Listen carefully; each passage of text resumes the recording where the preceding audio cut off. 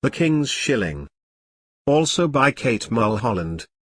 A Cry of Innocence, a novel of the Pendle Witches. The King's Shilling, a novel of Conan, Tasmania by Kate Mulholland. Introduction. In our affluent lifestyles of the present day, with our modern homes and labor-saving devices, our motor cars and social security, it would bode us well to reflect sometimes on the 18th and 19th centuries and the Industrial Revolution, which brought fame and fortune to a few, but misery and backbreaking work for the masses of men, women and children. Whilst we fight for fairness for the workforces of the Third World, we should pause and ponder the fact that not so very long ago our own workers were similarly exploited, that those Chartists who were the first socialists, were hanged, jailed or transported for their efforts to bring about the People's Charter. We must never forget them. Kate Mulholland, Barley, 1999. This story is based on fact. The principal characters were living out their lives as I have described. For the purposes of bringing authenticity to the story, I have introduced several fictitious characters based on attitudes of those times, giving my interpretation of what I think is the true story. It has been my intention to evoke the flavor of those times in the mind of the reader, and therefore the reader is asked not to criticize historically the contents of this book, but to enjoy its authentic realism. Dedicated to my children Sandra, Ian and Keith, with love. Acknowledgements. I would like to thank my husband, Barry, for his unstinting encouragement, his willingness to accompany me to various research points, including the archives at Preston, where we both avidly read Richard Boothman's letters. These are also available on microfilm at Colne Library. Also, I would like to thank Mrs. Enid Gregson, the librarian at Barnoldswick Library, for her help and encouragement in obtaining the many books on convict ships etc., and also for inviting me to speak at Barnoldswick Library in 1992, thus setting me off on a career of public speaking, which has given me the opportunity to meet so many lovely people. Thanks to the many friends, too numerous to mention, who read the manuscript and enjoyed it. Thanks also to Richard Morgan of the Yorkshire Bank at Burnley. Last but by no means least, thanks to my editor Helen Pales. Kate Mulholland. Foreword. In 1820 it was usual for men to labour in the mill from 5 in the morning till 8 at night. Attempts by workers to obtain better wages and working conditions had been foiled by the Government Acts of 1799 and 1800. Which made it illegal for 2 or more persons to form an association for these purposes. Cloth workers' jobs were placed in jeopardy by the introduction of the gig mill and the shearing frame. Parliament, perturbed by the growing unrest in the country, removed by a series of enactments the few protections and privileges that the cloth worker had. Outbreaks of violence against mill owners using advanced machinery had followed, and it was clear that these had been carefully planned. In Yorkshire and Lancashire, the Luddites had done great damage to mills, with many of the culprits sentenced to deportation. England had been at war with France since 1793, and by 1812 was again at war with America. Unemployment meant starvation. By 1808 as many as 20,000 people had signed a petition calling for an end to the war in America. A war whose financing did little to help the general decline and deprivation of the people in their home country. Speaking in the House of Lords, Lord Byron, with great feeling and sadness, had said, "I have traversed the seats of war in the peninsula, seen the most oppressed provinces of Turkey, but never under the most infidel governments have I beheld the squalid wretchedness as I have seen since my return to the very heart of this supposedly Christian country." These were penetrating words from a man wise enough to observe truth, despite his elevated position in life. Prologue. Jenny's hand trembled slightly as she held it towards the gypsy woman. "Why did I let myself be talked into coming in here?" she thought. "Why didn't one of the others come first?" She could hear, despite the noise of the fair, the chattering of her friends as they waited outside for her return, arguing good-naturedly as to who would be next. The gypsy, as if reading her thoughts, rose and closed the window of the caravan. The atmosphere, already stuffy from the heat of the July sun, seemed to close in on Jenny, and her mouth became dry, her tongue sticking to the roof of her mouth as she stared at the old woman. She took in the wrinkled nut-brown skin, the dark brown eyes, the gaudy dangling earrings. "You are nervous, my dearie, but don't you fret. I ain't going to tell you no bad news, not if you couldn't take it like." The gypsy spoke in an accent unfamiliar to the girl, who had never been outside of her own area, but the lilt in the gypsy's voice calmed her and she smiled, shyly. "You should smile more, me girl, it suits you. Now let me see your hand, and if you have tuppence I'll look in my crystal ball afterwards." Jenny's heart bumped fearfully. Yes, she had another tuppence, but it was for stew and hard, a delicacy always on sale at the fair, and she was hungry. "I read your line of fortune first." The gypsy smoothed the palm of Jenny's hand. It was moist with sweat, and the old woman took a piece of lace from her pocket and wiped it across the pink skin. She peered at Jenny closely and then closed her eyes. Jenny felt a slight tremor pass through her body and felt sick with apprehension. "There's no good fortune in store for you, my girl. Life will be a struggle. There'll be many hardships to overcome." She smoothed the hand again and peered intently into the palm. "Marriage and children, yes." Then looking closely at Jenny's face, "2 marriages maybe." Jenny's eyes widened. Swiftly through her mind went the thought, "I'm going to marry John, what will happen to him? This can't be true, why did I come in here?" The gypsy looked more closely at the hand. "You'll live to middle age, my dear, that I can see, maybe longer, who knows. Great sadness and tragedy surround you." She closed her eyes again, swaying slightly whilst Jenny's terrified glare took in the bright, gleaming mirrors, with gilt frames, inside the caravan. "You'll have much to bear. I see in the hands of many in this area, a great tragedy looms over you all." Jenny made as if to pull her hand away. "You said you wouldn't tell me bad things," she protested. "Oh. You can take it, my dear. We all have some bad things to face, 'tis our lot, my dear. It's a hard life, oh aye, a hard life," and as she continued to rock, her eyes closed. Jenny wanted to rush out of the caravan, but seemed rooted to the chair on which she sat. "You'll need to be strong, my dear, strong, strong." The voice had a sing-song quality. The old woman opened her eyes. "Now, my dear, your tuppence and we'll see what the crystal says." "Oh. I think I've heard enough." Jenny made as if to rise. The gypsy pressed her hand. "Oh, my dear, the crystal will tell us more, maybe good news. You should listen, my dear, or you'll always wonder. Is that not so, dearie?" Jenny knew this to be true, and slipping her hand into the folds of her dress, she found her pocket and drew out 2 pennies. The gypsy put them inside a little silver casket, and then bent to open a small cupboard from which she took a crystal ball. Jenny stared, mesmerized, as the old woman rubbed the ball with her sleeve. It began to glow in the rays of the sun reflected from all the crystal in the caravan. "Put your hands on the ball, my dear." Jenny hesitantly placed her small, firm hands on the glass whilst the gypsy began counting. When she reached 10, she looked at Jenny with a piercing gaze. "Now take your hands away," she instructed. As Jenny folded her hands in her lap, the crystal became alive with swirls of mist, then light, then mist again. The old woman peered into its depths. "I see a young man, many young men. I see the sea."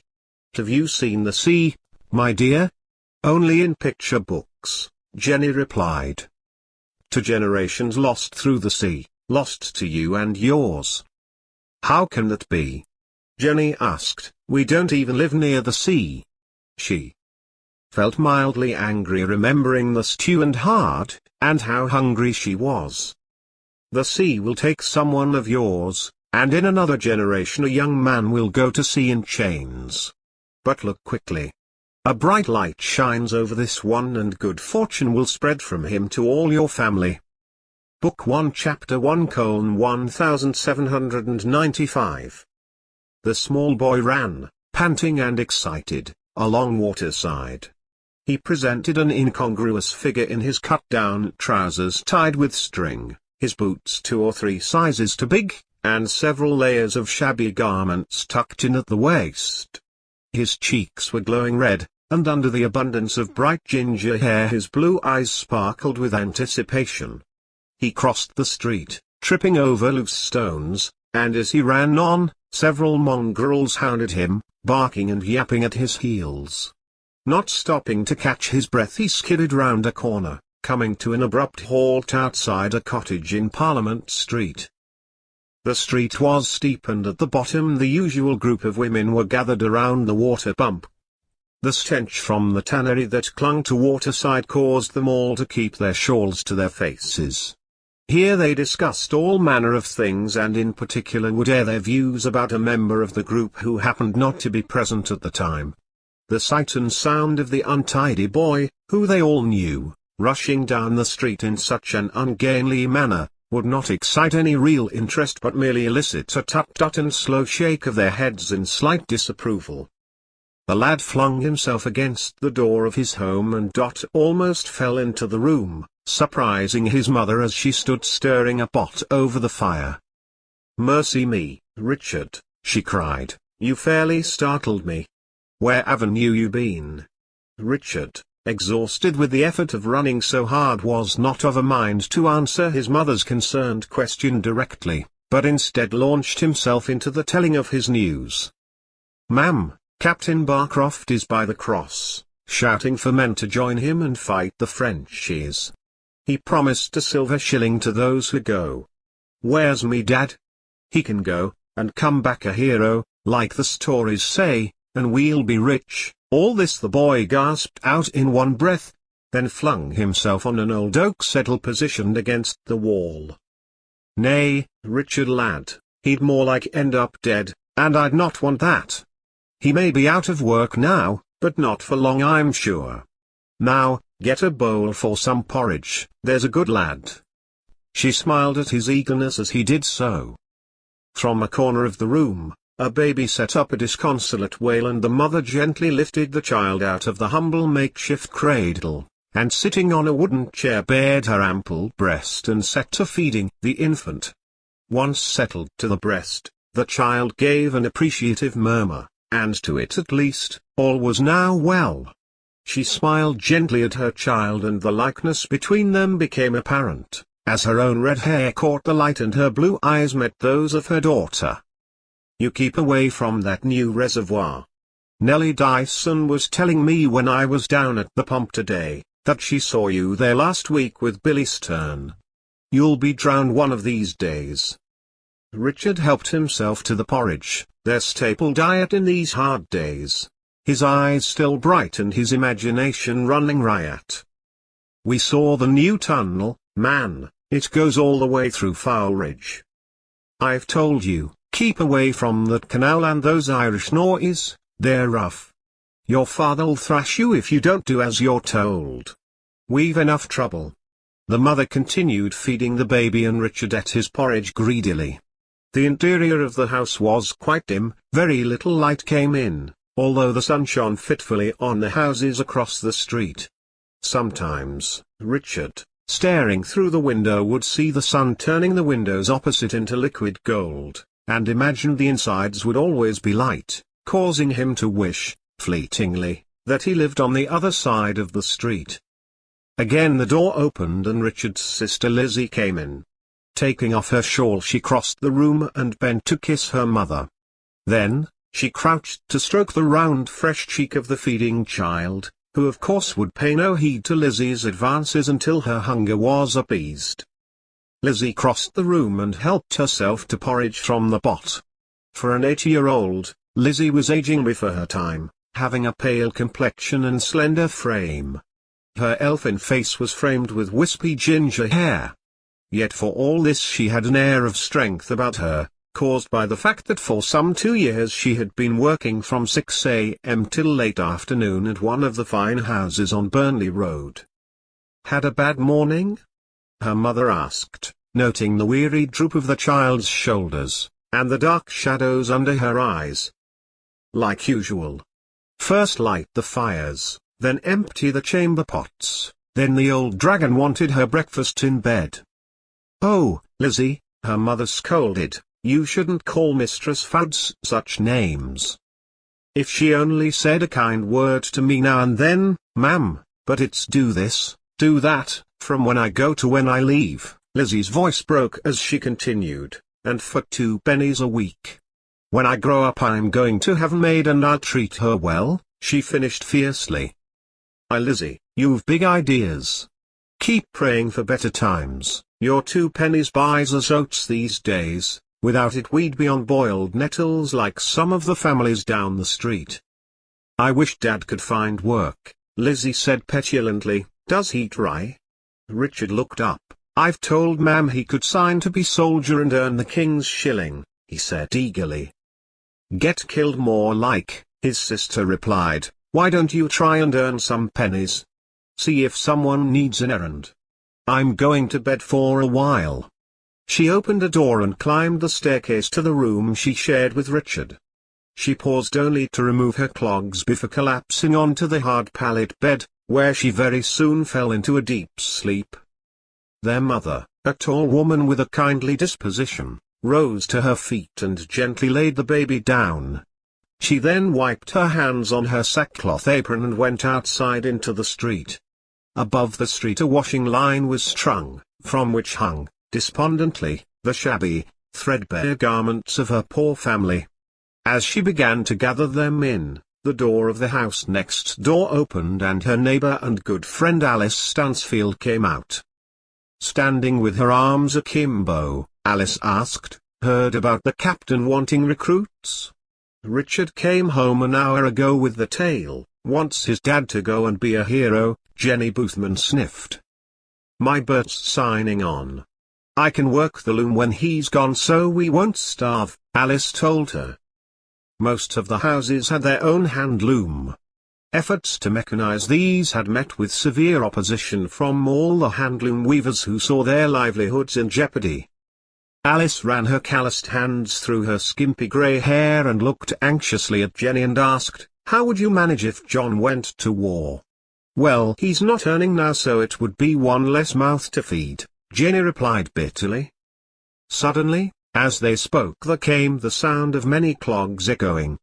And as it drew nearer, the buzz of men's voices raised, not in anger, but rather in enthusiasm, reached the women's ears. Soon, round the corner of the street, appeared a group of men, caps down and collars up against the wind, which always seemed to whistle up the steep streets of Cologne. The tallest of the men detached himself from the group. This was Richard's father, and he hesitated as he approached his wife. He was quite a young man but prematurely grey, haggard lines giving him the appearance of being older than he was. As he reached Jenny's side, he said, "I'm going for the king's shilling. Don't try to change me mind. Captain Barcroft wants as many men as possible to join the 63rd Regiment. See, here's a shilling, we'll have bacon for supper."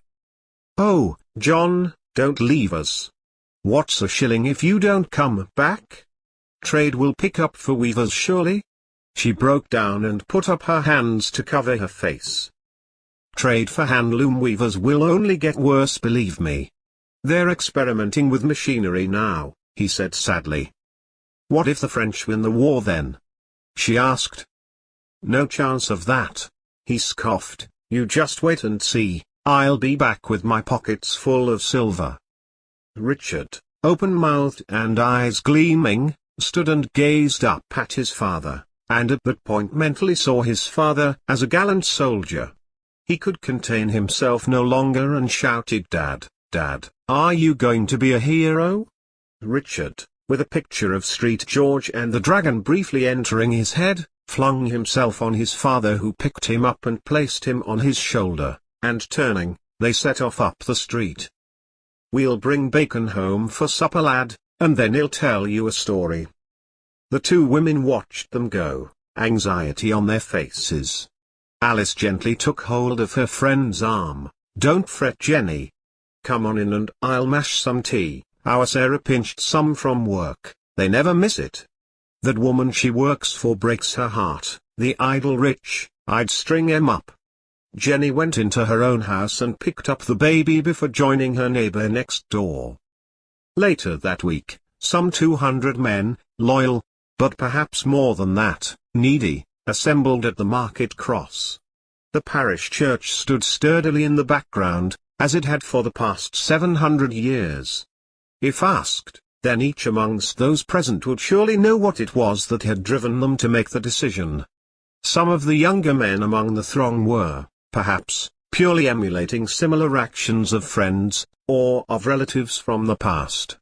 Wives, mothers, sisters and sweethearts were there to cheer the men off. Tearfully some waved goodbye as the fifer in green and the drummer in red led the way. The Colne lads wore rosettes in their caps, and as they marched, relatives and friends ran behind as far as White Wall.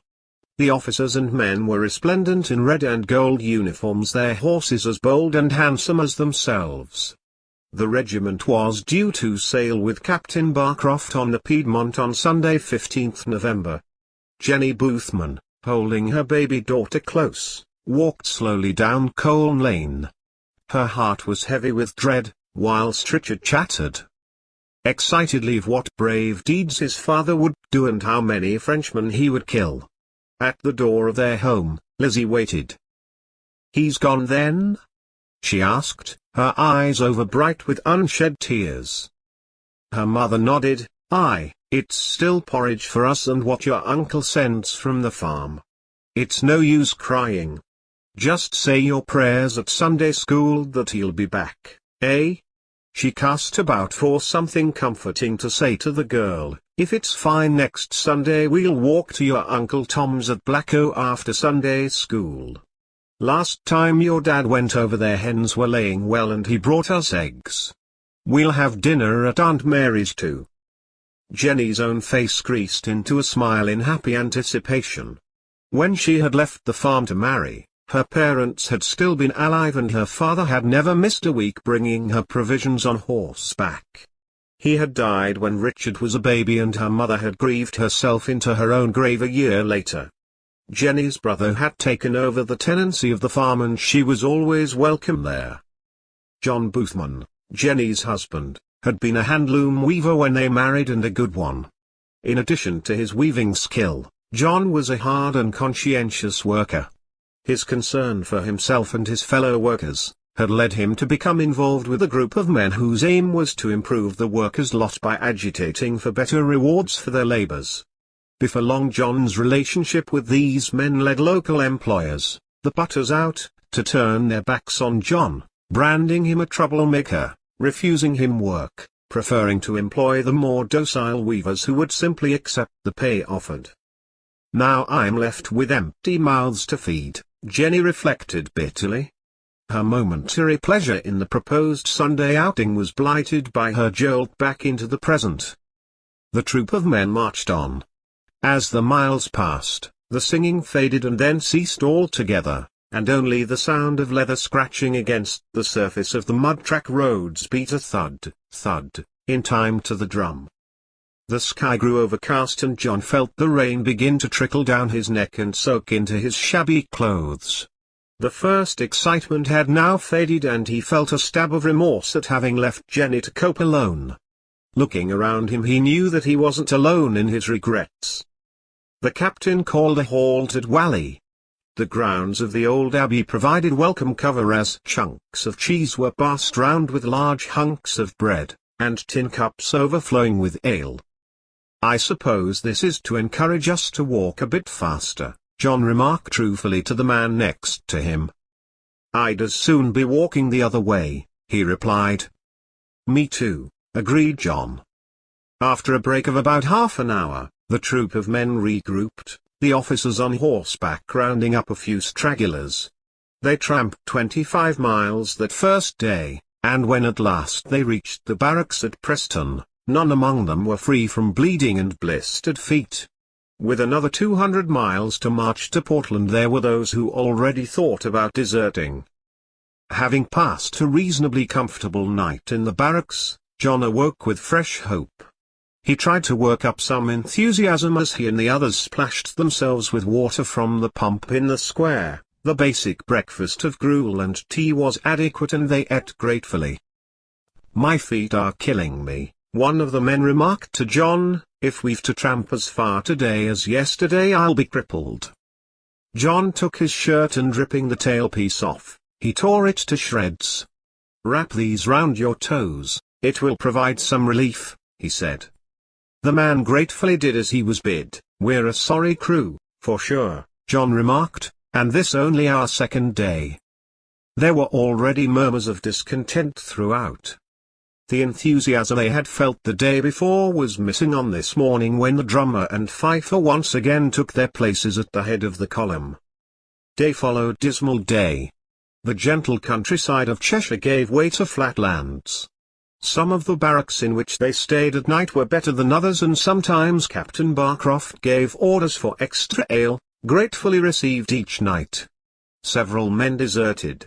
It wasn't an easy thing to do. The groups of men were counted again and again. Those caught received 10 strokes of the lash. A few got clean away, but John's opinion was that he wouldn't know how to get back to Colne anyway, and what sort of reception would a deserter get back home? He marched on with the rest of the men, sadder and wiser each day. They passed through Birmingham, where they were joined by another regiment. Flags flew, drummers and pipers played lively music, but the men grew weary. Some needed medical attention for the sores on their feet, several had to be left behind in the barracks, but John marched on. Never a gibber, he thought, he'll see it through to the bitter end. His mind returned again and again to his family back in Colne and the events of the previous years leading up to his fateful departure. "I only wanted a decent wage for a decent day's work. Or real pay for my weaving," he remarked to his friend Joe Stansfield. "Didn't we all?" Joe replied. "I only hope for a better life for Richard and the girls when they grow up," John stated bitterly, "but I'm not sure they'll have it." Chapter 2. Sunday dawned dry, but with the mist still clinging to the high reaches. Smoke curled from cottage chimneys, like ghostly spires to those who would take time to look. Jenny woke the children, who quickly washed their faces at the stone sink. Jenny sometimes joined a crowd in the assembly rooms where preachers ranted, promising eternal life for the godly. In no mood for such sermons today, she secured the baby to her chest in a sling to spread its weight, for they had a long and wearying journey ahead. Tying scarves tightly round her and the children, they all left the house. Turning the large key in the lock and leaving it under a huge stone, they set off up the road. When the road forked to Foul Ridge, they turned left, up Red Lane. After a mile or so they struck off across the fields on a well-worn footpath. Jenny and Lizzie drew their shawls more tightly round themselves in an attempt to keep out the cold wind. All three of them wore boots, which did little to keep out the damp rising from the ground in this raw autumn weather. Richard's feet, tired as his boots were, as always, too big. He cheered himself, thinking his uncle would certainly take them home in the farm cart. They approached piles of earth that indicated they were near the site of the new canal, and Jenny looked around apprehensively. Her husband had usually been with her on previous walks over to her brother's farm, so there had been no need to feel afraid when coming across the Norries who worked on the canal. There were several around now. Some lolled against the hedgerows, empty whiskey bottles beside them. Their riotous behavior in the Colne public houses on a Saturday night was a source of much local gossip. Nonconformist preachers pounded on their pulpits, prophesying hell and damnation for the culprits and all those who associated with them. Jenny hurried the children past the snoring drunkards. They reached the excavations, still a sore pile, nature not yet having enough time to heal the scars that man so unthinkingly made. There'll be grass, ere next summer, Jenny remarked to the children, as they struggled through the damp, soggy earth which clung to their boots and dragged them back. What have we here? A voice seemed to come from under a hedge, and lurching to his feet, one of the Norvies, a big black-headed fellow with a rich Irish brogue, appeared as if from the ground at Jenny's feet. Her heart started to beat more loudly within her, like a drum, and she clutched the baby tightly to her breast. "Give us a kiss, sweetheart, and I'll let ye pass." He reached out and grabbed Jenny's arm. "Let me go." Jenny pushed at his arm, and young Richard, like a terrier dog, ran at the man and butted him in the stomach. Jenny was afraid as the man now grabbed hold of Richard by the ear. "What have we here? A little fighter, I see. I'll have to teach ye some manners," he snarled. "Please leave him be, please," Jenny begged. She was crying now, and Lizzie started to scream as the man shook Richard until the boy's teeth chattered. "Leave the lad. What's the trouble?" Another Irishman had pushed through the mounds of earth and was walking towards them, taking in the situation at a glance. "It's into bullying women and children yet now, Mick Flaherty. Begone and sleep off ya drink." The black-haired fellow turned, and with his fists up, advanced on the newcomer, whose fists shot out first and sent his adversary crashing to the ground.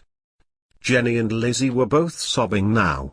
Their rescuer, a tall fair-haired man, stood and watched as their assailant struggled to his feet and, sending a furious glance in their direction, shambled off.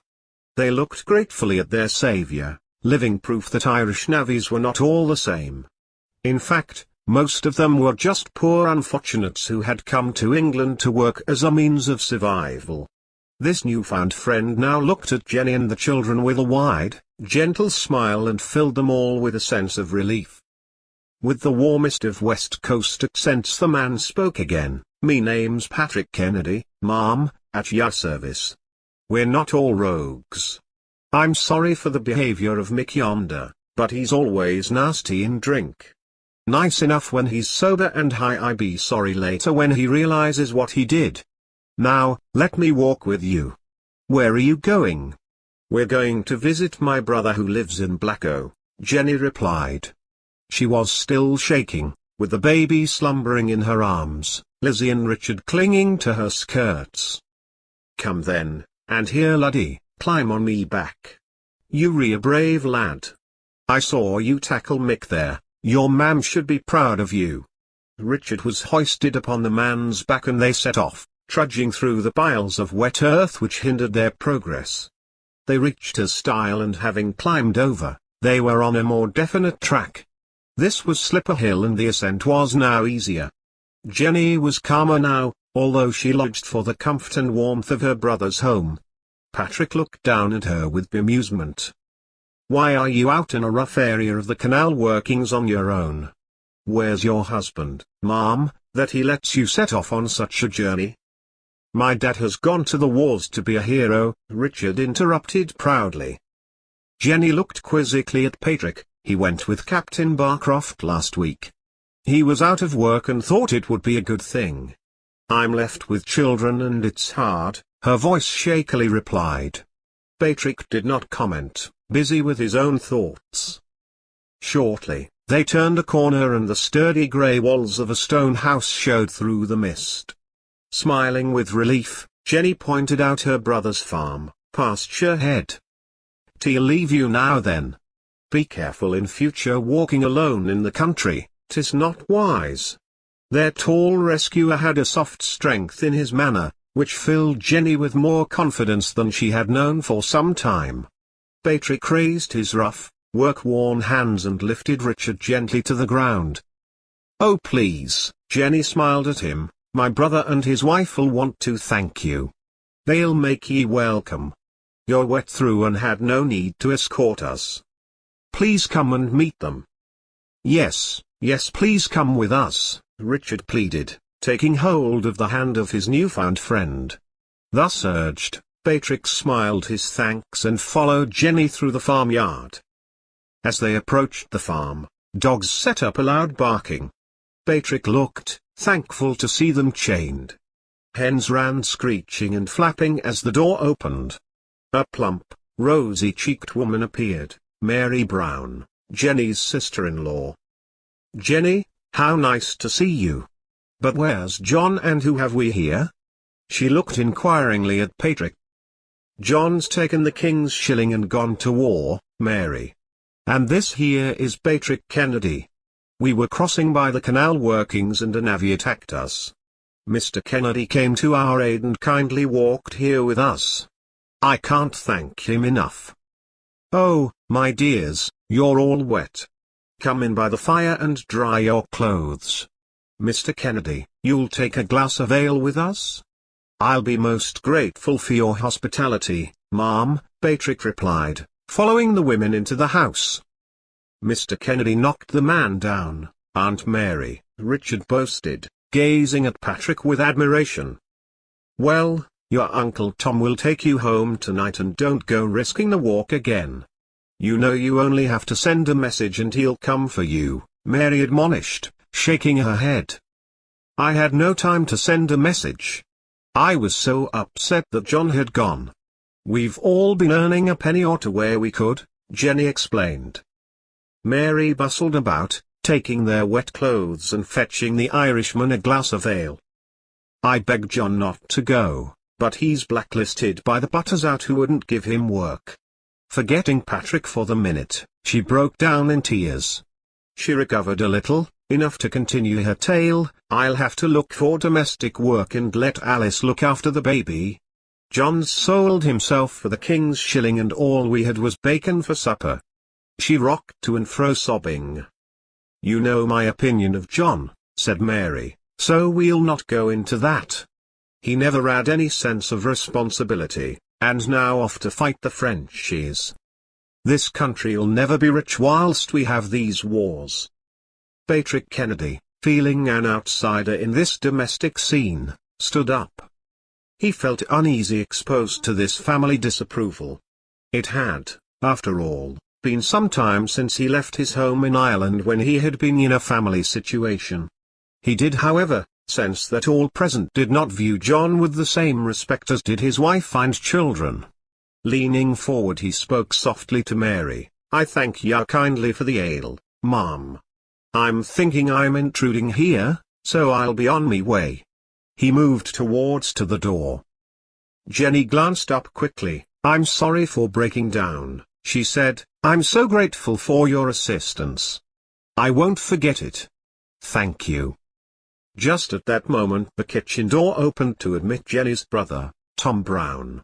He was of a stocky build, weather-beaten and healthy-looking.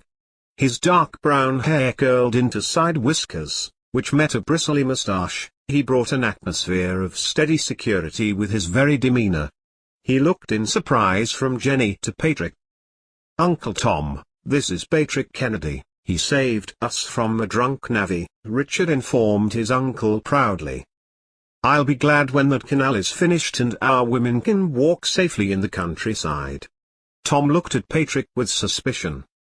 "Don't be judging us all, sir. We're mostly honest men, glad of the work. My folk back in Ireland are relying on me at the moment. My father recently broke his leg and can't work." "No offense meant, I'm sure," Tom conceded, and holding out his hand said, "We'll shake on it, man. If you're ever round this way, I'll be glad to share a tankard of ale with you. We're short of company these winter evenings." "Thank you, sir. I'll be going. Goodbye, ma'am, I'm pleased to have been of service to you." He inclined his head towards Jenny and held her gaze for a fleeting moment before turning to the door. He looked warmly down at Richard, who still gazed up admiringly at his new friend. "Take me hand and walk me to the gate, Richard," he said. The boy took the proffered hand and skipped happily through the farmyard at Patrick's side. Tom walked after them, and at the gate the two men stopped. "You're welcome to call again, remember," Tom said sincerely. "I'll remember your invitation." Looking down at Richard he said, "Now, young man, you go and look after your ma. Will I see you again? Can I come to the canal?" Richard asked hopefully. "You keep away from that canal," his uncle ordered, giving him a playful cuff on the ear, and the two of them watched as the Irishman strode away. Reaching the lane, Patrick turned and waved before pulling up the collar of his top coat. For a few seconds, Richard and his uncle watched the tall figure disappear. Both felt they had found a friend, trustworthy and honest. "So, where's your dad today, young man?" his uncle asked. "He's gone." "Gone where?"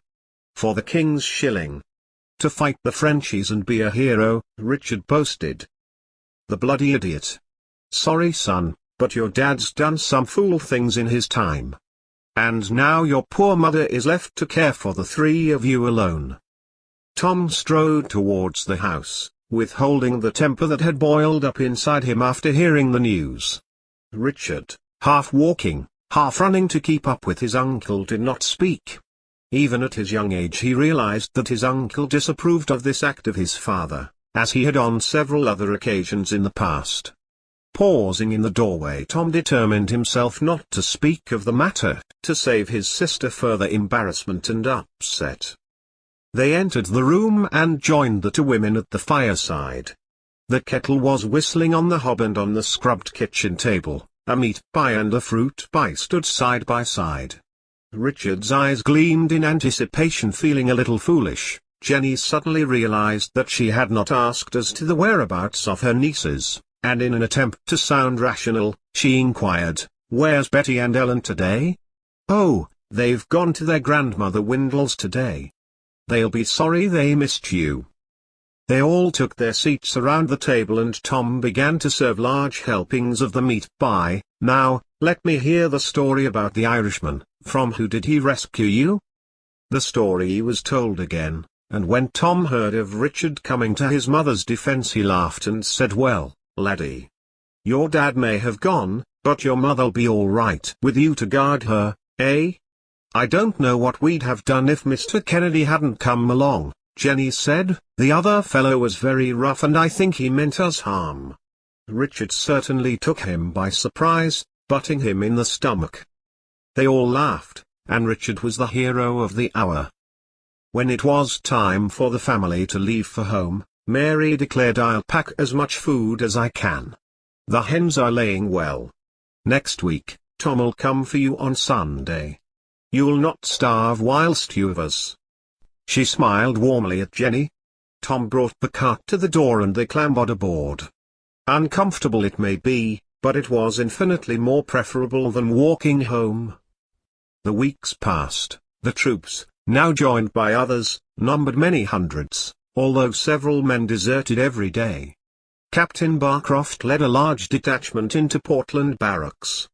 Behind them, spreading across from Yorkshire, there came rumblings, the ground heaving in a line which stretched across the whole country. That autumn of 1795, an earthquake, most unusual in England. With darkened and menacing skies adding to the high winds caused by the rupturing of the earth, the troops had great difficulty boarding their ships. The troops from Cologne were destined to voyage on the Piedmont, and once aboard went below to make the most of their accommodation and rest their travel-weary bones. After some 4 hours and still in the darkness of the disturbed night, the anchors were raised and sails were set.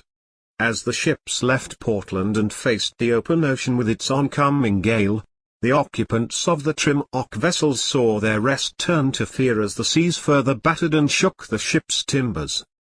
The sea continued to break over the ships, preventing their masters seeing the dreaded Chesil Beach. Even the immense rock, which was the island of Portland, was obscured by the thick fog that enveloped them, so they were within a few moments of total destruction before any danger was perceived. Some of the men were ordered on deck to batten down, amongst them was John. Holding on to lines to prevent them being washed overboard, they proceeded towards the aft deck that was being pounded by deck-high waves. John, afraid, was stirred by thoughts of Jenny and the children. "Dear God," he prayed, "bless my wife and children." Suddenly, as if from hell, a huge breaker sent a rope and sheave through the air and into John's head, hurling him into the raging sea. His companions rushed to help, but the angry sea dragged him down, into its depths. Chapter 8. Lizzie, having carried and emptied all but one of the chamber pots, carefully descended the long, gloomy staircase with the last one, passing as she did so, the portraits that bedecked the walls. She glanced balefully through the half-open door of the sitting-room, where her employer, Mistress Fouds, was entertaining Mistress Thornber, a woman of great substance but little understanding, and even less kindness. "Fay, Lizzie, you be careful that you don't drop that, or Mistress'll have'n you ride. She's entertaining. It's early, so I reckon something must have'n you happen to get her out o' bed afore noon," the parlour maid, Maggie, told Lizzie. They hurried past the door, knowing only too well that their employer did not like to see chamber pots or fire-making duties. In fact, Maggie, over the period of her employment, was now convinced that Mistress Fouds thought these chores were achieved without human involvement. Once back in their domain, the kitchen, and out of earshot of the sitting-room assembly, Maggie again spoke. "Come on, let's have'n you a cup of her tea whilst they're busy gossiping." So saying, Maggie lifted the kettle from the hearth and poured boiling water into a large jug. "Now, while that's smashing, you get the cups down and hurry. We'll have'n you a cake with it. Cook made a few extra for us t'other day." The two crouched by the fire, eating their cake and taking sips of tea. Conspiratorially they had their feast within the safety of the kitchen, thinking as they enjoyed the treat before the fire's dancing flames, that surely they had deserved this. It also passed through Lizzie's mind that their own enjoyment of these little luxuries would surpass that of the occupants of the sitting-room upstairs. The tea and cake consumed, the girls leaned with a shoulder each on the warm range, busy with their own thoughts. Destroying this rare moment of tranquility, the harsh bell shook and rang. "What does she want now?" grumbled Maggie, as she went to answer it.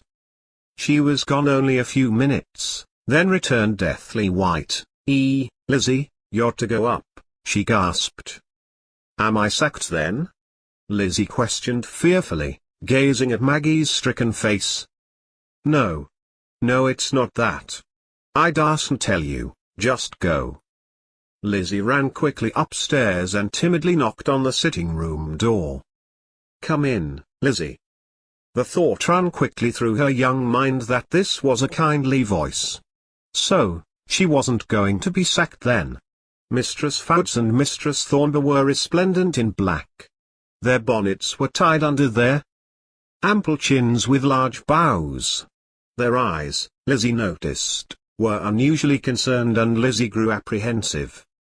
"Your father went with Captain Barcroft, didn't he, my dear?" Mistress Fouds eyed the trembling child with pity. "Yes, ma'am." Lizzie's heart sank. How could the Frenchies have killed her dad when he'd been gone only a few weeks? He couldn't have got there yet, her mind raced on. "Has your mother had any news?" "No, ma'am."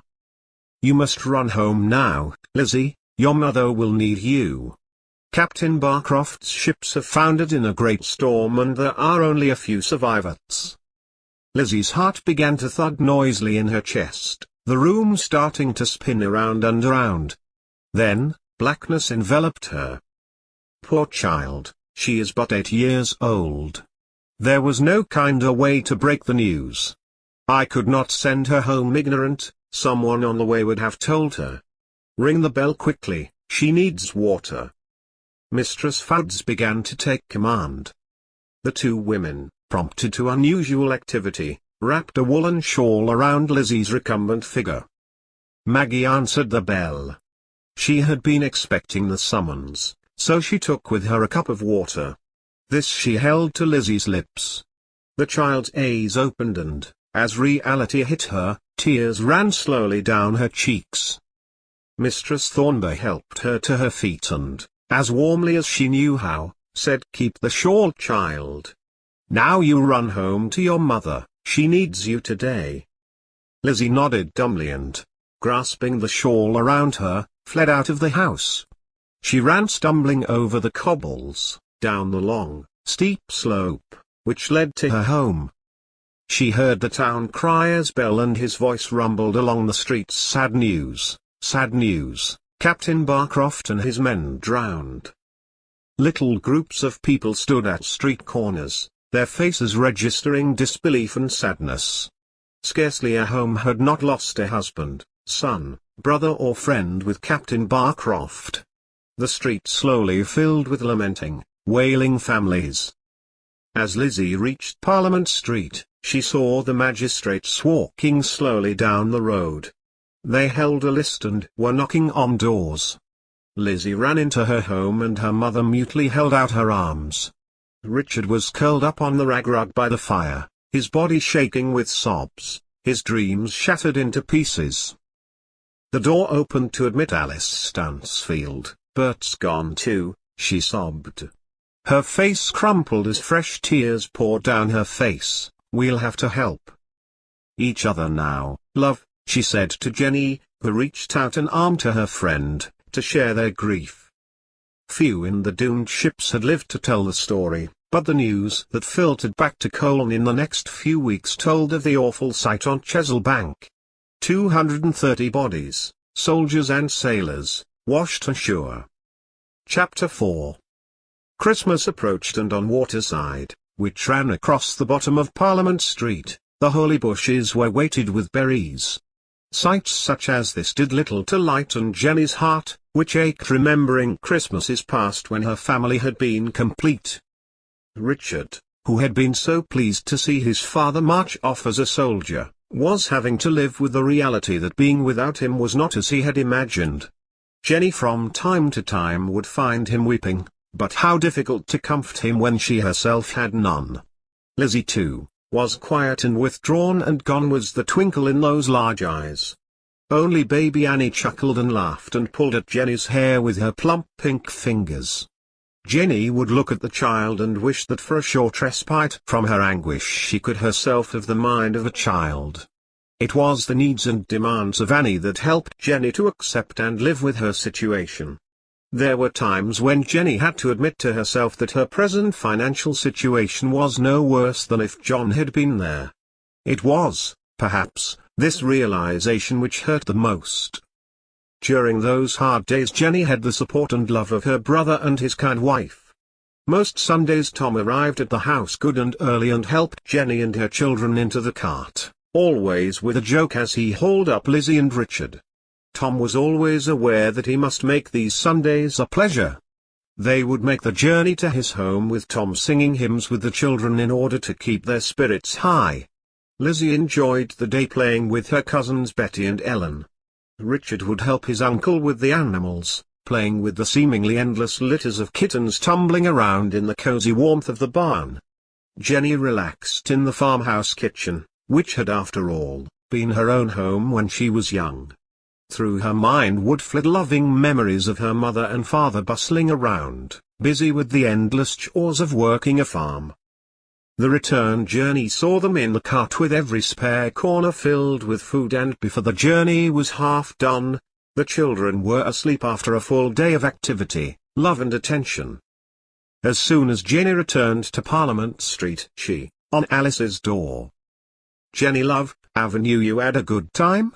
Alice inquired as she swung open the door. "As always, Alice, and here's a chicken and a dozen eggs sent with Tom's blessing." Jenny walked into the bare room. Alice's eyes filled with tears. "Your family's so good to me, Jenny," she said. "Aye, Alice, and what would I do without you to care for Annie when I'm at work?" "It's a pleasure, Jenny. Here's Michael and Sarah," she said, turning towards her son and daughter. The children, aged about 9, were crouched over the embers of a fire. "See what Jenny's brought us. You can have new eggs, poached, scrambled or fried." She looked at Jenny as the children bounced joyfully towards the table. "And Michael, go next door for Bill and Tom, and their ma. We'll all eat right royally tonight." "Jim Spencer never came back either," Jenny said sadly. "The men with bad feet were the lucky ones. My John would have walked till he dropped, a start of business catching in her throat. Now, Jenny. Enough of that. Keep smiling, I say. We've more to be glad of than most, Alice admonished gently, pointing to the food on the table. On Christmas Eve, Tom came to collect the family. Jenny and Lizzie had been granted the day off on Christmas Day, but had to return to work on Boxing Day. But for the present they were free, and what a good feeling it was, even with the prospect of all the washing up that would be kept for them. The cart bumped and jostled over the stony track. Richard, sitting beside his uncle, began to take an interest in the journey. Even sadness such as he had suffered could not quite dim the joy of Christmas Day. He was looking forward to the baking which he knew his aunt would have been busy preparing all the previous week. "Are we having a goose, Uncle Tom?" "We certainly are, young man. And there'll be plenty of grease to rub on your chest when you get a cough this winter." They all laughed and Jenny's heart lightened. Aunt Mary came outside to greet them, and once they were enfolded in the welcome warmth of the kitchen, Jenny relaxed and held out her calloused hands to the glowing embers of the fire. "My, but your hands are sore, my dear," Mary spoke sympathetically. "I'd to peel all the vegetables they needed over Christmas and pluck the fowl and make the stuffing," she sighed. From the fireside rocking chair Grandmother Wendell, who was also a Christmas guest, grunted, peering through the smoke from her clay pipe. Lizzie, whose polite manner was always a joy to Aunt Mary, asked if she could join her cousins at play upstairs. Upon this request being granted, she kicked off her clogs and skipped towards, and up, the stairs. The sight of this frail child moving with such grace and energy put a soft smile to Jenny's face and a feeling of pride within her. Tom moved from his chair and picked up a short stubby iron, which he then placed on the hot coals. Having done this to his satisfaction, he produced pewter mugs into which he poured ale for all.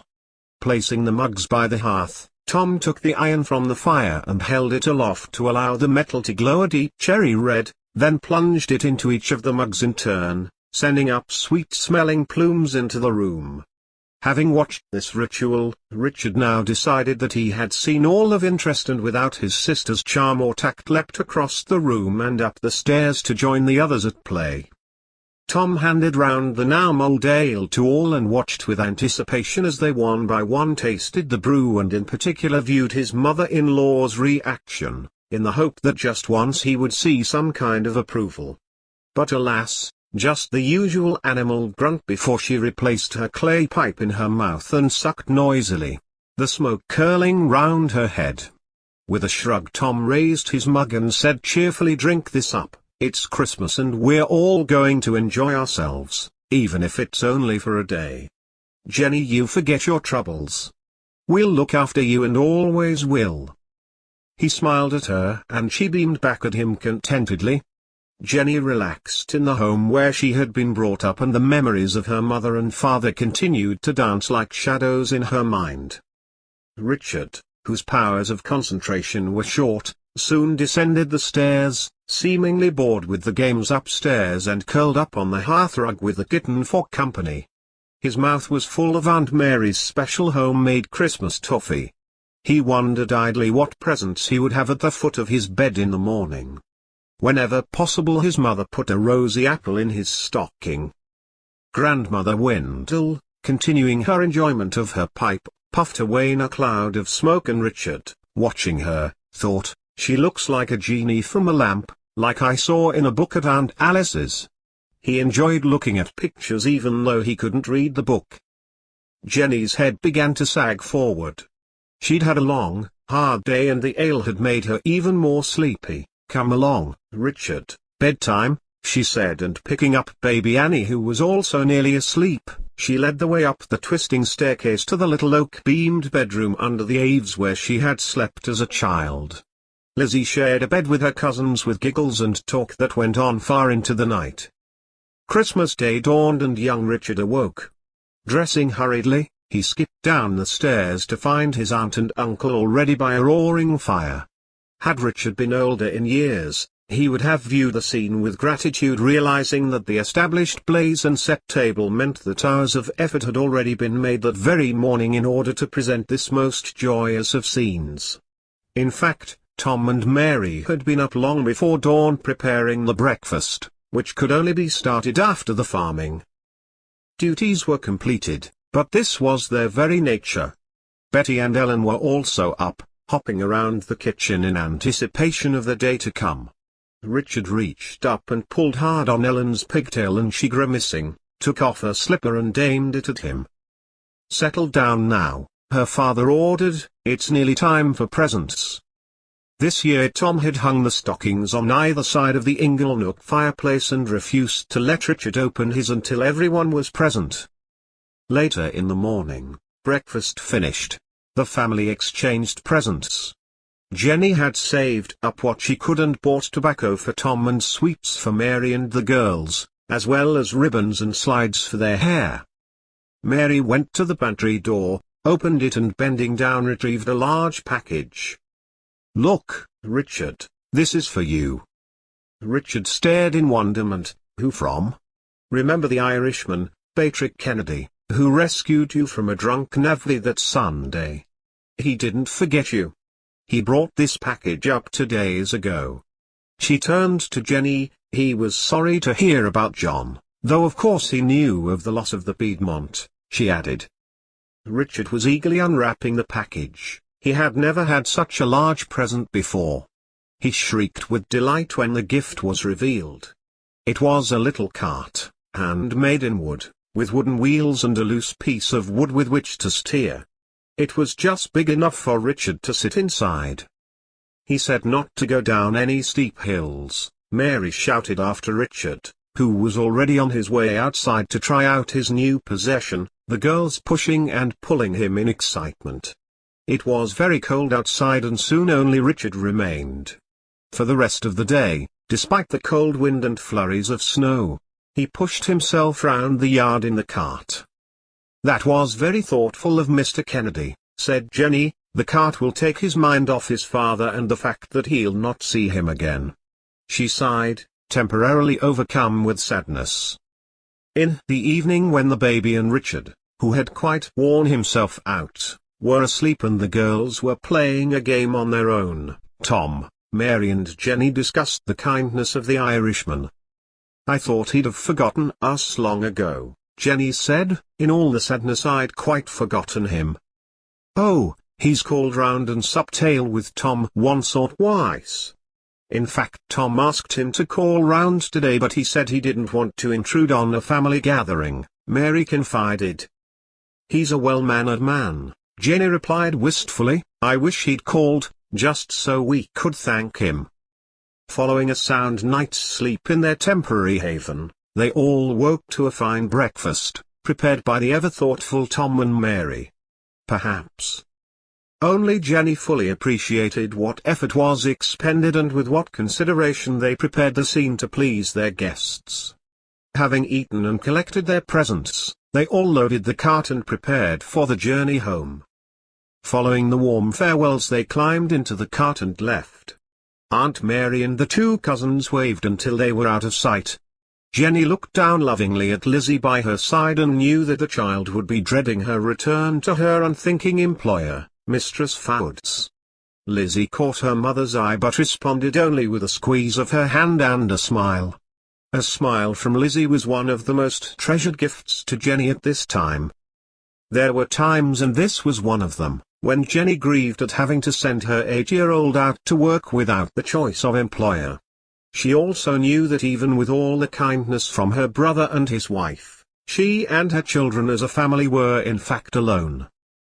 Sensing her daughter's feelings about the situation, which up until then had remained unspoken, Jenny held her daughter close. She said softly, "Betty and Ellen have to work on the farm, you know," and, lowering her voice, "it's not always as it seems when we visit. Come haytime they have to work late into the evenings." With the understanding with which Lizzie was blessed, she moved closer still to her mother and said, "I'm sorry, Ma. I don't mean to seem complaining. I know you have to work outside the house as well, but I sometimes feel so tired, Her lip began to tremble. "Maybe we can find an easier household for you. Shall we try?" Jenny squeezed her daughter's hand and readjusted her hold on baby Annie, who had fallen asleep, aided by the rhythm of the jogging cart. "Oh yes, Ma. Please try and find me a kinder person to work for. Or you can show me how to work Father's loom so that I can do some weaving at home like he did." Her mother smiled. John's loom had been idle these past months. No work was available at the moment, but she did not wish to disappoint Lizzie. Let the child have some hope at least, she thought wearily.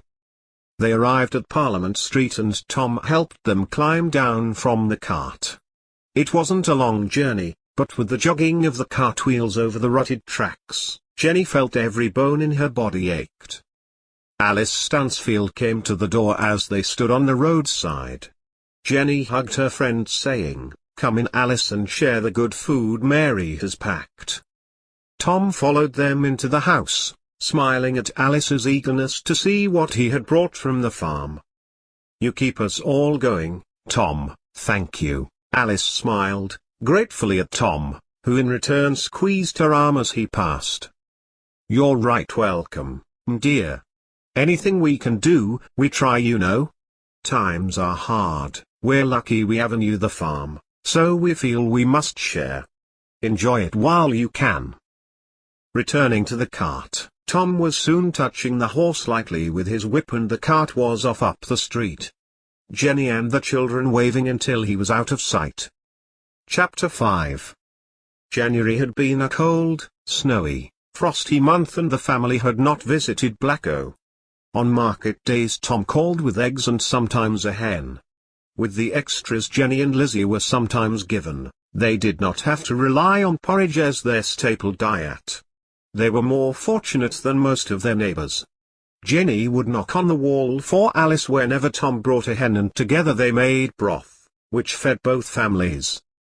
As the days lengthened, Richard took to disappearing with his little cart. Alice tried to watch out for him when Jenny was at work, but the boy was as quicksilver when her back was turned. She also cared for baby Annie whilst Jenny worked a few hours a day. One Saturday in March, when there was some warmth in the sun, young Richard wandered aimlessly through the cobbled streets of Cologne. To the house dwellers of these streets the rattle of the small wooden vehicle would hail the passing of Richard. Although they did not know his name, they knew the sight and sound of the child with the rattling truck and would smile and even wave as he passed. The truck was, to Richard, the best thing he had ever owned. It was even his friend and where he went so did the truck. There were many times when Richard would wish he could thank his tall, strong Irish friend for the gift. Although Richard was only 5 years old, he had the wisdom of the many such urchins who would fend for themselves whilst their mothers worked to keep the family fed and clothed. Richard's pace quickened and the truck's rattle became intense as he approached the head of a steep street. Legs astride his wooden vehicle, Richard gazed down the lane and what he saw was his favorite ride, full of danger and adventure. While knowing the risk, he knew he would once again pit his skills against the cobbles and potholes of his favorite, Spring Lane. Sitting inside the vehicle he was poised at the crest and planned his descent. Not for him the easy way today, but the most trotted, then he was off. The descent was exhilarating and much to Richard's relief, without disaster. His faithful truck once again serving his adventurous spirit well. As he drew to a halt, Richard climbed out and straightening himself, looked up to see several navvies strolling towards the town. A thought, which had previously taken root in his mind, grew into a decision. "I'll go and see Patrick Kennedy and thank him for the truck and I'll be back before I'm missed." He warm on his face as he reached Tread Lane.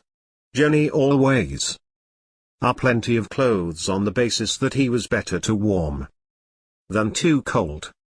Today he had on 2 old woolen vests of Lizzie's, on top of which was a cut-down jacket of his father's, tied round the middle with string under which his trousers were tucked. His boots, second-hand and as usual too big, rubbed his toes, which had forced themselves out of tight socks.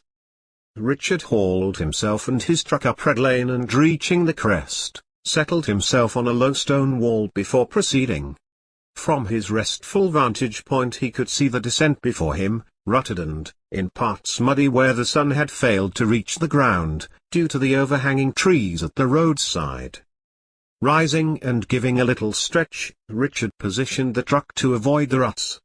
Climbing inside, he pushed himself in order to gain some initial momentum. After a short time he spotted the turning to the right which his family took on their way to Uncle Tom's, and he steered the cart around. It soon became clear that walking or riding in Uncle Tom's cart was not the same as riding in his little truck. The descent became steeper, and as he passed the sweep off to the left, which was the way to Slipper Hill, the road became even steeper. The truck was now bouncing and swaying violently, with its occupant desperately trying to stop himself being thrown out by clinging to the sides. Richard was now very frightened as the truck raced out of his control.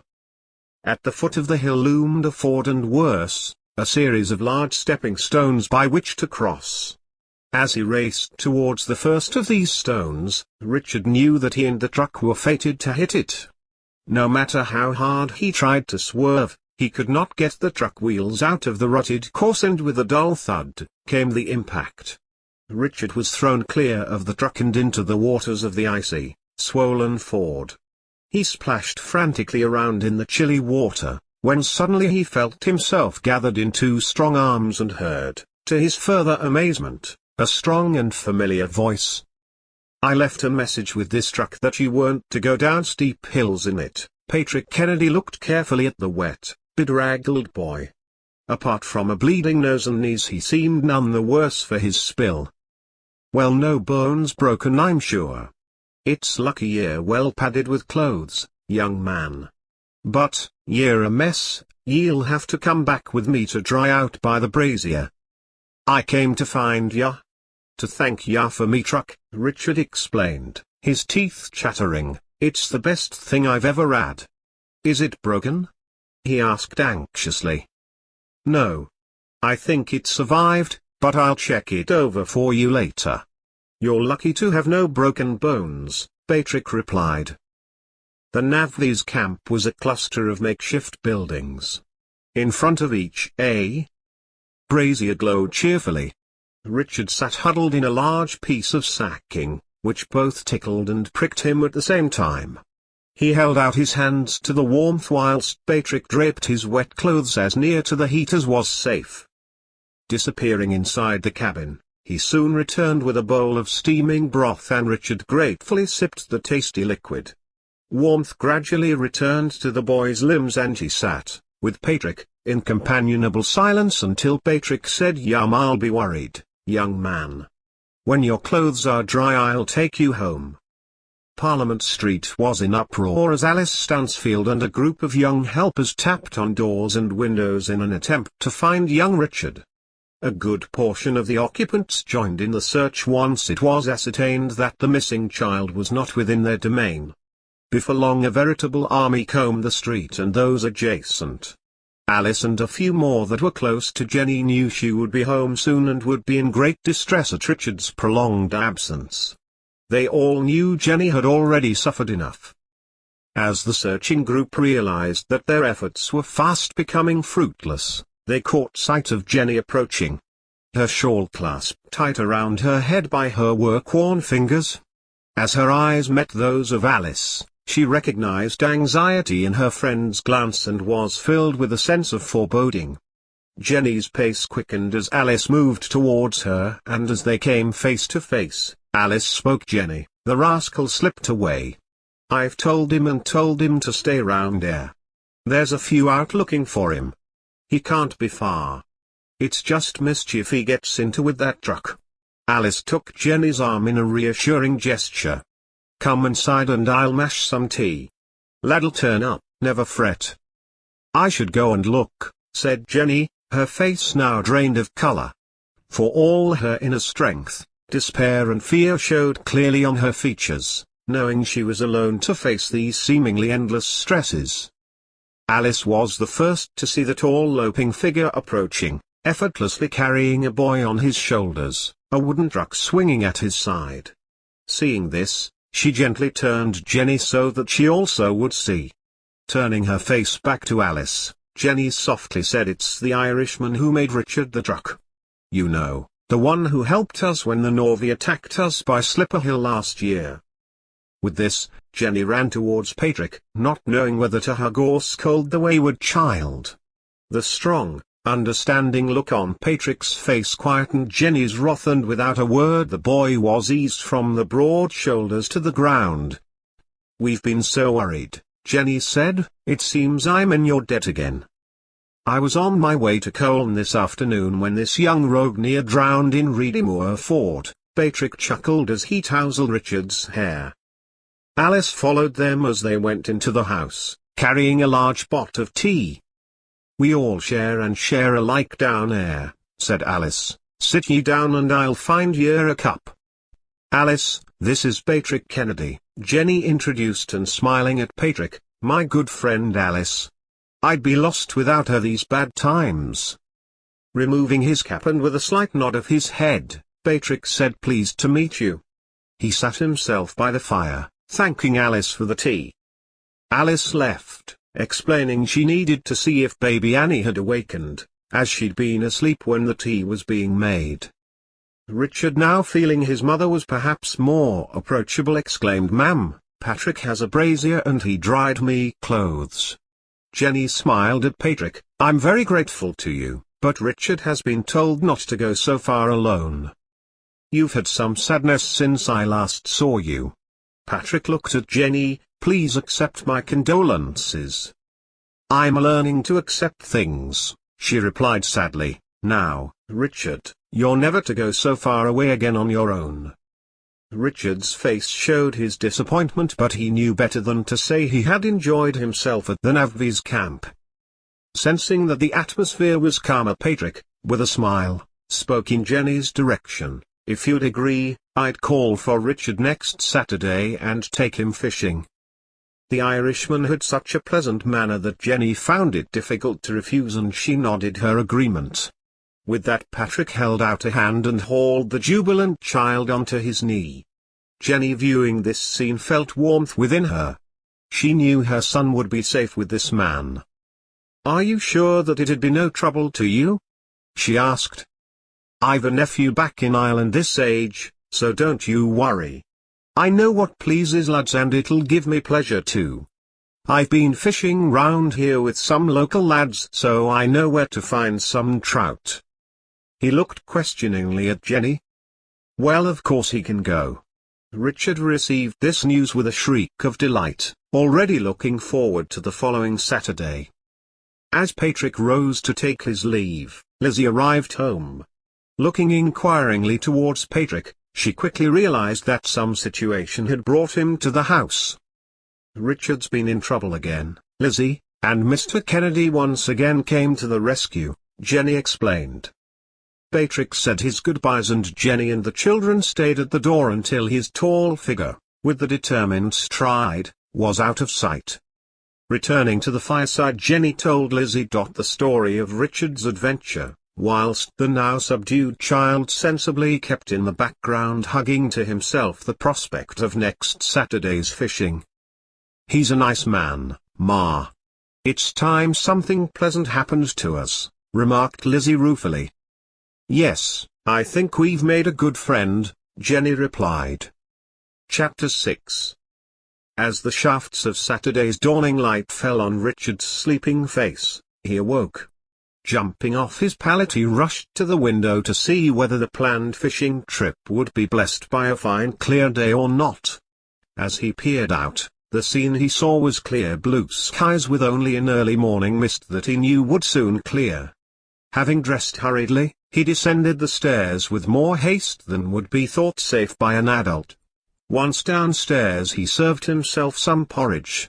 With his mother, sister and baby Annie gone, he could take his breakfast at ease and, for once, choose his own chair. Breakfast over, he made his way to the outside privy and from there to the coal house, where he gathered sufficient coal to keep the fire alive until his mother returned. Following his mother's instructions, he filled the slopstone in the living kitchen and washed himself. The water was cold, but he had developed his washing technique to a mere splash followed by a hurried drying using a length of cotton hanging from a nail. Over the slopstone hung a tapestry in a wooden frame, and as he dried his face, his emerging eyes fell upon the picture of a young girl saying her prayers, her hands clasped and her face raised. Under the picture in woven lettering were the words, "Thy will be done." Richard, not being a reader yet, determined to ask his mother again what the words meant. She had read them to him many times, and he wondered fleetingly who was will and why should he be done. He finished his chores and ran next door to inform Alice Stansfield that he had done all that was expected of him. He knew his mother would have asked Alice not to let him go until all had been done. Back in his own home, he ran from door to window in a fever of anticipation, hopping first on one foot, then the other in mounting impatience as the minutes passed. What if Patrick had forgotten? What if he didn't come? Richard became apprehensive. He stopped hopping about and went and leaned against the window, his nose pressed flat against the pane, his eyes anxious. It seemed like hours, but it was only 10 minutes, by the time he first heard the brusque, steady footsteps coming down the street. His heart leapt, he ran to the door, and sure enough it was the Irishman, with a smile on his face. They left the house and walked down towards Waterside. They followed the river upstream for about 2 miles. March had gone out like a lamb, and April brought celandines and daisies peeping through the grass. Lambs gambolled under a clear blue sky as Patrick and his ever-admiring companion made their way along the river, its banks festooned with reeds and ferns cascading into the water. Eventually they came to a point where the river widened. Patrick, with his forefinger to his lips, gestured that Richard should be silent and, like him, lower himself to his knees. It was at this point that Richard realized that neither of them had brought with them either rod or line, and could not comprehend how Patrick intended to fish without such items. However, as he sensed impending action, he remained hushed and crouched by Patrick's side. In lowered tones Patrick explained his choice of location, and Richard, with bright eyes, wide open, heard the details of how the water ran warmer and more slowly due to the river's width. Gesturing that Richard should follow suit, Patrick slowly and, for a big man, gracefully, lowered himself into a lying position so that their shadows did not fall onto the water's surface. Like a mismatched pair of grass snakes, they edged their way the remaining 2 or 3 feet to the very water's edge. Without speaking or moving further, they gazed into the crystal-clear waters. Rolling his right arm sleeve to above the elbow, Patrick lowered his arm into the water and simply laid it against the stones, which made up the riverbed. To Richard's youthful and impatient mind this position seemed to last for hours, but, within a minute or so, and to the child's total amazement, the strong arm swept up out of the water clutching a large, glistening silver trout. With a sharp, concussive slap onto a nearby stone he rendered it motionless. Placing the fish onto the grass next to the amazed Richard, he smiled and broke into an amused chuckle. As if to show his pupil that this was a skill and not simply Irish luck, Patrick repeated the whole process several times, and within 15 minutes or so, had accumulated a neat stack of the glistening silver bodies. Richard was fascinated as he watched, and then, trembling with eagerness, he cried, "Let me, let me." He sank his hands gently into the water, but to no avail. "It seemed easy when you did it, sir," he said disappointedly. "Not so much of the sir, young man. Me name's Patrick to you and all." Patrick scooped up the fish and put them in a large pocket hanging inside his shabby frock coat whilst Richard watched anxiously.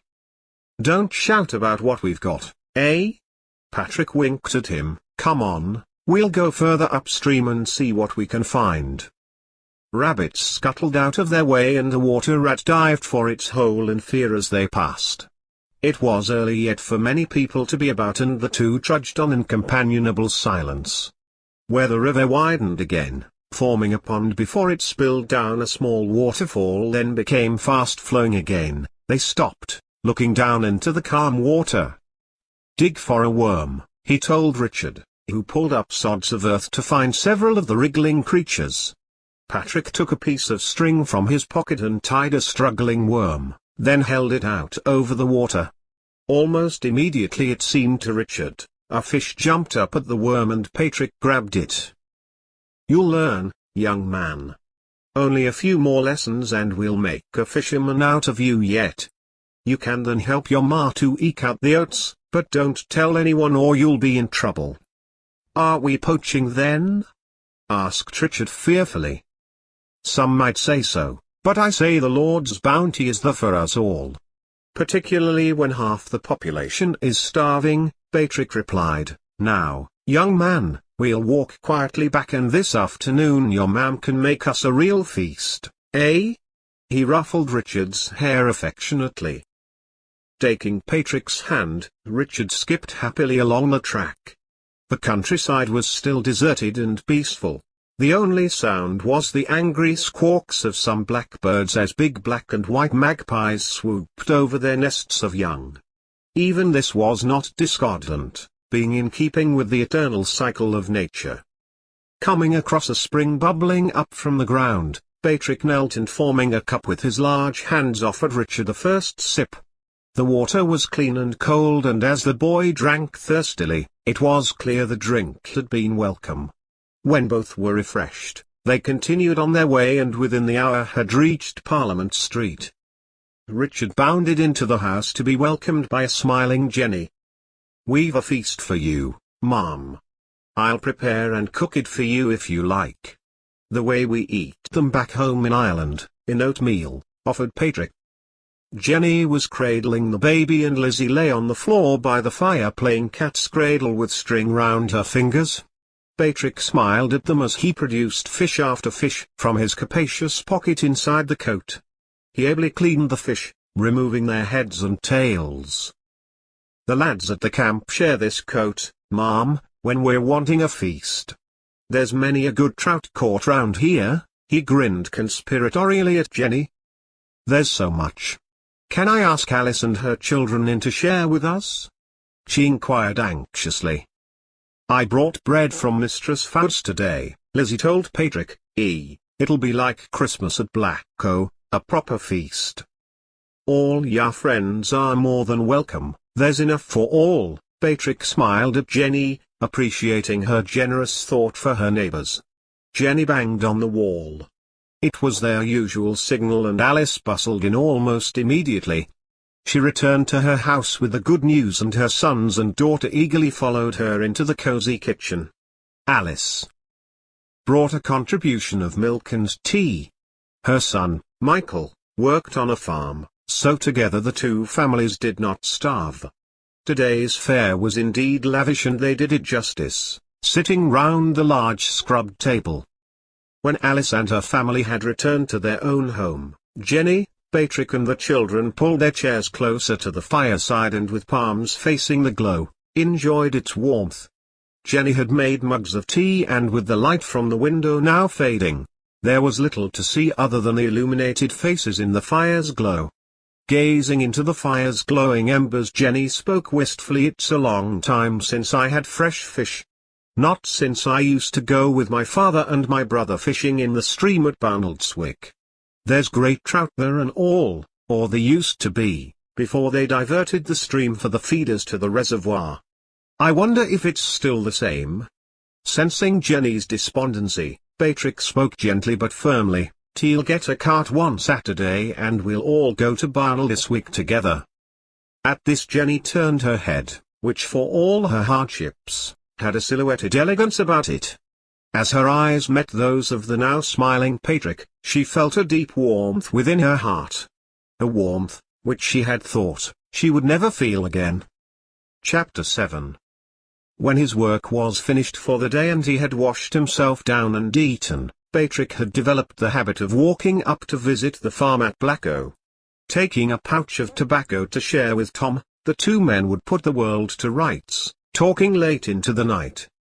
During one such evening, Tom, happily refilling Patrick's tankard of ale, remarked, "I enjoy talking to you, hearing about Ireland. You're broadening my horizons," he laughed. "I must say it means a great deal to me to get away from the canal." "I haven't so much in common with my fellow Norties," Patrick replied. Mary, who was preparing pie and peas for supper, turned from the oven. "We're glad to know all Irishmen aren't drunken louts," she remarked. "Now both of you, put down your pipes and eat this meal." Laughing, they took their seats at the table. During the weeks that passed, Tom came for the family on several Sundays, but no word was heard from Patrick. Jenny had inwardly convinced herself that after all he had no real interest in them, and chided herself for having thought he held them dear. From time to time the children, in their innocence, would remark upon the lack of contact from Patrick, and on these occasions Jenny was quick to point out to them that he had a busy life of his own and was nothing to do with them. Richard's face would fall at these curt replies, but Lizzie would look deep into her mother's eyes and sense that there was more than was being said. In the hope of a chance meeting, Richard would dawdle at the top of Spring Lane, not daring to descend, as his mother had expressly forbidden him to go near the canal again.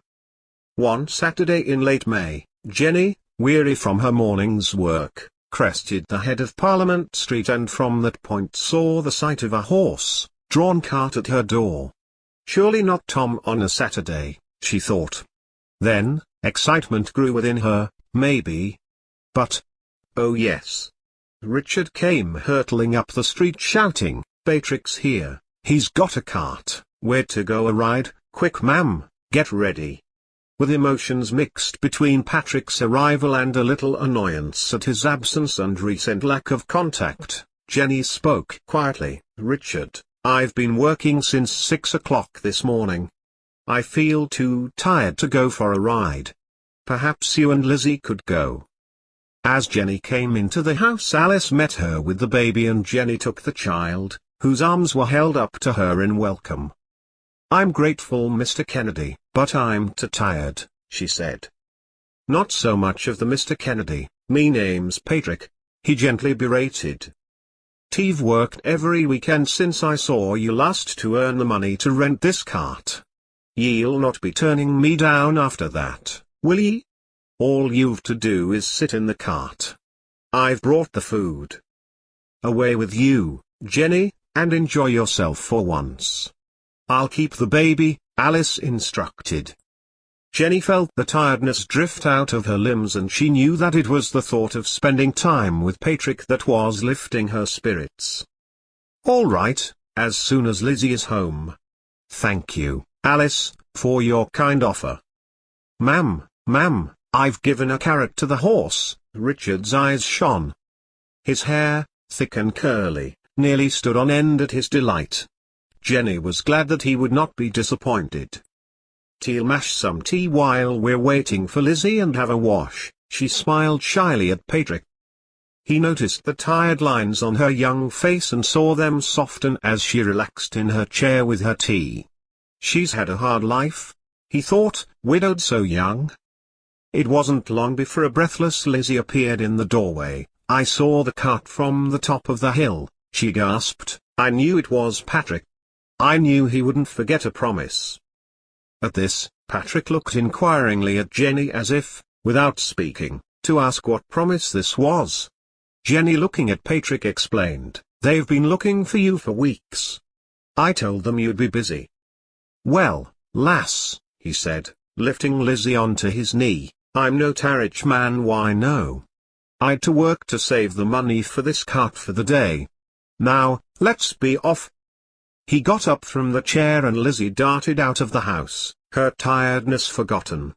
Richard was already perched up at the front of the cart, jigging up and down impatiently. Patrick helped Lizzie and her mother into the cart and they set off up the street, several urchin friends of Richard's running beside them. Dogs leapt up barking, until Patrick had to get down and order them away, before they fell under the horses' hooves. The old horse found the inclined cobbles of Parliament Street to be hard going. But, sure-footed, he slowly ascended the gradient. Sitting in his now elevated position, Richard felt important on this summer's day, and whilst sitting next to Patrick, he found it impossible to resist bouncing on the cart's hard seat. Leaving the town behind them, they passed along country lanes where the hedgerows were weighted down with blossom, hanging on the branches like drifts of snow. Tiny yellow brimstone butterflies hovered over the blossom like fairies. It was a magical day. The sun was stronger now, and Jenny took her shawl from her shoulders so she could feel the sun's warmth on her bare arms.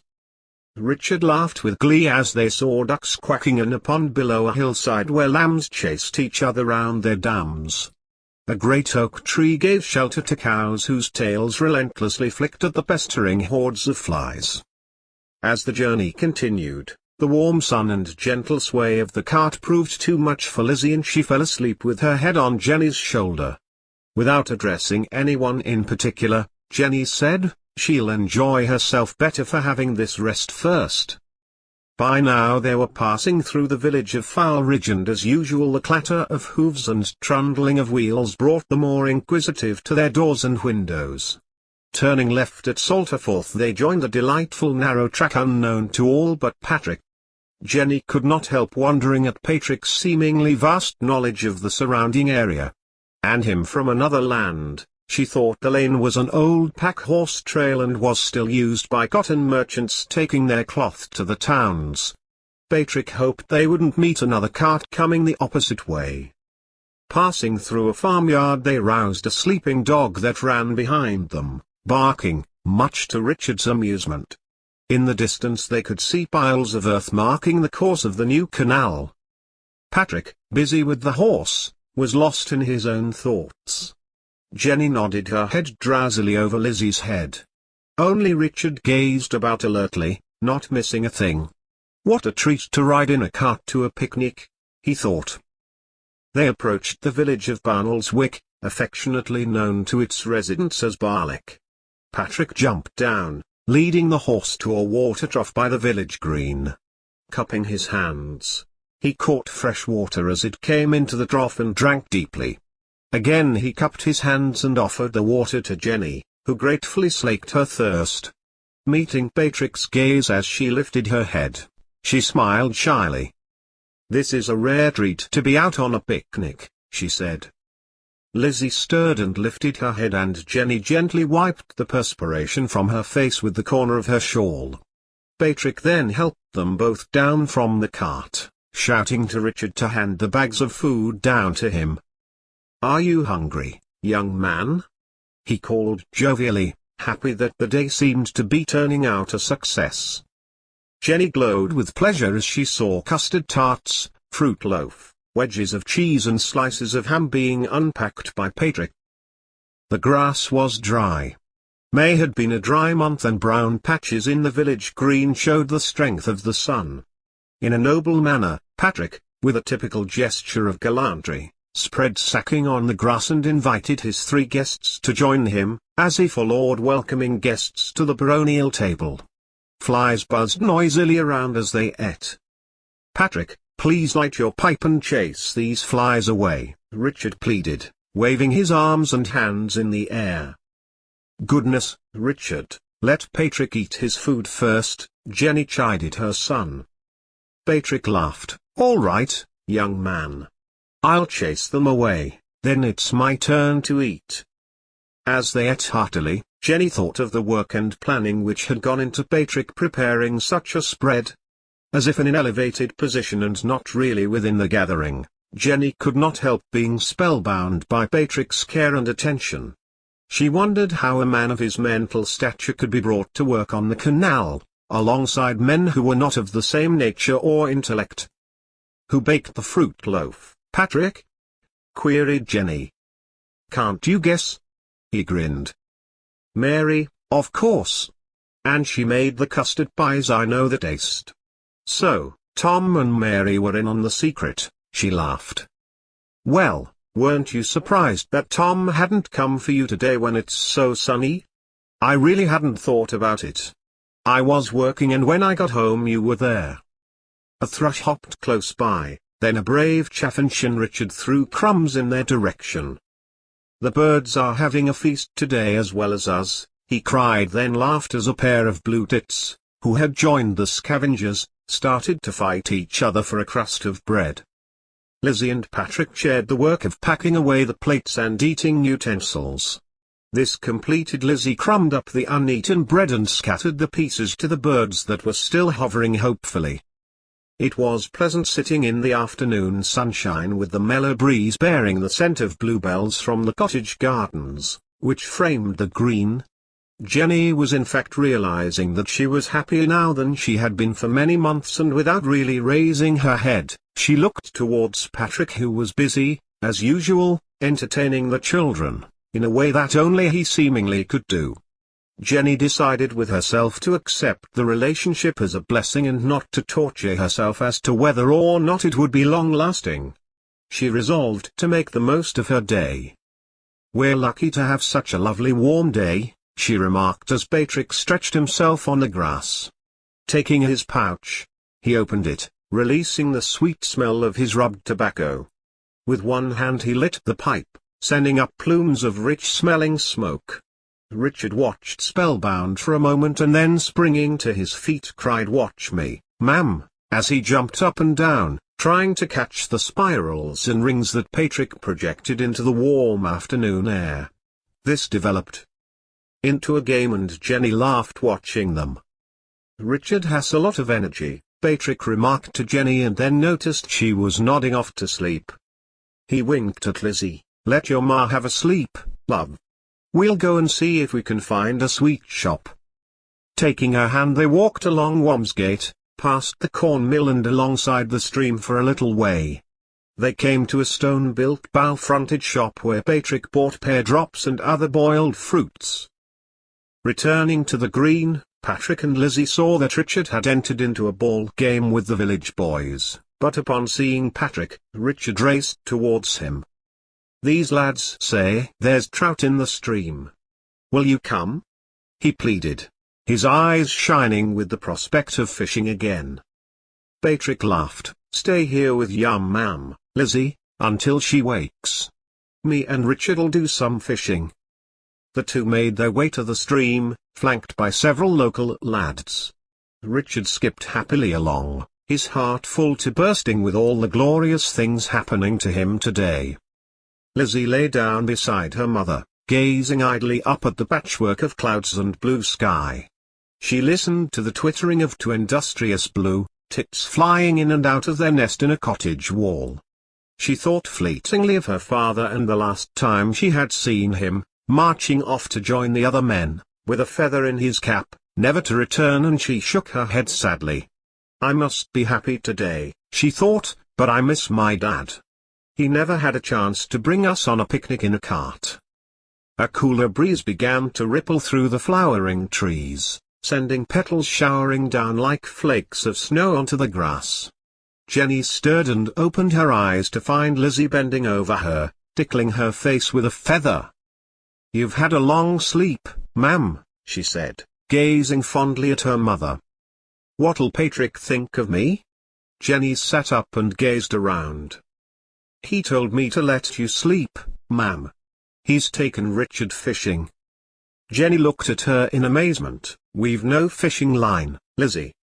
"Patrick didn't have a fishing line when he took Richard before. He tickles them, ma'am. He'll be in bother if he's caught. It's poaching." "Patrick won't get caught. He knows where to hide the fish. We'll have a good supper tonight, ma'am, and enough for Alice and the lads again." She smiled as she contemplated another feast. "Patrick likes you, ma'am. You need someone else now Dad's gone." Lizzie watched her mother's face, afraid of being too forward. "Don't be pushing things, Lizzie. Remember times were hard when your father was alive, him being out of work and all. Patrick works on the canal. It's come all the way from Liverpool and has to join the piece from Leeds, years of work for him." Lizzie was a bright girl who thought things out. "He once said he had responsibilities in Ireland. We mustn't be building our hopes up, Lizzie. She squeezed her daughter's hand, but it's nice while it lasts.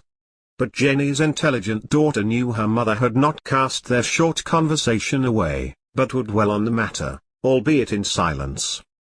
Chapter 8. As the sinking sun cast its ever-lengthening shadows, Patrick urged the aged horse homewards. As they approached Colne, they were flanked on their left by the brooding bulk of Boulsworth Hill. "I've to leave the horse and cart with the farmer at the bottom of Spring Lane," Patrick told them. "Can you walk from there?" "Oh, of course," Jenny assured him, and thought, "I hope he's coming back with us." She asked impulsively, "You're coming to supper, aren't you?" "I'm real glad you asked, Jenny. I'll be happy to share these fish with you all." Leaving the horse munching from a bag the farmer had placed round its neck, they all strolled back up Spring Lane. The narrow streets were shadowed now and a cool wind ruffled their hair. Jenny drew her shawl more tightly around her while Lizzie clung to her arm. Patrick hoisted a tired Richard onto his shoulders, and in 15 minutes or so they were standing outside the house on Parliament Street. Jenny found her key and entering, they thankfully sank into chairs on each side of the hearth. Jenny knocked on the wall, and shortly Alice came into the house with a struggling baby Annie in her arms. Jenny reached for the baby. "Annie, my sweet. Have you been a good girl?" She kissed the baby's plump cheeks. "No trouble at all," her good neighbor replied. "Have you had a good day?" Richard and Lizzie, both talking at once, really, the delight of the picnic for Alice, ending with an account of the trout fishing. "Here's a couple of trout for you, for your supper," Patrick smiled as he handed them over. "These are our Michael's favorite. Since his dad's gone he never gets the chance to fish," Alice said, accepting the fish gratefully. "Next time I take Richard, I'll ask Michael if he'd like to come," Patrick offered, smiling at Alice. "Like to go?" "He'll be delighted," Alice declared, grinning broadly. When Alice had gone, Jenny spoke sadly to Patrick. "Alice's Bert went for the King's Shilling too, you know. All down this street and Waterside lost somebody." "Aye, it was a sorry decision they all made," responded Patrick, busy with the fish. Later, the supper over, Richard, Lizzie and the baby sound asleep upstairs, Patrick and Jenny sat by a glowing fire. The oil lamp sent shadows round the room, softening the poverty of the place with golden warmth. "I haven't enjoyed myself so much for years, Patrick." Jenny's voice was soft, remembering the lovely afternoon in the country. Even when John was here, in the last years when he couldn't find work, there was no pleasure, only hardship. Rising from his chair, Patrick moved towards Jenny and taking her hand, he seated himself at her feet. "I'd like to ease your hardship, Jenny. Will you marry me?" he asked, his eyes anxious as he waited for her reply. Patrick, you'd be taking a lot on, me and 3 kids. But I'd like to marry you very much," she replied. "I love you, Jenny." Urgently he pulled her towards him, and as she sank onto the floor beside him, his lips came down to cover hers. She felt an emotion, long subdued, rising within her, and kissed him in return, holding him close as he whispered words of endearment. "I want you so much," she murmured, helping him to unfasten his clothes, both of them now filled with urgency and abandon. Then he was part of her, and a wondrous sigh escaped her lips as a new and exciting sensation took hold of her trembling body, and she moaned in wonder. Later, their passion spent, they lay together on the shabby rug. He kissed her eyelids and cheeks while she ruffled her fingers through his thick, curly hair. She stretched her body in lazy contentment. "We'll see the parson and get married next week," Patrick declared. He saw no need to wait. "You'll not need to work so hard, nor will Lizzie. Shall I go to school, and Richard too? We must make sure they learn to read and write." "You're so good to us, Patrick, but what about your family in Ireland? I thought you had to help them." "That was when my father broke his leg. He's recovered now and my younger brother has a job, so they're managing better. I'll earn enough to keep us fed and warm and pay the rent. Don't you worry anymore, he said, as he kissed her again. Someday I'll take you to see my family in Ireland. Your mother may be sorry you're marrying a widow with 3 children, Jenny said sadly. My mother will love you for your kind ways, dear Jenny, as I do, he reassured her. They lay quietly for a time until Jenny turned to Patrick. I've never known love-making like that, Patrick. I've never felt such emotion before. Will it be like that every time? Her eyes pleaded with him. Please God you always love me like you do now, dear, and it'll always be like that. Moving towards her, he took her in his arms and before the now dying fire's glow, they loved again. When Richard and Lizzie awoke the following day, they exclaimed in delighted surprise to see Patrick still there raking the cinders and lighting the fire. Jenny smiled at her children. Patrick has asked me to marry him and I've said I will, she told them. Lizzie and Richard clapped hands and danced round the room, then rushed up to Patrick and kissed him. We're so glad, they both assured him. After breakfast, Patrick carrying Annie, and Richard alternately pulling, then riding in his truck, they all walked over to Blacko to share the glad news with the family at the farm. Betty and Ellen had been swinging on the farmyard gate but jumped down as they saw the little group approaching. Waving and calling they ran to meet them. Ride in my truck, Ellen, Richard commanded, as he ran to meet the girls. I want to ride too, Betty declared, pulling on the string. Wait your turn, Richard replied, Ellen's first. Oh, Ellen's always first with you. Betty, giving up the rope, ran on to meet Jenny. Can I hold the baby? She asked, her interest in the truck forgotten as she took Annie in her arms. As they walked into the farmyard the dogs came forward barking in welcome. Baby Annie, unused to the animals, set up a wail and Jenny quickly took the child from Betty, who then hastened away, her interest in the truck rekindled. Mary, hearing the baby's cries, came rushing out of the door. Taking Annie from her mother, she shushed and petted the child, popping a sweetmeat in her mouth. Annie soon started to chuckle, her fright forgotten. We've some news for you, Jenny said shyly. Mary looked inquiringly at the bear. Beatrix asked me to marry him and I've accepted, Jenny said blushing. How wonderful! I'm so pleased. Mary bent to kiss her. Tom's pleasure at the news was clear and his blessings came as no surprise, having struck an affinity with Beatrix since their first meeting. Let's have ale, said Tom, and producing a barrel, he proceeded to fill their mugs and they toasted the happy couple. Moving to Jenny's side, Tom held her close. You've a good fellow there, my dear. I've got to know him these last months and I know he'll look after you, and that's a load off our minds. Not that we begrudge you the help, it's just knowing someone is looking after you when we're not there, and he gave her a brotherly kiss. Later they all piled into the cart, Tom taking up the reins, and as the sun was sinking over towards Pendle Hill, the horse plodded slowly homewards, the scent of May blossom heavy in the evening air. Rabbits scurried in alarm. Running in the horse's way, pheasants took to the wing, squawking at the interruption. At the bottom of the hill Patrick jumped down and waving, made his way towards the canal workings. Jenny looked fondly after him, reveling in her newfound contentment. The day was warm and a bright sun shone down from a clear blue sky when Patrick and Jenny were married. It was a quiet affair with no pomp or pageantry, but the joining of these two good people in wedlock brought joy to all present, as the couple left the church and headed home. In the back of the cart sat the children, each with their own thoughts. Richard's were of having a father and a friend. Lizzie's realizations were greater.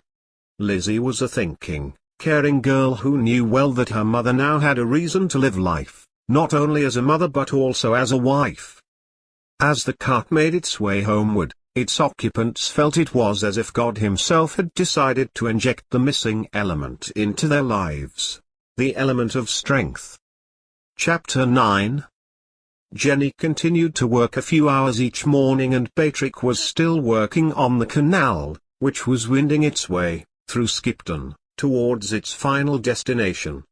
Lizzie was able to leave her arduous job with Mistress Fouts. She and Richard were going to school in the mornings. Lessons were held in the assembly rooms, where the Methodist lay preachers gave their me. On her way home one day, Lizzie passed by a confectioner's shop in the main street as Mistress Thornber was just leaving. "Why, it's Lizzie Boothman, isn't it? Didn't you used to work for Mistress Fouts?" "Yes, ma'am, but now I go to school half days," Lizzie responded shyly. "If you're looking for a position in the afternoons, I have need of a good girl like you, my dear. Ask your mother if she would like to call and see me to discuss this. You know where I live on Burnley Road?" "Yes, thank you, ma'am. I'll tell her."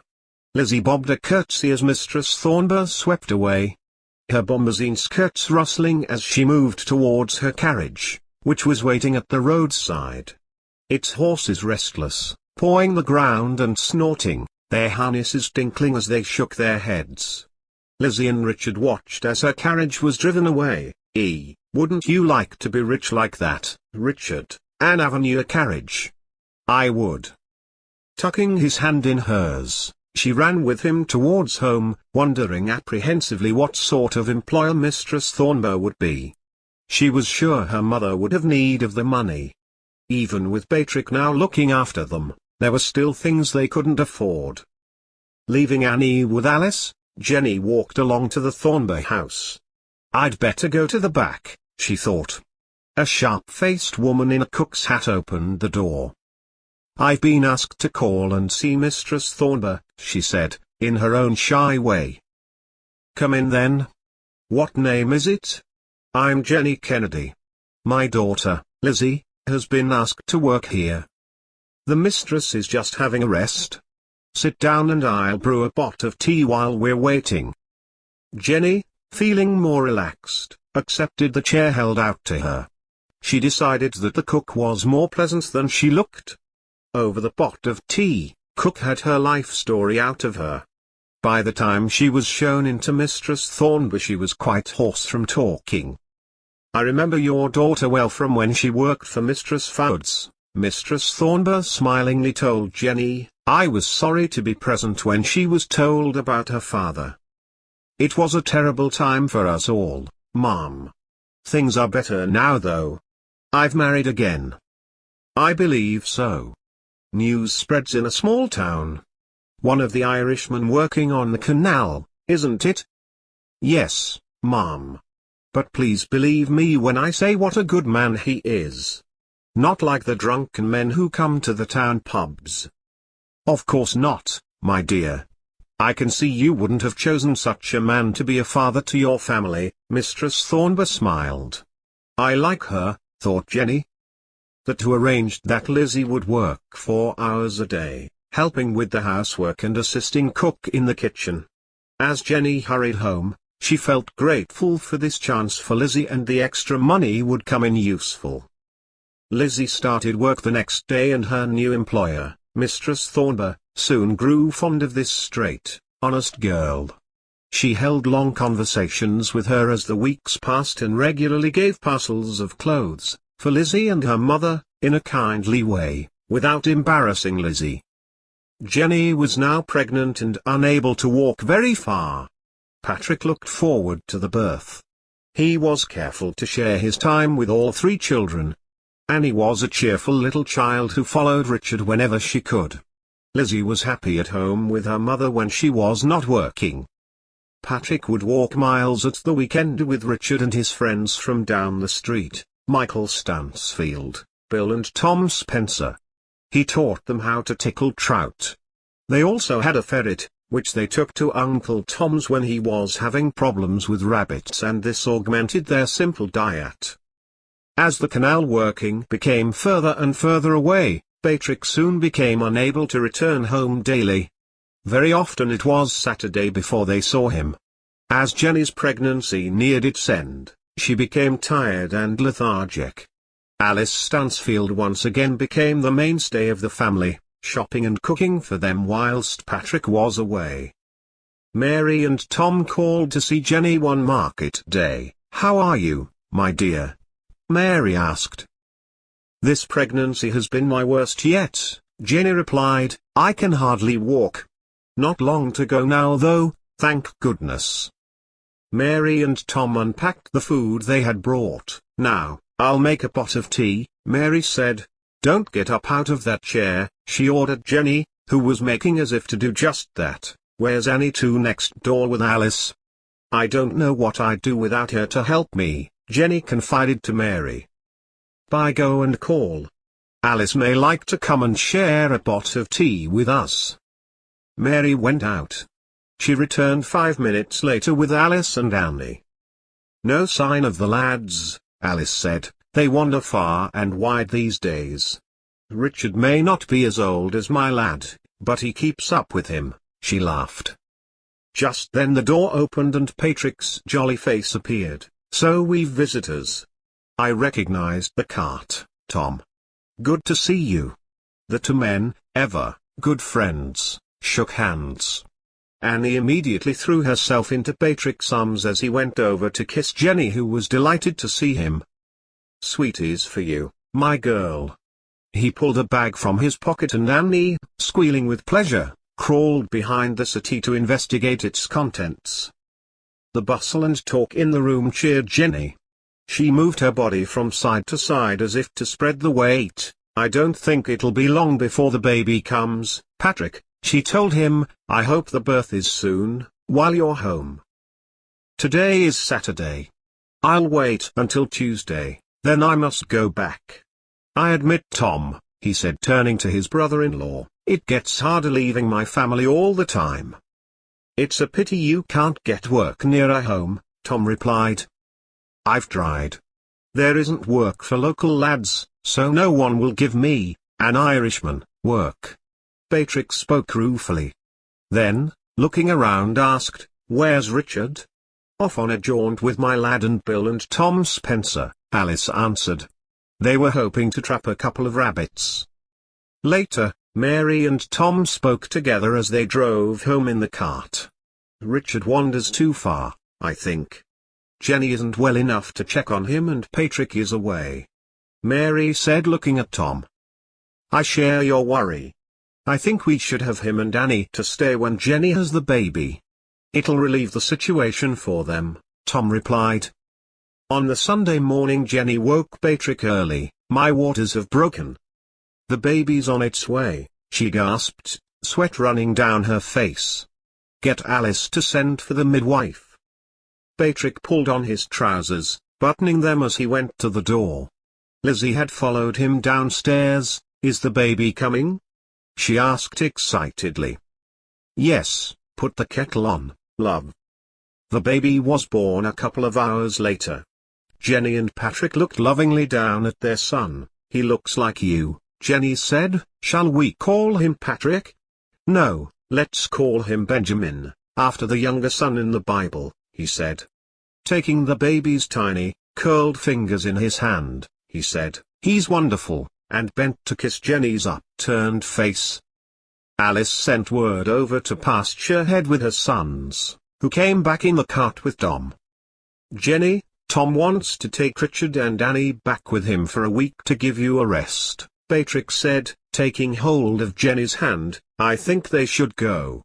So it was arranged, and the two youngsters could hardly contain their excitement at the proposed trip. "You don't mind staying here, dear?"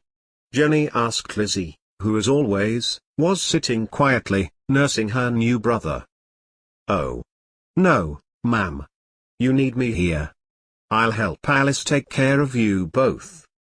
"Good girl," Patrick said, stroking the girl's hair. "What a precious gem you are, Lizzie. I don't need to worry when you're here." Richard sat quietly in Uncle Tom's cart as he and Annie were driven home the following week. Part of him had wanted to stay at the farm. He and Ellen were such good friends. They'd given Betty the slip on a number of occasions and trotted their ponies over Wheats Hill and down into Barnelswick, where they'd bought sweets at the little shop he'd gone to with Patrick, before he'd married their mother. "There's always something to laugh about when I'm with Ellen," he thought. Then he said, "Gee, Uncle Tom, I'm looking forward to seeing Mam and the baby again." And he began to look forward to his return home. Richard was now 10 years old and was allowed to go for a day's fishing with Michael Stansfield and 2 other friends, William and Tom Spencer. There were now plenty of fish in Slipper Hill Reservoir, and it was their intention to have a day of sport on its banks. William's mongrel padded behind them as they wended their way down Red Lane and then up Slipper Hill. The day was hot, and during the afternoon they had lit a fire over which they cooked fish. Unknown to their parents, the lads also had bottles of ale in their pockets, and Richard was persuaded to drink a share. He was afraid to take too much because he knew his mother was not in favor of him supping ale. She would be ashamed if she found out.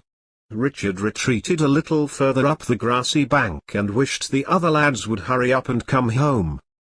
Under the effect of the ale the boys became silly in their behavior, and forming a line, Tom Spencer produced a fife and, making sounds of a discordant march, sent the group marching along the bank. "Who's for a swim?" shouted William, and, without waiting for a response from his fellow marchers, leapt fully clothed into the water, followed immediately by his brother and Michael.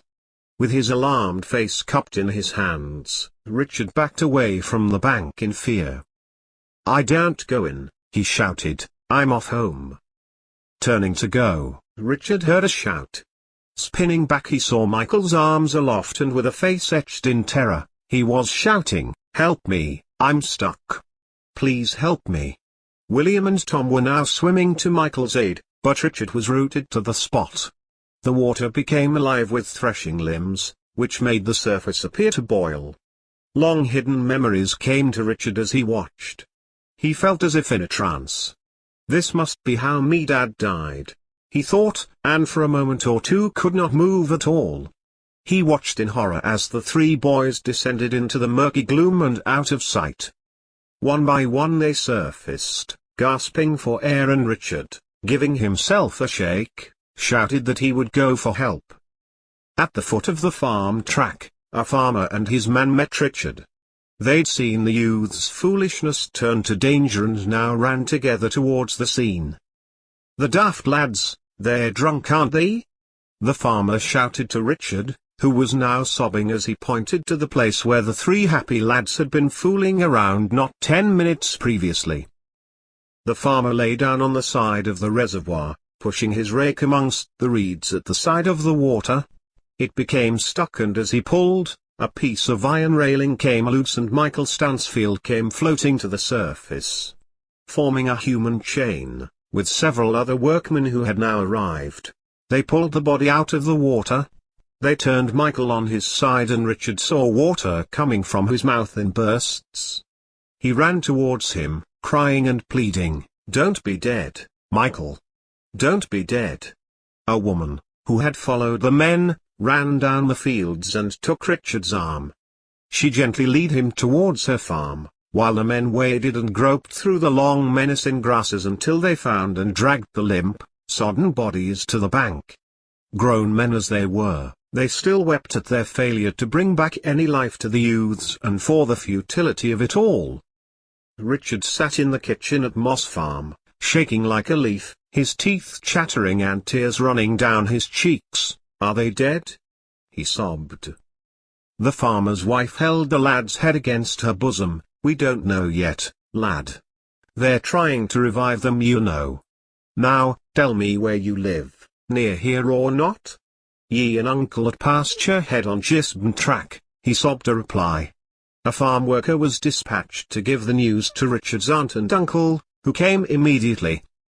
Aunt Mary took the boy into her arms, as he sobbed inconsolably, "Me dad's dead, he drowned." He stared at his uncle, "And me pals are dead, in the water." His sobs started again. "We'd better take him home," Tom said. Later in the afternoon, curled up on the floor of his Uncle Tom's cart, Richard came home to Parliament Street. His mother and many neighbours had been trying to console those who had lost their sons. Alice, once again suffering a tragic bereavement, sobbed in Jenny's arms, a broken woman. Patrick shook Richard in his anger and relief. "Don't you know the worry you've caused? We thought you'd drowned as well." Richard cowered from the force of Patrick's anger. Tom came into the house. "I'd get him to bed, Patrick. I think the lad's in shock. He saw it all. Keep him warm. He'll likely be having nightmares about this for some time to come." He was calling for his father. "Maybe you should get a doctor." It was now Jenny's turn to care for Alice, who was not recovering from the shock of her son's drowning. Elsie Spencer, who lived next door, was poorly too. She had lost her husband on the Piedmont and now both her sons by drowning. Jenny was in and out of both their homes caring for the two women, taking them broth, trying to persuade them to eat. The two women were on parish relief and liable to end up in the workhouse if they couldn't find a way to pay their rent. Alice's daughter, Sarah, was a live-in housemaid at a big house at Gisborne, so wasn't able to visit her mother very often. "I'm glad Lizzie is near me," Jenny thought. "I couldn't cope without her." At Christmas, Patrick went to see the two grieving women. "Come and have your dinner with us." "I won't take no for an answer," he told Alice. "When my husband went I still had me children. That's what I can't come to terms with, me son's gone," she told him. "You've still a daughter. But she works away. I never see her. She'll marry someday and you'll have grandchildren. Now come on, Jenny needs you, Alice, we all do." Helping her into his home, he smiled as Jenny put her arms around her friend. Then he went to see Mrs. Spencer. She opened the door to him. Her face, even after all the months, was still a mask of grief. "Come for Christmas dinner," Patrick persuaded gently. "I can't. I've no happiness inside of me. Me family's gone," she replied. "Ya friends are still here." Patrick drew the woman over the threshold. Slowly she followed him into his home and Jenny, seeing them pass the window, hurried to open the door. The event became a turning point for the bereaved mothers and slowly they took up their lives again. Both found part-time domestic work to help their small payments of parish relief. At least they were spared the ignominy of the workhouse. Chapter 10. On a spring day, Jenny and Alice walked towards the town centre. Arms linked they paused to look in the shop windows. "I wish I could afford some of those lovely cakes," Alice sighed as they stared into the confectioner's.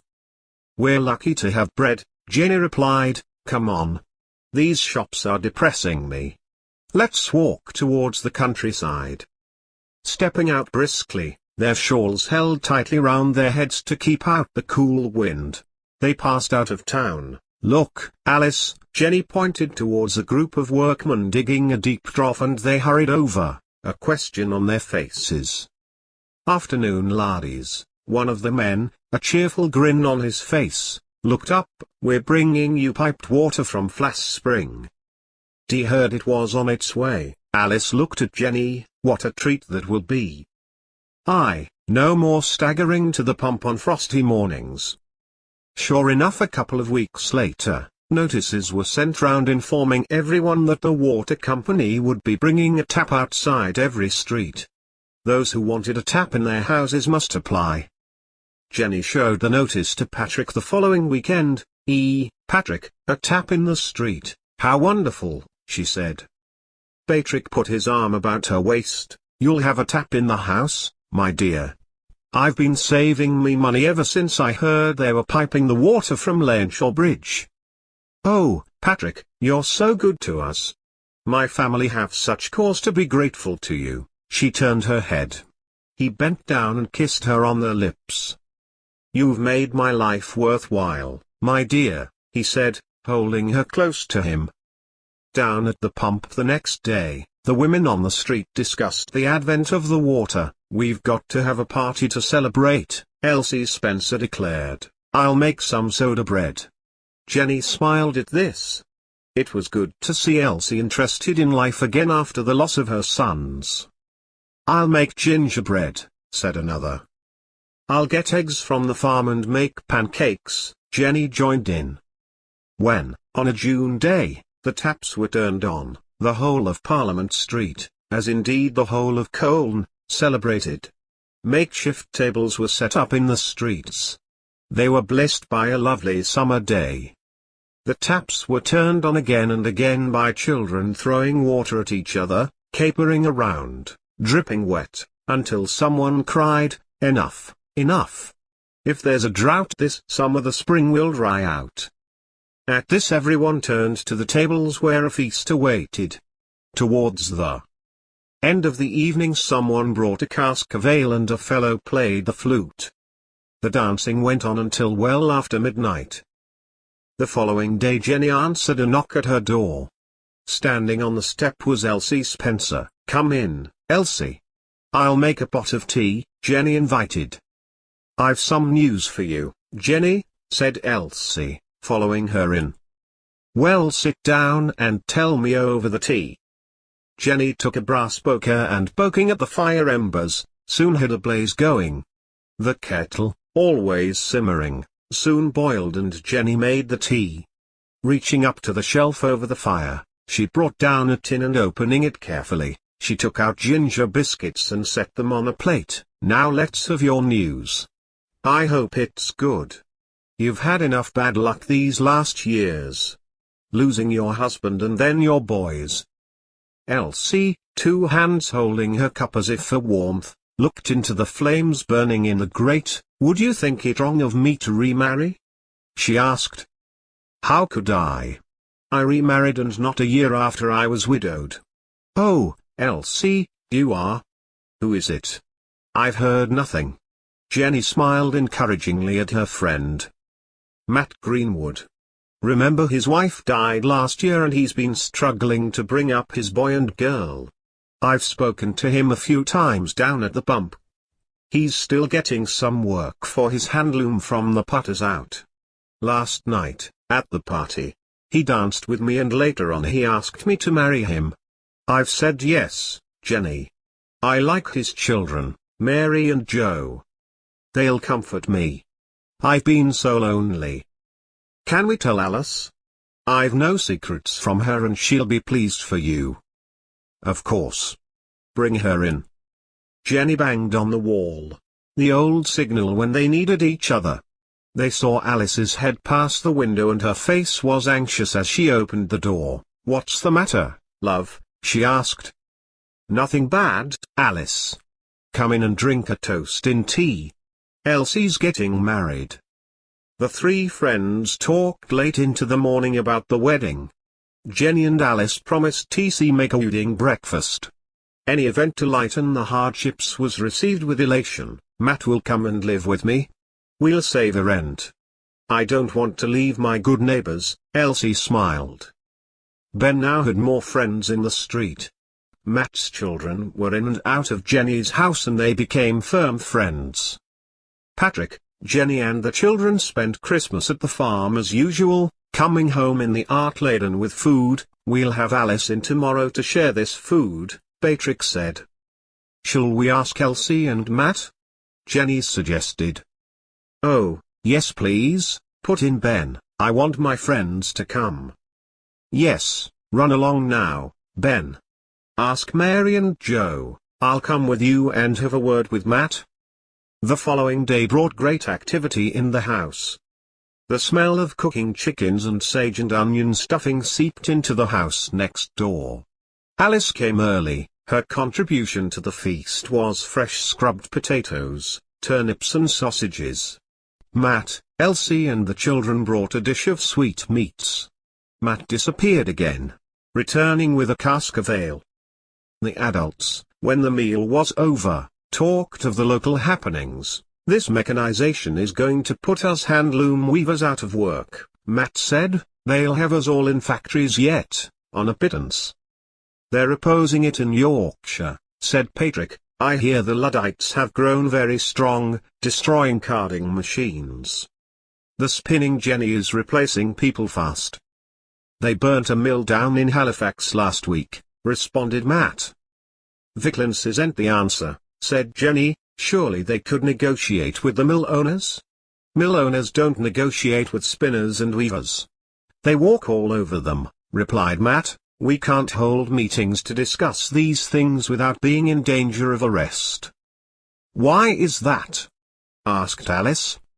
The government brought out laws in 1799 and 1800 making it illegal for two or more persons forming a meeting for the purpose of improving working conditions. Offenders can be sentenced to jail, explained Patrick. The government pour money into fighting the French. They should be putting things in order at home, Matt went on. We've a good man in Tom Paine. He's appealing to workers to fight for their rights. I worry about young Richard. What work will he do? Patrick pondered. There's always domestic work for girls, said Elsie, but the wages are poor. Lizzie, who had been sitting quietly while this discussion had been going on, said, I heard Master Thornby talking about radicals. He said they had a genuine grievance. Tom Thornby treats his workers well, acknowledged Matt, but I want to work on my own loom, not in a factory. We working class have no one to stand up for us, ventured Alice. Look at me, me man went off to fight the French and left me. You and Elsie were left as well. I'm still alone and struggling. There should be pensions for people whose husbands have given their lives. I doubt you'll ever get the upper classes to see that, Matt replied. Chapter 11. The family loved picnics. Ever since the first time Patrick had taken them to Barley this week, they had continued the practice on lovely days each summer. On a Saturday in July the family were again preparing for an outing. Go and ask Mary and Joe if they'd like to come, Patrick told Ben, who needed no second bidding. Annie ran in and out with food and cutlery. I love summer, she caroled. Picnics every year, la, la, la, she whirled round, her long hair streaming behind her. I always used to be left with Alice, she complained to her mother. Only when you were very small, Jenny gently admonished her. You used to moan and cry, Richard said, playfully tugging her hair.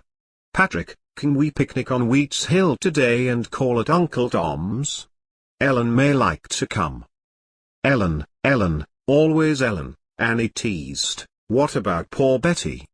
Betty's a spoilsport and never joins in, he replied. All the same, his mother said, we'd have to ask her.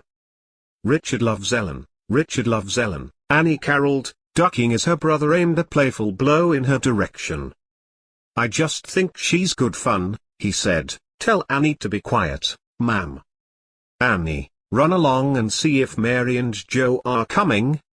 Lizzie should be home any time now and then we'll be off, Patrick said. Today I planned on going to Bowlesworth Hill, he informed Jenny. Well, that's fine. Richard can go and see Ellen tomorrow if he must, she replied. Do you think they're fond of each other? He questioned. They're still children, she exclaimed. What do you mean? Richard's 14, he retorted. Well, Ellen's still a child at 12. They're just good friends. Patrick, giving a knowing look, refrained from further comment as Ben and Annie returned with Mary and Joe. When Lizzie arrived, breathless, the group set off. We're going to Bowlesworth Hill today, Patrick told them all. Oh, I wanted to go to Wheats, Richard complained, disappointed. You can go to Pasture Head tomorrow, Richard, his mother told him. He subsided sulkily. No faces like that, she told him. Today is picnic day, so no sulking. Patrick, holding the reins, guided the horse through the country lanes. They could see the bulk of Bowlesworth Hill ahead through the shimmering heat haze. Jenny waved her hands, trying to keep away the ever-present flies. They reached a shaded spot near a stream and the food was unpacked. The children, shrieking with glee, took off their footwear and went paddling.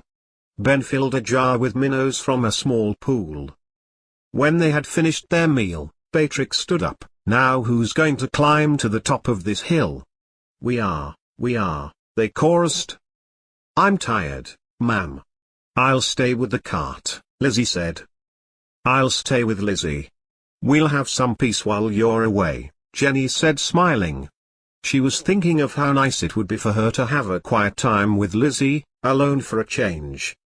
"Right, I'm going to tell you all about the people who lived around here hundreds of years ago," Patrick informed them. He lit his pipe, and as the plumes of smoke swirled in the air, he took Annie's hand and led the way. "I'll be at the top first," Richard declared. "Me too," said Joe. Mary held hands with Annie as they walked along a narrow path. Soon the ascent became steeper and they had to scramble up the hillside. Halfway up they came upon Richard and Joe having a rest. Dropping onto the ground, Patrick asked them if they knew who lived in the area and built roads and bridges hundreds of years ago. "Romans," said Richard, "we learn that at school." "Yes, but before the Romans a tribe of warlike people called the Brigantes lived here and they built a fort at the top of this hill. I've been told in the inns that farmers have found arrowheads on their land." "Oh, let's see if we can find some," suggested Richard, starting up the hill again. When they reached the top of the hill, Patrick showed them the remains of earthworks, still visible. "These Brigantes were never overcome by the Romans," Patrick told the children. "They once burned down a Roman fort at El Slack, near Skipton."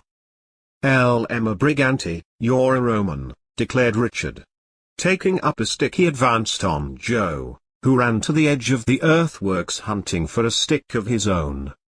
When they made their way down the hill, Jenny and Lizzie had already packed up the remains of the feast and were relaxing in the warm evening air. The horse cropped noisily at the lush grass. In Colne a lot of the old country ways still survived at this time. On the way to one of their picnics they once saw a crowd of people by the market cross. Jenny asked what was happening and Patrick pushed through the crowd to see what it was all about. "A man is selling his wife," he explained in amazement, when he returned. There were a few drunken, leering fellows bidding for the woman and she looked terrified. Her large, brown eyes searched pleadingly into the unsympathetic crowd, who jeered and jostled for a better view. Eventually a price must have been agreed and she was knocked down to a fellow at the Castle Inn for a few pounds. Suddenly she leapt down from the cart on which she had been standing and made off down Windy Bank. The crowd pursued her and she was caught and brought back to the cross. Tears streamed down her face. The man who had bought her gave her a push and she stumbled as she walked before him, her head hanging on her chest in despair. Her husband pocketed his ill-gotten gains and made for the nearest inn. "It's about time that practice was made unlawful," Patrick raged. Chapter 12. As the years passed and Ben grew up, he and Richard spent what leisure time they had at their Uncle Tom's farm.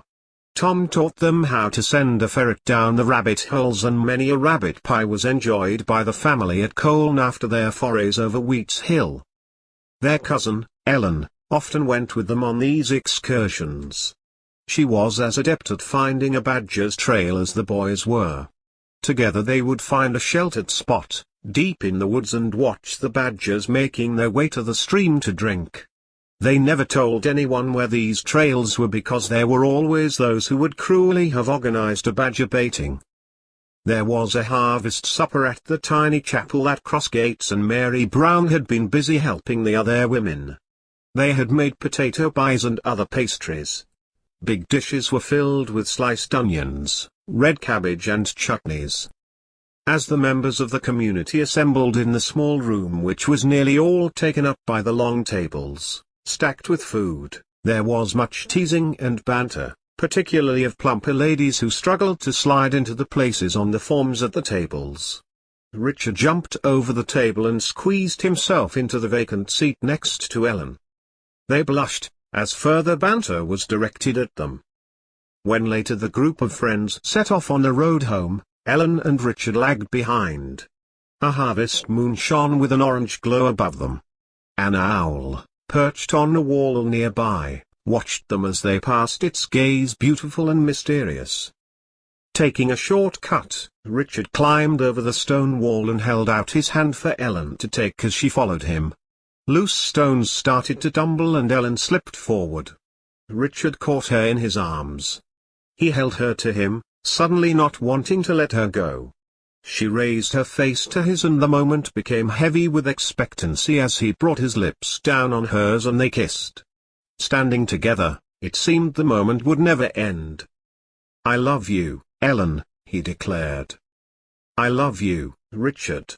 "I always have," she replied. "We'll get married, of course," he told her earnestly. "Please don't tell Father yet," she pleaded. "He won't agree because we're cousins." "Cousins can marry. Why shouldn't we?" Richard was aggrieved.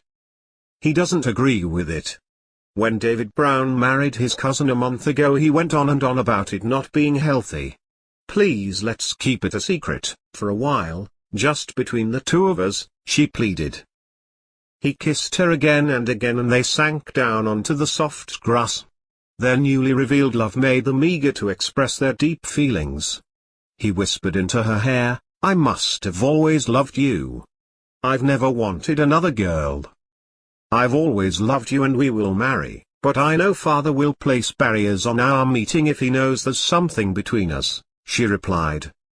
Reluctantly they brushed down their creased clothing and Richard tenderly removed the blades of grass that had become entangled in her hair. Then, arm in arm, they walked through the fields until they saw the welcoming glow of the oil lamp, shining from the farmhouse window. Gently Ellen removed her arm from his, whispering that they must act normally. Richard wondered whether Ellen's parents would see the new light in their daughter's eyes and the roses in her cheeks. Uncle Tom was in the barn where a cow was having a difficult birth and they both breathed a sigh of relief.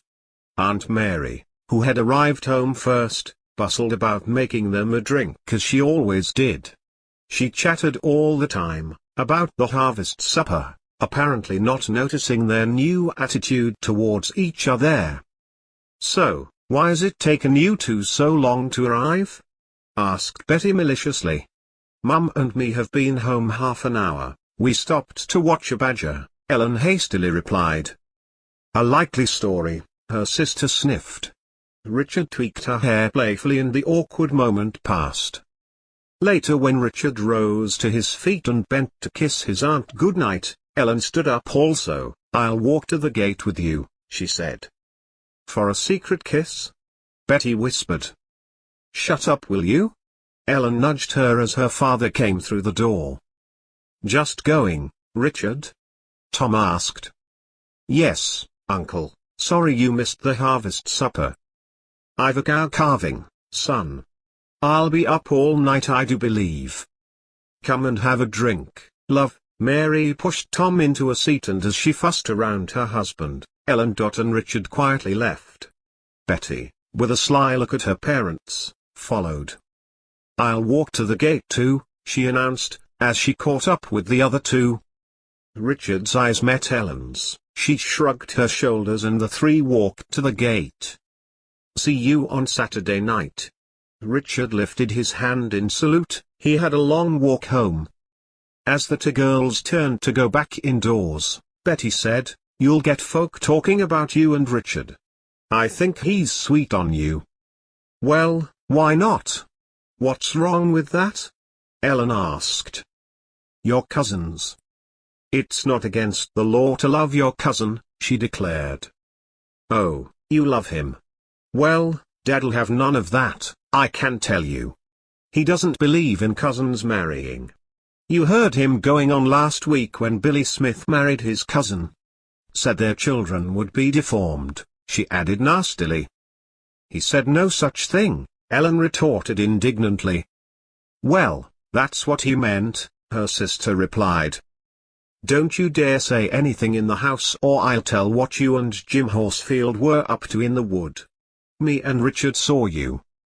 Betty looked taken aback. "We weren't up to anything," she retorted, "and anyway he's not my cousin." "Well, leave it or else," Ellen warned, getting angry. Betty, for once realizing enough had been said, made no further comment. That night, In their shared bed, Ellen drew the bolster down between them. Betty recognized this as the usual gesture when one of them was cross, called out, "Good night."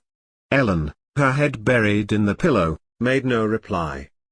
Richard trudged homewards, down the rough track past Slipper Hill Reservoir, then climbed upwards to Meatred Lane and then into town. All was quiet on Parliament Street and he let himself in the house quietly. He crept upstairs to bed, where he lay remembering the declarations of love between Ellen and himself. He marvelled at the new and moving emotions, which had come upon him, when he had held her in his arms. Chapter 13. The progress of the canal workings was now making the distance too far to allow Patrick home each weekend. With the canal snaking towards its final destination, it meant that sometimes as long as 2 or 3 weeks at a time would pass without him journeying to Colne to see his beloved and much-missed family. One Saturday, Patrick and Jenny sat before the fire in their home on Parliament Street. "I'm right glad you got home this weekend," Jenny said, reaching out and squeezing Patrick's hand. Lizzie quietly brought them each a mug of tea, then curled up at their feet on the hearthrug. Patrick ruffled her hair whilst in his other hand he held his pipe. "You look after us well, my love. What have you been stirring in the pot?" "I bought a fresh chicken in the market and a cabbage. The strong smell is sage and onion stuffing," she replied. "Oh, Lizzie, it's like Christmas, you are kind. I heard there's a social evening at the chapel. Didn't you want to go?" her mother asked. Lizzie looked up into her mother's face, noting the tired lines. Then, turning to Patrick, her gaze took in the receding hair and lackluster eyes. Her heart grew heavy as she noted how these two, so dear to her, were aging. "No, Ma. I prefer to be here with you and Patrick. There's no company I prefer to yours." She smiled at them. They all relaxed, the flickering flames lighting their faces with a warm glow. "When the canal's finished I'll try and get some work in Colne," Patrick said. "There's not much about," Jenny commented. "I've a good record with the canal company and I'm going to try for a job with the waterways. I'll get a good reference. Maybe a job on the barges." "That'd be lovely," said Lizzie, "and you may get home every night." With such a possibility Jenny's face brightened and she and Lizzie looked at each other in contemplation. Later, when they had enjoyed the meal Lizzie had so lovingly prepared for them, their hearts were lighter than they had been for many months. "Richard's over at Tom's again," Jenny commented to them both. "Yes, I think there's a love match there," Patrick replied. "It'll be all right, won't it, ma'am?" Lizzie inquired anxiously. "Cousins can marry, can't they?" "Sometimes it's not advisable if 3 are weaknesses in the family," Jenny replied. "Well, there aren't any in yours," Patrick said, "and these days with cholera, about dysentery and poverty, they've as much chance of a healthy life as anyone and any children they have." "John's family came from Skipton," remarked Jenny, her thoughts going back to her first husband. "They hadn't any particular problems that I can think of." "I think it'd be nice if they married," Lizzie said, "and I'd have nieces and nephews." "You'll have children of your own one day," her mother remonstrated with her. "Not me, ma'am. I'm going to look after you and Patrick," she laughed. "No really, ma'am, I've no desire to marry. It's such a hardship for a woman and I know few couples who are happy like you and Patrick, or Aunt Mary and Uncle Tom. I've hopes of my own, which don't include a husband." She finished on a more serious note. "Is it wrong of me not to want to get married?" she asked anxiously, looking at Patrick. "No, dear, but if the right man comes along you may change your mind," he told her. "I've a dream that I'll tell you," she confided. Hugging her knees with her arms she gazed into the fire. "I'm saving, a little at a time I know, and I'm going to buy myself a little cottage. I'll have my very own garden too." Her face was soft as she told them of her plans. "I hope your dreams come true, my love," her mother replied, "then I can sit in your garden when I'm old."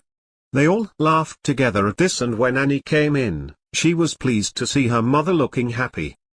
"I've met a nice young man tonight, called Smith Preston," Annie told them. "He works in the hardware shop in the town."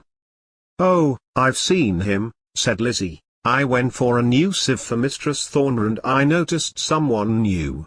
"So you've got your eye on him?" Annie blushed. "I'm seeing him in chapel tomorrow."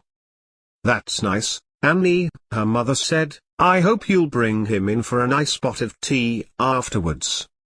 "I will. I'm glad to see you looking so much brighter, ma'am," she said. "See how it improves her health when you're at home, Patrick?" "I try and get home as often as I can, Annie," he replied. "I've been telling your mother and Lizzie that I'll try for a job with the water company when the canal is finished." "Is Ben coming tomorrow?" asked Annie, changing the subject. "He was over at Blacko with Uncle Tom, helping at the farm." "I got a message to say he would try," Jenny replied. "He missed Patrick last time." The following day saw all the family, including Ben, sitting down to a meal of roast pork, received with gratitude from Uncle Tom. There was much teasing when Richard admitted his fondness for Ellen. "I just wish Uncle Tom's attitude was as good as yours." "Ellen, don't tell him," he told them. "I'm sure he'll come round eventually," Ben said, always ready in defense of his uncle. Chapter 14. Their years of hardship and drudgery had taken their toll on Jenny and her health was deteriorating. The need to work had gone with Patrick's steady income from his job on the canal. But she soon became tired, resulting in a need to rest most afternoons. "Mother, are you ill, dear?" Lizzie called as she came in one Saturday afternoon. She saw no sign of her mother, although there was a sweet smell of cinnamon from the batch of fresh tarts, steaming on the dresser. Richard came down the stairs. "Mam's been having a rest but she's getting up now. She's expecting Patrick this weekend and has cooked. See, Lizzie, the batter's here for crumpets. Let's start making them." Annie arrived with Smith, who was now a regular visitor to the house, and Lizzie immediately handed him a toasting fork and some muffins. When Jenny slowly descended the stairs, a scene of busy merriment met her gaze. The door opened and Ben came in, giving his mother a kiss. He said, "I came at the right time, I can see." He quickly took a fruit tart and popped it into his mouth. "Ben, you're supposed to eat the savory pancakes first and crumpets." Jenny laughed as Ben helped himself to more buttered morsels. "Mind you leave plenty for your dad." Richard was working as a weaver in a house down waterside, and he told them details of the latest incidents involving handloom weavers and the butters out who gave them work. Annie and Lizzie contributed tales from the houses where they worked. Richard complained that more mechanical methods were being involved and saw the days of handloom weavers as numbered. They discussed the new gasworks, which were proposed for coal, and marveled at the thought of lights in their homes from a switch. "I doubt I'll live long enough to have gaslight," Jenny remarked. "Course you will, ma'am," Ben said. "We'll see you have it first." They all laughed in agreeable contentment. Whilst still relaxing around the fire, they heard the sound of a cart coming to a standstill outside the house. Jenny's face lit up. "It's Patrick," she said. "I hoped he'd be home today. I'm glad I baked." She moved towards the door, but it did not open. Instead there was a sharp rat-a-tat-tat. They all looked anxiously at each other and, during the silence, a piece of coal fell onto the hearth. Richard abstractedly replaced it on the fire as his mother opened the door. "Mrs. Kennedy?" A dark, swarthy man stood in the doorway, dressed in the rough jerkin and woolen trousers of a navvy. Jenny nodded, silent, and he moved towards her. "Can I come in, Mom?" he asked. Jenny stood to one side, her face showing the anxiety and concern they all felt. "Has something happened to Patrick?" she blurted out at last. "There's been an accident. We were just approaching Colne when a horse and trap, with only a young girl at the reins, came round the corner going hell for leather." She was obviously terrified and the animal was clearly out of control. Patrick tried to help. He ran into the road and grabbed the bridle. The horse reared and Patrick went down under its hooves. The girl was thrown out of the trap, but she'll recover. Looking at Lizzie he continued, Patrick's outside in the cart. You run for a doctor. Addressing Richard he said, help me into the house with him, son. We'll have to be gentle. Lizzie ran quicker than she had ever run before. She knew where the doctor lived. The family used a herbalist for their aches and pains, but this was an emergency. A life-and-death emergency, and Lizzie bantered out her story to the doctor when he answered her urgent knocking on his door. The doctor wasted no time. He followed Lizzie down the street, a big, fair-haired man who wore a long frock coat over his breeches, which were tucked into long leather boots. Lizzie ran quickly to keep ahead of his long strides. In the house Patrick lay on the floor. He was unconscious and blood from a deep wound was congealing on his face. The doctor performed a careful examination. He rose to his feet. He's badly hurt. I do not wish to disturb him, he has obviously broken several ribs. There is a possibility one may puncture his lungs. He must lie flat, try not to move him. I will call tomorrow. Jenny was sobbing, her head on Patrick's chest. Keep his lips moist, my dear, and pray, the doctor advised. He placed a sympathizing hand on top of Jenny's head. Nodding to all of them in turn, he snapped his bag closed and quietly left the house. From the corner of the room, where he had stood quietly so as not to intrude, the man who had brought Patrick home looked at Richard. He was awkward in the presence of the family's sadness. I have to go now. Patrick's wages in his pocket. I'll call again tomorrow to see how he is. Lizzie opened the door for him, tears streamed down her face, nodding dumbly as he left the house. All night they remained by Patrick's side. His breathing was labored and occasionally he gasped.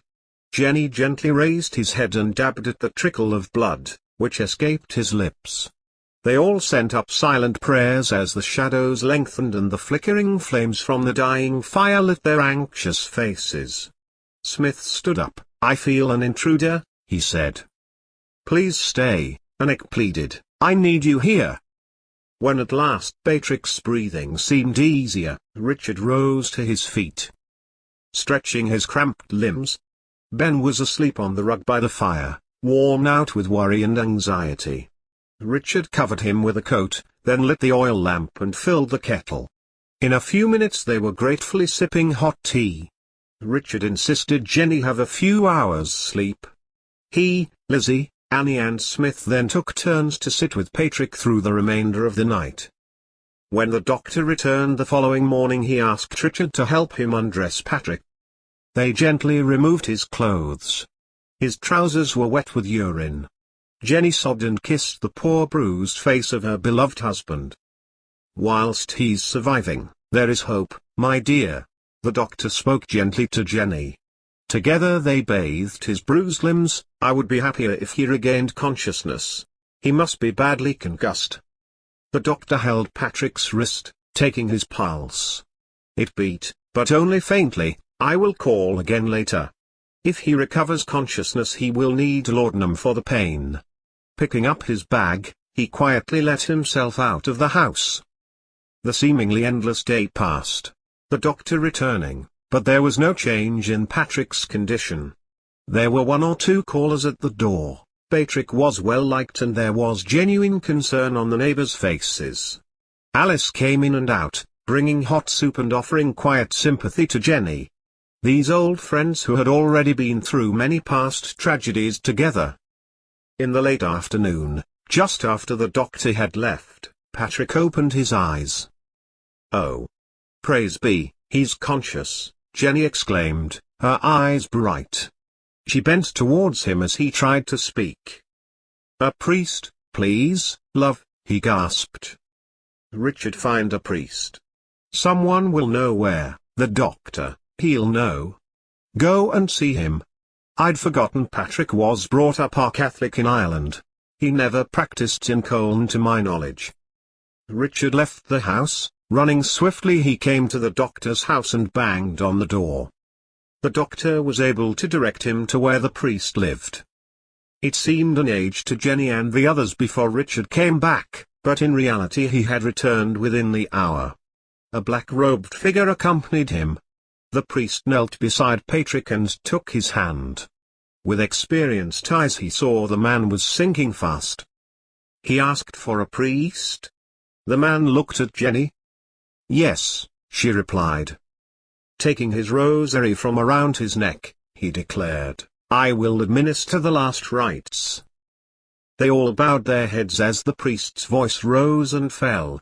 On the priest and Patrick would relate to the Latin chants that raised and lowered in both volume and intensity.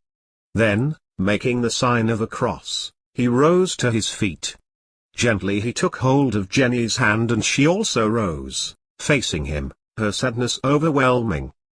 "Be brave, my dear. If you need me again you only have to send your son and I will come," he said. Then, walking slowly to the door, he turned once more and raised his hand in salute before leaving. Later in the evening Patrick gave a great shudder, as blood gushed from his lips. He opened his eyes once more and looked at Jenny who bent to kiss him. Then, his eyes closed for the last time. Lizzie held her mother as their tears fell.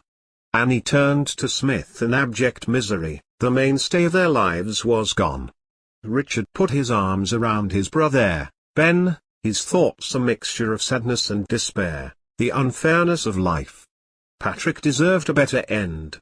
He thought, a long life. He worked so hard for us all. "We have to calm ourselves, Mother." Richard removed his arm from around his brother and touched Jenny on the shoulder. "I'll look after you now," he promised. "Lizzie, go for Aunt Alice, she'll know who'll prepare Patrick." "I'll do it myself." Jenny's ravaged face lifted to her son. "Alice will help you then," he said gently. He turned to Ben who was weeping uncontrollably. "Pull yourself together, Ben. We can't bring him back. Get over to the farm and tell Uncle Tom and Mary what's happened. There'll be a funeral to organize." Chapter 15. The hearse, pulled by black horses, their tossing heads adorned with black plumes, went slowly up the street. Jenny, supported by Richard on the one side and Ben on the other, walked behind, her face covered by a veil. Lizzie and Annie, leaning on the arm of Smith Preston, walked alongside, with Uncle Tom and Aunt Mary, Ellen and Betty behind. Several neighbours joined the small procession together with several Irish navvies, workmates of Patrick, awkwardly clutching their caps, heads bent. In deference to Patrick's final wish, Jenny had asked the Catholic priest to officiate at the graveside. The coffin lowered into the ground and as the words, "Ashes to ashes, dust to dust," were intoned, Jenny fell to her knees in anguish. For several seconds she stayed there. Helped to her feet by Richard and Ben, she received a handful of earth from the priest and threw it onto the coffin. The priest followed suit, then as heads bent in prayer, he gave thanks for the goodness of Patrick's life, his devotion to his family and his good example to all with whom he had come into contact. They all turned to walk slowly home to where Alice Stansfield and Jenny's other neighbour, Elsie Greenwood, were preparing the funeral meal. Jenny was touched by the obvious sorrow of people who came to shake her by the hand, Noyes, foreman and a man who introduced himself as Tom Macduff, Patrick's boss. "You must have come a long way, sir," Jenny said to him. "Patrick worked for me for nigh on 20 years, Mrs. Kennedy. The bosses wanted me to represent them in paying their last respects," he replied. "We all," he nodded towards the Noyes who had come to the funeral, "had a great regard for your husband." The other men nodded in agreement. "Please all of you, come back to my house and take some refreshment," she invited shyly. "I have good neighbors preparing food." "Thank you, we will," and turning to the men he repeated the invitation. Back at the house Alice and Elsie busily served up soups, pastries and hot rolls. Large pots of tea were passed around and Jenny received the messages of sympathy with great dignity. "I'd like a private word with you," Tom Macduff addressed Jenny, "but it's packed in here." "Alice," Jenny said to her friend, "can I take Mr. Macduff to your house for a private word?" "Of course, dear. The door isn't locked." Once inside, Tom Macduff took an envelope out of his pocket. "The directors of the canal company have sent a token of their sympathy in there. Form of practical help," he said to Jenny. "I know it isn't much, but they've given you 3 months' wages for Patrick. They know you'll struggle now he's gone." "Oh, sir, thank you. I didn't expect anything, but this will pay the funeral expenses and my rent for the next few months." She started to cry. "Now, my dear, don't cry. It isn't enough. Some day men, who've worked as long as Patrick had worked, will get a pension for them and their wives. This was the best we could do for you, and believe me, all the men wouldn't be treated as such. Patrick was a good man and he'll be missed." Jenny's heart lightened considerably following this, all but temporary relief from hardship. "Now I won't have to borrow from my brother to pay for the hearse," she said with relief. "That's what it's for, my dear." He shook her hand. Retrieving his hat and stick from Jenny's house, he took his leave. The other Norvies, all shaking her hand again, left with him. Soon only the family, Tom, Mary and the girls and 1 or 2 neighbors were left. "I'll make another pot of tea," said Elsie. "Matt, please bring some more milk from the dresser, we've used pints today." Jenny looked round at her family and friends and sent up a silent prayer of gratitude for their comfort and compassion. Later, Tom and Mary asked Jenny to return with them to Pasture Head. "Ben's working for me now. Why don't you come and be with us? You're too much alone when Richard, Lizzie and Annie are at work," Tom invited. "I will come. Richard will pay my bills, for the hearse and grave. Please give something to the priest too," she told Richard. "How can you afford it all?" he asked. "I was going to pay it off gradually." "Thank you, dear. The canal company has paid me some money. I'm so grateful." "So they should," interrupted Matt, ever against employers. "But they didn't have to," Jenny said. "It isn't the law yet." "No," he conceded, "it was good of them. But remember, Jenny, they had his blood, sweat and tears for 20 years. Those gathered nodded in agreement. Soon Jenny had packed some clothes for herself and Ben and they prepared to leave with Mary and Tom. Jenny kissed Richard, Annie and Lizzie. "Don't cry, ma'am, you're coming back," Lizzie told her, "and I'll walk over to see you on my days off." They waved as the cart moved off, then saying good night to Alice and Elsie, who had been helping to clear away, Richard, Lizzie and Annie walked back into the house. "We've seen some sad times here," Lizzie said. "I remember when our dad came walking down the street proud 'cause he'd taken the king's shilling," remarked Richard. "Aye, and when the magistrate came to tell us he was dead," Lizzie retorted bitterly. "I wish I could remember him," said Annie. "I can't recall anything." "You were just a baby," Lizzie said. "Alice had to look after you while Mam and me worked, and she was looking after Richard too, or supposed to." She smiled at Richard. "I remember when Patrick brought the cart and took us on that picnic to Barnoldswick," recalled Richard. "So many happy times with Patrick, and now he's gone too," sobbed Annie. "We've got to keep up, crying won't help. Isn't Smith coming round tonight?" Lizzie asked, a slight sharpness in her manner. "Yes, he is." "Well, he won't want to see you crying. Here, use my kerchief," Lizzie instructed. "I'll go and sit with Alice and Sarah for a while." She quietly opened the door and went out. "Lizzie has taken this badly," Richard said. "Don't be misled by her sharpness.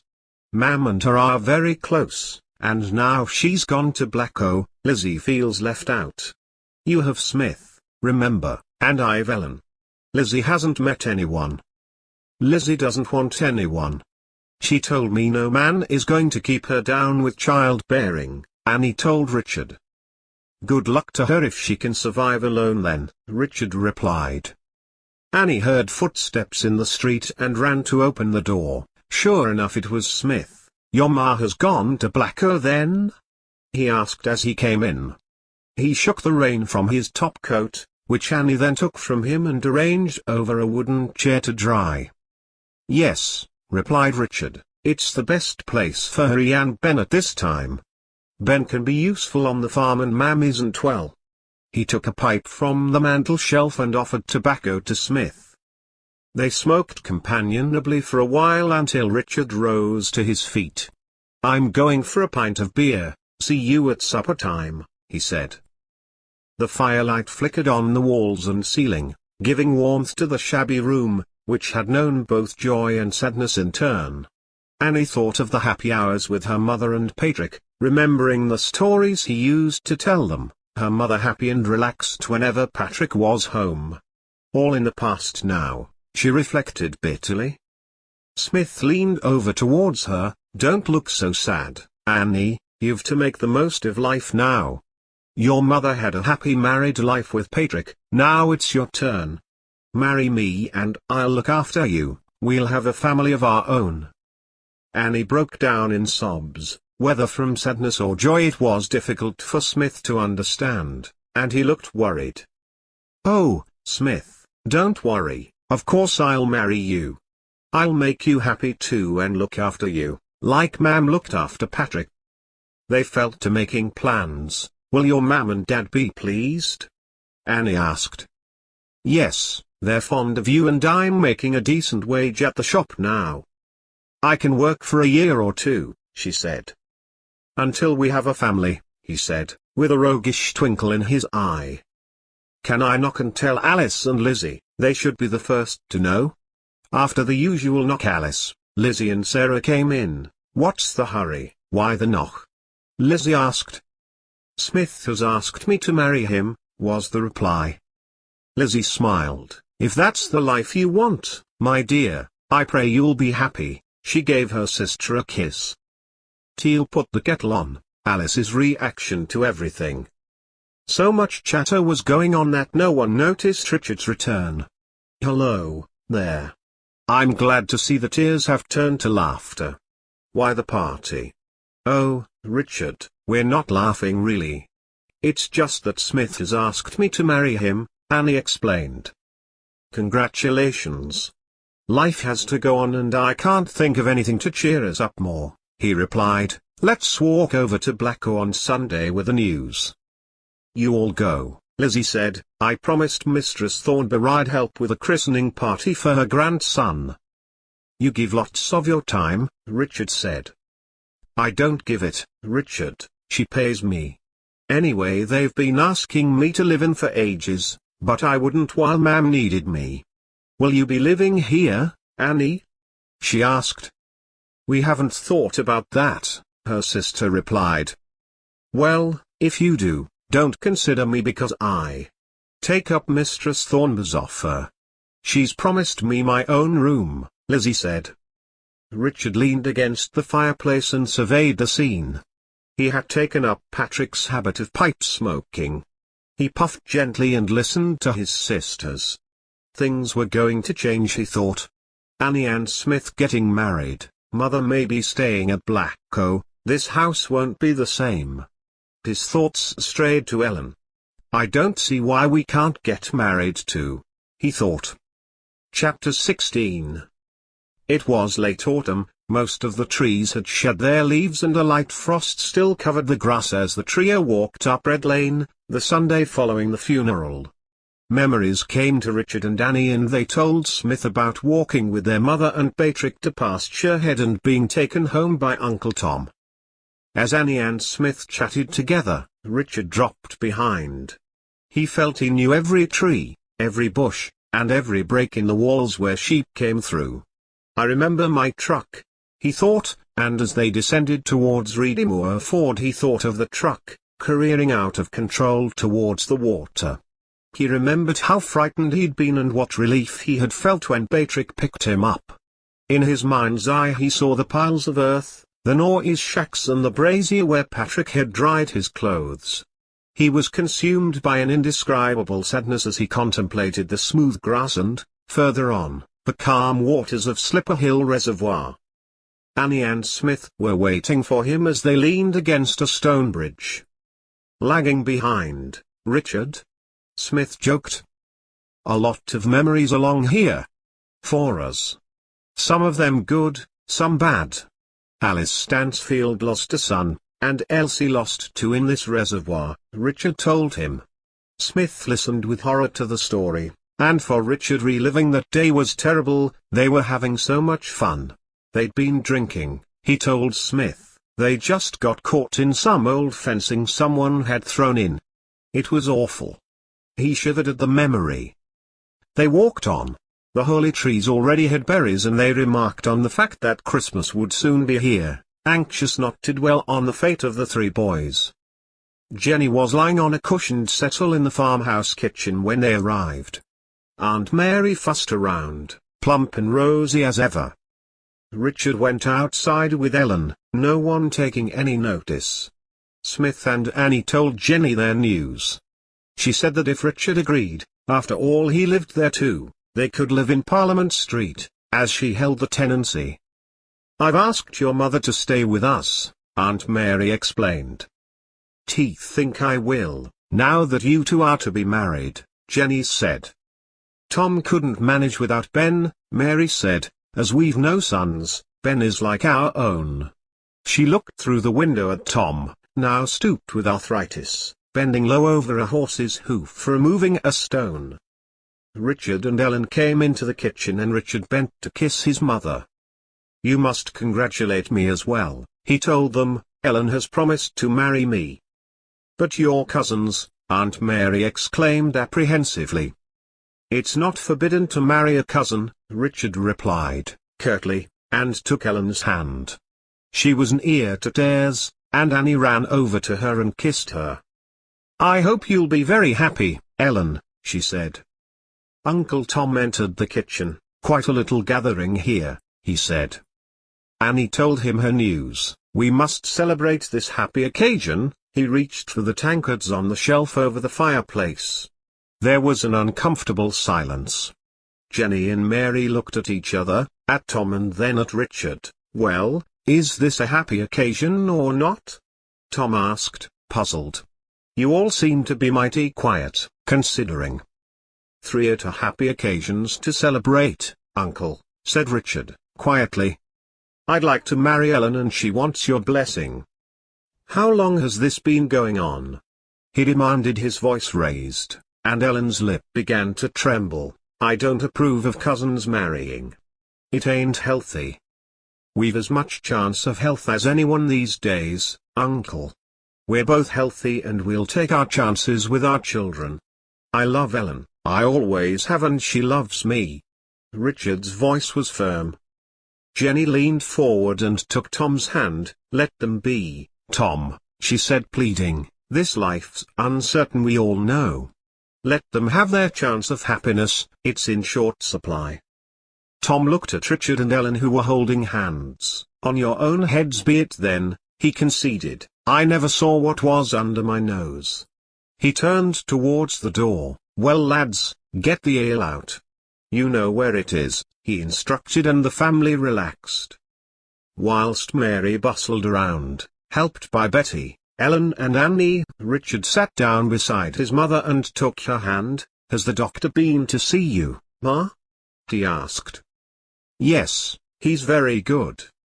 He's prescribed some lotions for my aches and pains and liniment for my sore legs, oh, and a mixture to help me sleep." "Do you feel better?" he asked. "Do you mean about losing Patrick?" she said. "Yes, I mean that. I miss him. He was more to me than me own father, for I had him longer and he spent so much time with me," Richard said quietly. "He was a wonderful man. When I'm sad I remember what life may have been had I not met him," Jenny reflected. Coming over here today, it was all so clear. My memories. The truck in the Ford. Remember the navvy the first day we met Patrick? They both laughed at this. Nice to see a smile on your mother's face, Mary said. Now, roast beef and Yorkshire pudding all round. The double wedding was arranged for the following month in the chapel at Blacko. It was a single-story building, built by the members of the Wesleyan faith. It was a quiet affair because of the family's recent bereavement, but it gave hope of better times to come. Ellen and Annie wore dresses of grey and green respectively. They both had tiny waists and the full skirts touched the floor, new button boots peeped out. They had chosen large hats, each with a flower tucked in the side. There was immediate family present, Smith's parents meeting Annie's folk for the first time, and one or two friends. Uncle Tom gave both brides away and Ben stood with his mother who, now very weak, held on to him as if she would lose him. He supported her as she walked out to the cart that was all decked out for the wedding. Smith's parents had their own small trap, and led the way back to the farm at a merry canter. The sun shone, bird song filled the air. I'm glad I've lived to see the start of a new generation, thought Jenny. Will I live to hold my first grandchild? She wondered. Back at the farm they all sat round the big, scrubbed table whilst Lizzie and Betty waited on them. Toasts were drunk with Tom's October ale. Later, Betty and Lizzie talked together as they washed the dishes. I've been seeing Martin Bannister quite often lately. We walk home from church together, Betty confided to Lizzie. The farmer from Whitemoor? Lizzie queried. Yes. Well, if you marry him you won't move far, Lizzie teased her. What about you, any plans of your own? About marriage? Not me, declared Lizzie, I'm to stay on my own and save up for my own house. Each to his own, and if you want to get married, good luck. I'll remain a spinster, thank you very much. Tom drove the two couples back to Parliament Street as the first snow of winter came swirling through the misty evening. He did not linger, knowing the snow would soon obliterate the track, and he returned to Blacko as soon as possible. He knew Ben would have started the milking and smiled to himself, feeling Ben was the son he and Mary had never had. Richard and Ellen, Smith and Annie soon settled down together in the house on Parliament Street. Richard and Annie had jobs in a weaving shed down on Windy Bank. They were still using hand looms, but the threat of powered looms hung over them. Smith still worked at the ironmonger's shop, but Ellen stayed at home to cook and clean and care for them all.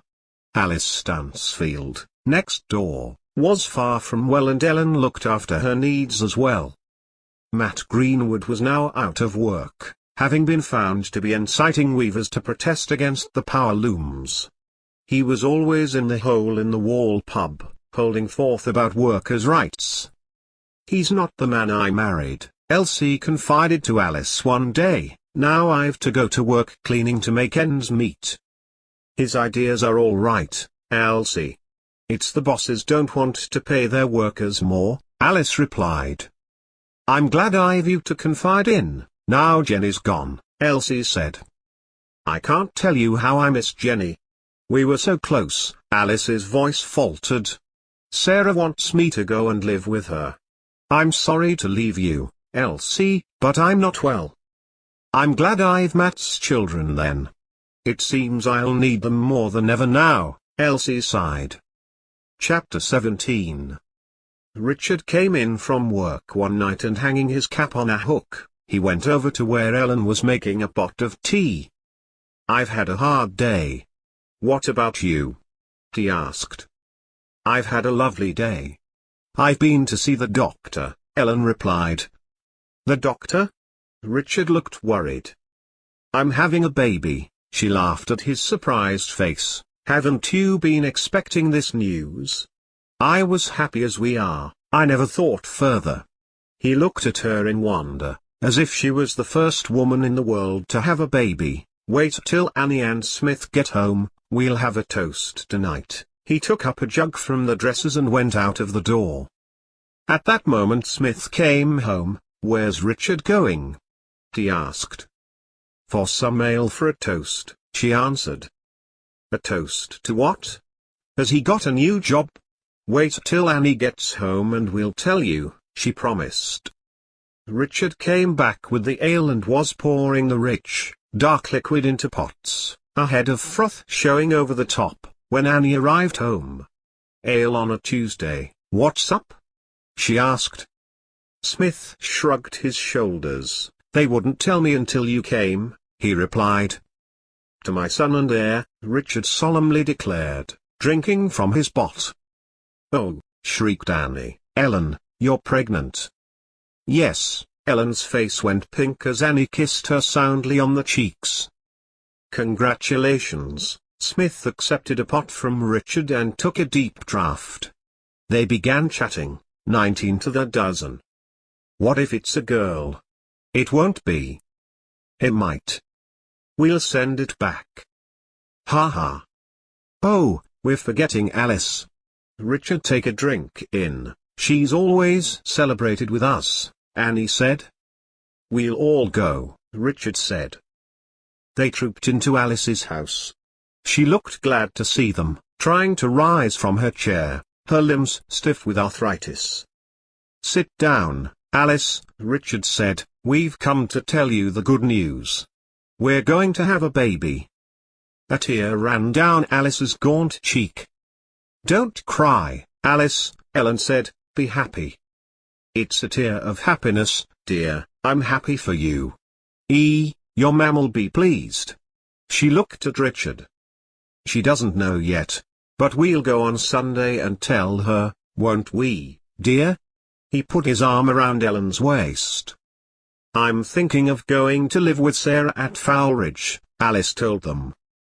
We'll miss you, but you'll be happy with your grandchildren, won't you? I was thinking, Annie, if you were to see the landlord, you could have this house. I know you all get on well, but you must be overcrowded and when the baby comes you'll need more room, Alice told them. We'll see about it and we'd be neighbors, nearly like living together, Annie hugged Ellen. On Sunday Richard got out of bed earlier than usual and as Ellen listened, she could hear him talking to Smith downstairs. The door opened then closed and she heard the sound of their clogs on the street, reverberating in the quietness of the Sunday morning. Ellen sat on the edge of the bed and put her feet into her slippers. She tapped on Annie's door and a sleepy voice asked, Who is it? Where have Richard and Smith gone? She asked. Maybe to church, Annie answered. No they haven't, Ellen laughed, they only go for births, deaths and marriages. Well, I don't know. As you're up, brew a pot of tea, love. Annie snuggled down into the blankets. All right, and I'll rake the fire. Even though we're going to Blacko I feel I need some warmth. She padded downstairs and turning on the tap, she filled the kettle and placed it on the fireplace. She fanned the embers with the bellows until she got a small flicker in response. Again she used the bellows and the fire came to life. She pottered about the room waiting for the kettle to boil. She took down the caddy and spooned 3 scoops of tea into the teapot, then, her hands held out to the flames, she mused on their coming child. If it's a boy we'll call it Richard. But what if it's a girl? Jenny, after Richard's mam, or Mary, after mine? No, I think it'll be a boy, I hope he's just like his father. Straight and honest, a good temperament, a sense of humor. I hope life is better for him than it is for us. But I shouldn't grumble, dear God, just don't let it be worse. The kettle was emitting steam by this time and she took up a piece of cloth and holding the hot handle with it, she poured the water onto the tea. She took 2 cups upstairs and sat on Annie's bed. The 2 cousins held their hands round the hot cups. It was cold in the bedroom and their breath showed against the light. Where can they have gone? Ellen referred to Richard and Smith again. I hear something, Annie said, it sounds like a horse and trap. Well, that's not them then, remarked Ellen. The door downstairs opened. Where are you two, still in bed? Richard's voice drifted up the stairs, "See what we've brought." Ellen went carefully downstairs and looked through the open door. "It's Smith with his mother and father's trap." "Yes, you're not walking to Blacko in your condition," he laughed as he came in. "I'm only a couple of months pregnant," she protested lightly. "Mother and father were pleased to let us borrow it," Smith smiled. The four of them were made very welcome at the farm, and after the first fuss quietened down, and they were all sitting round the roaring fire holding scalding pots of tea, Ellen made her announcement. "You're going to grandparents," she said, her gaze encompassing both Mary and Jenny. Cries of pleasure came from the two women. "I must go out to the barn for Tom and Ben," said Mary. "De'll go, Mother." Betty rose quickly from her chair. "Father'll say he'll open a cask of ale," she smiled. Sure enough, after a roast beef dinner and fruit pies, Tom brought tankards into the kitchen. "We'll drink to your health, my dear." "To you," he said, lifting his drink, "and to a healthy, happy baby." These sentiments were endorsed all round and much chatter went on. Names were suggested, talked over, rejected, until at last Ellen said, "If it's a boy, he's to be another Richard." "To a boy then." Richard raised his tankard and they all followed suit. Chapter 18. As the date of Ellen's confinement drew nearer, Annie started to work fewer hours in order to help about the house. One afternoon Lizzie joined the two as they were sitting round the fire talking of various occurrences in the town. "Lovely to see you, Lizzie," Annie fussed round her sister, taking her coat. "I've brought a present from Mistress Thornber," she smiled, handing Ellen a parcel. Inside was a beautiful white woolen shawl. "She knitted it herself," Lizzie said. "She's kind. We'll have him christened in this." Ellen held the soft wool against her cheek. "It might be a girl," her cousin reminded her, laughing. Ellen patted her tummy. "You're not coming out if you're not a boy," she laughed again. "I don't really mean that, you know. I just want a healthy baby. Boy or girl," she finished firmly. "How's Alice? Has anyone heard?" Lizzie interjected. "She only went to Sarah's last week," Annie replied. "Have you heard about the tenancy yet?" "Yes, we can move next week." "I'm glad you'll still be nearby when Ellen's time comes," Lizzie said. "The midwife says I'm doing very well," Ellen told her. "I'm not putting on too much weight." "How are the weavers going on?" Lizzie changed the subject. "Well, they're getting 7 shillings for 6 pieces at the moment," Annie told her, "but if these new power looms they're experimenting with are made, I don't know what'll happen. I expect the handloom weavers will eventually have to go into factories," Lizzie remarked. "Yes, and for a lot less money. Only the factory owners get rich," Ellen commented. A few days later, when Richard arrived home, there was a hustle and bustle about the place. 2 kettles were boiling on the hob, and as he came in, Annie came hurriedly down the stairs. Ellen started, "Richard, the midwife is with her now." Richard's stomach started to churn and he made for the stairway, but Annie stopped him. "We'll tell you when you can go up. The midwife's just examining her to see how far off the baby is," she explained gently. "Make yourself a pot of tea," she instructed. Richard heard a brief moan from the bedroom. "I wish Alice was next door," he thought. "I'd go in there." Instead he went outside and paced up and down the street. Matt Greenwood was on his way home. "How's work, Matt?" Richard asked. "Difficult to get," he replied. "How's Ellen?" "The baby's started," Richard informed him. "That's why I'm out here." "Come in and have a brew of tea," Matt invited. "I'll just go back home and make sure I'm not needed," Richard replied. "You'll not be needed till it's over," Matt gave him a playful pat. Richard hurried back to the house. The moans sounded louder and he hesitated on the doorstep as he saw Lizzie coming down the street. "Annie sent a message, so I came as it's my night off." "What are you hovering on the doorstep for?" she asked in her usual teasing manner. "I thought I might be needed," he replied. "Matt's asked me in there." "Best place for you. I'll get you if you're needed." Lizzie gave him a playful push, and hearing more activity upstairs he beat a retreat. He and Matt talked over their future as weavers. "They say handloom weavers may not be suited to be power loom weavers," Matt informed Richard. "I know it's a different skill," Richard replied.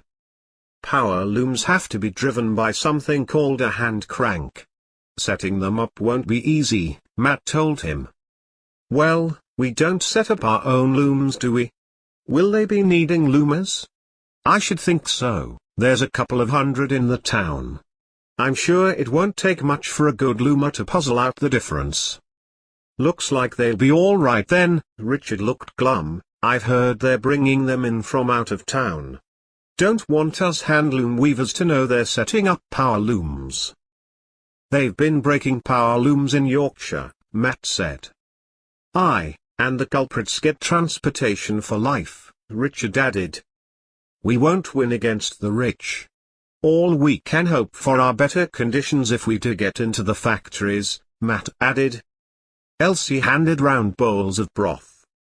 "Thank you," Richard said. "I'd almost forgotten I hadn't had any supper." They ate companionably and afterwards they lit their pipes and talked again of the future for the handloom weavers. It seemed a very long time to Richard, but within a couple of hours there was a knock on the door. It was Lizzie. "Come on home, you've got a son," she cried, her eyes bright with gladness. "Is Ellen all right?" were Richard's first words.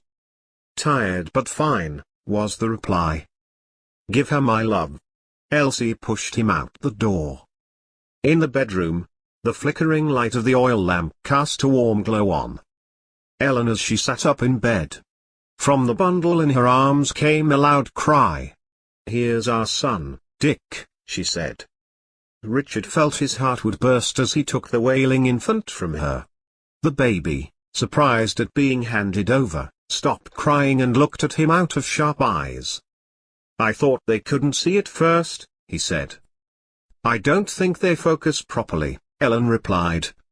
"He's looking straight at me," Richard said proudly to Annie and Lizzie as they came in the room.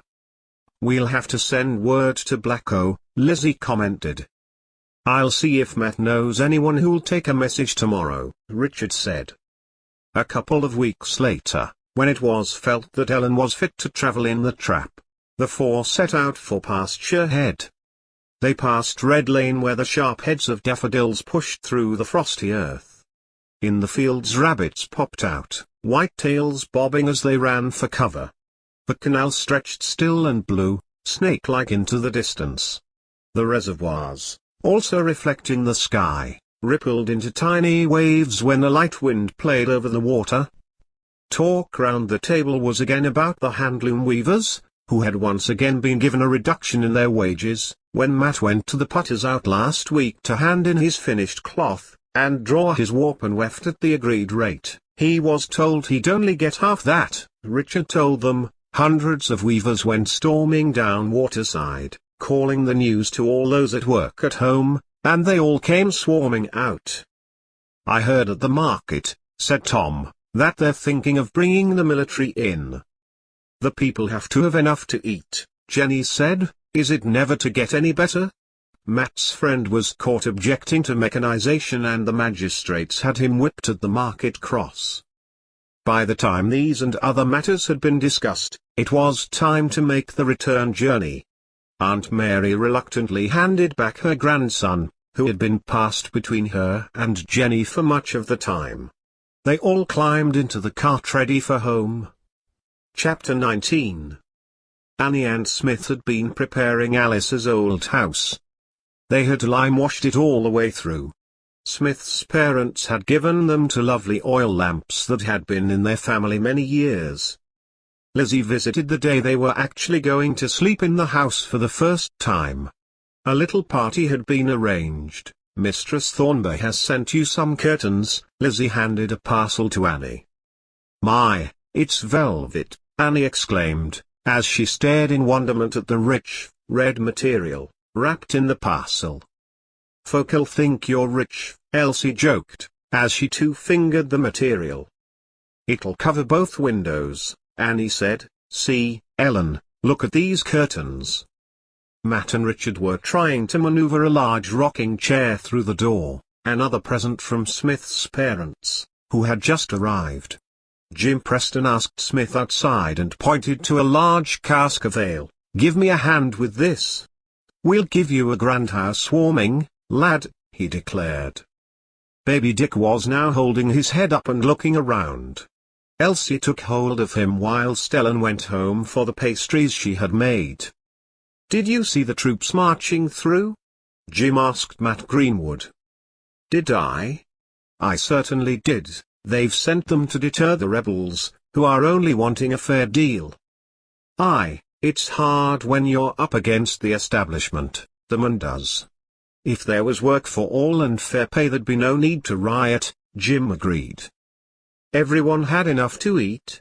asked Smith, an hour or so later. "Well, fill your tankards, we've a toast." Everyone looked up, eager inquiry on their faces. Smith put his arm around Annie. "We're having a baby," he declared proudly, and Annie flushed prettily. "Good luck to you both." Richard gave his sister a kiss, followed by Ellen. Lizzie smiled. "I'll have to ask Mistress Thornby to start knitting again," she said. Baby Dick's christening took place at the small chapel at Blacko, where his parents had been married. Lizzie and Smith Preston were his godparents. The usual feast had been prepared at Pasture Head and the christening party made their way there. Richard tenderly helped his mother into Jim Preston's pony and trap. Ellen and the baby climbed in to join Jenny. "This has been a happy occasion for me," Jenny told Richard. "The baby looks just like you." They made their way back towards the farm along the country lane. It was hot and the scent of hawthorn blossom was thick in the air. Bees buzzed around, industriously, and the ever-present flies tormented the pony that I constantly flicked her tail and shook her head. Cows lay on the ground, chewing their cud. "It's a sign of good weather seeing cows lying down," Jenny said. "We need some nice weather so that you can grow big and strong," Ellen said to the baby, hugging him close. He was uncomfortable in the sunshine and began to whimper. "He'll be nice and cool when we get to the farm," said Jenny. "That's the best thing about stone houses, warm in winter and cool in the summer." They passed under a fringe of trees and for a moment they were spared the heat of the sun. They were nearly at the farm now, and the child dozed off to sleep. Jenny's mind wandered back to Patrick and the picnics he had taken them on, in the cart he hired. On days such as this, the memory tugged at her heartstrings. They arrived at the farm and Ellen laid the baby down on the bed in Mary and Tom's bedroom, then went downstairs. As usual, Mary and Tom had made a great effort and a large christening cake took pride of place on the table. Grandmother Windle was there, to make up for generations, as garrulous as ever and puffing away on her clay pipe. Richard thought she hadn't altered since he was a boy. She had looked old then, he thought, but she must not have been more than 60, as her 80th birthday party was next month. Toasts were made to the baby and to the new addition expected in the Preston family. Then, as the sun started its descent behind Pendle Hill, they began their journey back to Colne. Chapter 20. There were fresh disturbances amongst the townsfolk of Colne, the victims of great poverty. A petition was sent to the landowner, the Duchess of Buccleuch, requesting land for a poorhouse. In October 1819 she granted the land, at Flass just outside Colne, 2,993 square yards at a nominal rent of £4 per year. The building of the poorhouse started at once. When the poorhouse was opened, there was a pathetic care of people outside every night. They were provided with thin porridge on admittance. Word filtered through to Colne of disturbances in Burnley, where people demanded cheaper food and better conditions. Matt Greenwood called on Richard one evening and asked if he would go with him to listen to a radical leader named Knight who was speaking at Burnley. Richard, "Don't go," pleaded Ellen, "there may be trouble." "We'll keep well away from any trouble," Matt assured her. "Pll beat a retreat if any starts. I just want to hear his views, and I think it's important Richard knows what's going on." The two men joined several groups at the top of Colne Lane. Carts had been supplied as transport. When they arrived at Burnley, Richard was surprised to see men wearing red caps of liberty and carrying revolutionary flags and banners. The radical leader, Knight, made an inflammatory speech and some pistols were fired. "It's mostly hot air," declared Richard to Matt, quietly. "I think I'd like to make my way home. Ellen will be worried." "I agree. He's just rabble-rousing tonight. If they call the soldiers out we'll be in trouble, and it doesn't seem the right time," Matt added. "Let's go." They headed towards where the carts had been left, but there was no sign of them. "Let's walk," Richard said. "We'll be home in an hour or two." The two set off. Other men in groups of 2 or 3 followed them, and soon there was a veritable army marching along. They passed through Burnley and then Reedley. The rain started when they reached Bryfield, first a few drops increasing into a downpour. Raindrops ran down Richard's neck and soon his jacket was wet through. He cursed inwardly for allowing himself to be persuaded into accompanying Matt. He never would again, he thought. When they reached the turnpike, where the 4 roads met between Great Marsden and Little Marsden, there was a crush of men queuing at the inn called the Nelson. "I'm going to get a drink," Matt told Richard. Richard felt obliged to join in the throng around the bar. Several men jumped onto tables shouting about reductions in wages and bad conditions. The innkeeper disappeared through a door and men began to jump over the bar serving themselves. "Is no one paying for ale?" Richard asked Matt. "Doesn't look like it," he replied. "Let's get out of here then," Richard said, draining his tankard. "The innkeeper may have sent for the soldiers." They pushed their way through the heaving and now slightly drunken band of men and set off for Colne. Richard and Matt didn't say much on the last stretch of their journey. As they reached Colne, Matt asked Richard if he fancied a last pint in the hole in the wall, but Richard, now very wet and very disenchanted with the whole thing, said all he wanted was a hot drink and a warm bed. When they reached Parliament Street, Richard opened his door to be greeted by Ellen, Smith and Annie, who were keeping Ellen company. "Oh, Richard, you're wet through," Ellen exclaimed. "Wet through, footsore and weary. We've walked from Burnley," he told them, taking off his wet coat and removing his shoes. "Never again, I'll tell you," he said, and recounted the night's events. Chapter 21. Jenny was not well and Aunt Mary sent a message to the families on Parliament Street, asking them to visit. It was nearly Christmas and Annie was now heavily pregnant. "I don't think I should be jolted in the cart just now," she said worriedly to Smith. "I'll borrow the trap and we'll take it quietly and easily," he reassured her. The following Saturday dawned fine but cold and they decided to make the promised visit that day. They had sent word of their intention and, on their arrival at the farm, to their great surprise, Mary had made a Christmas dinner. "I thought you wouldn't be able to come on Christmas Day this year," she hugged Annie, "and it doesn't have to be the 25th of December to celebrate the birth of Jesus, does it?" They all agreed. "Now, come and see your mother."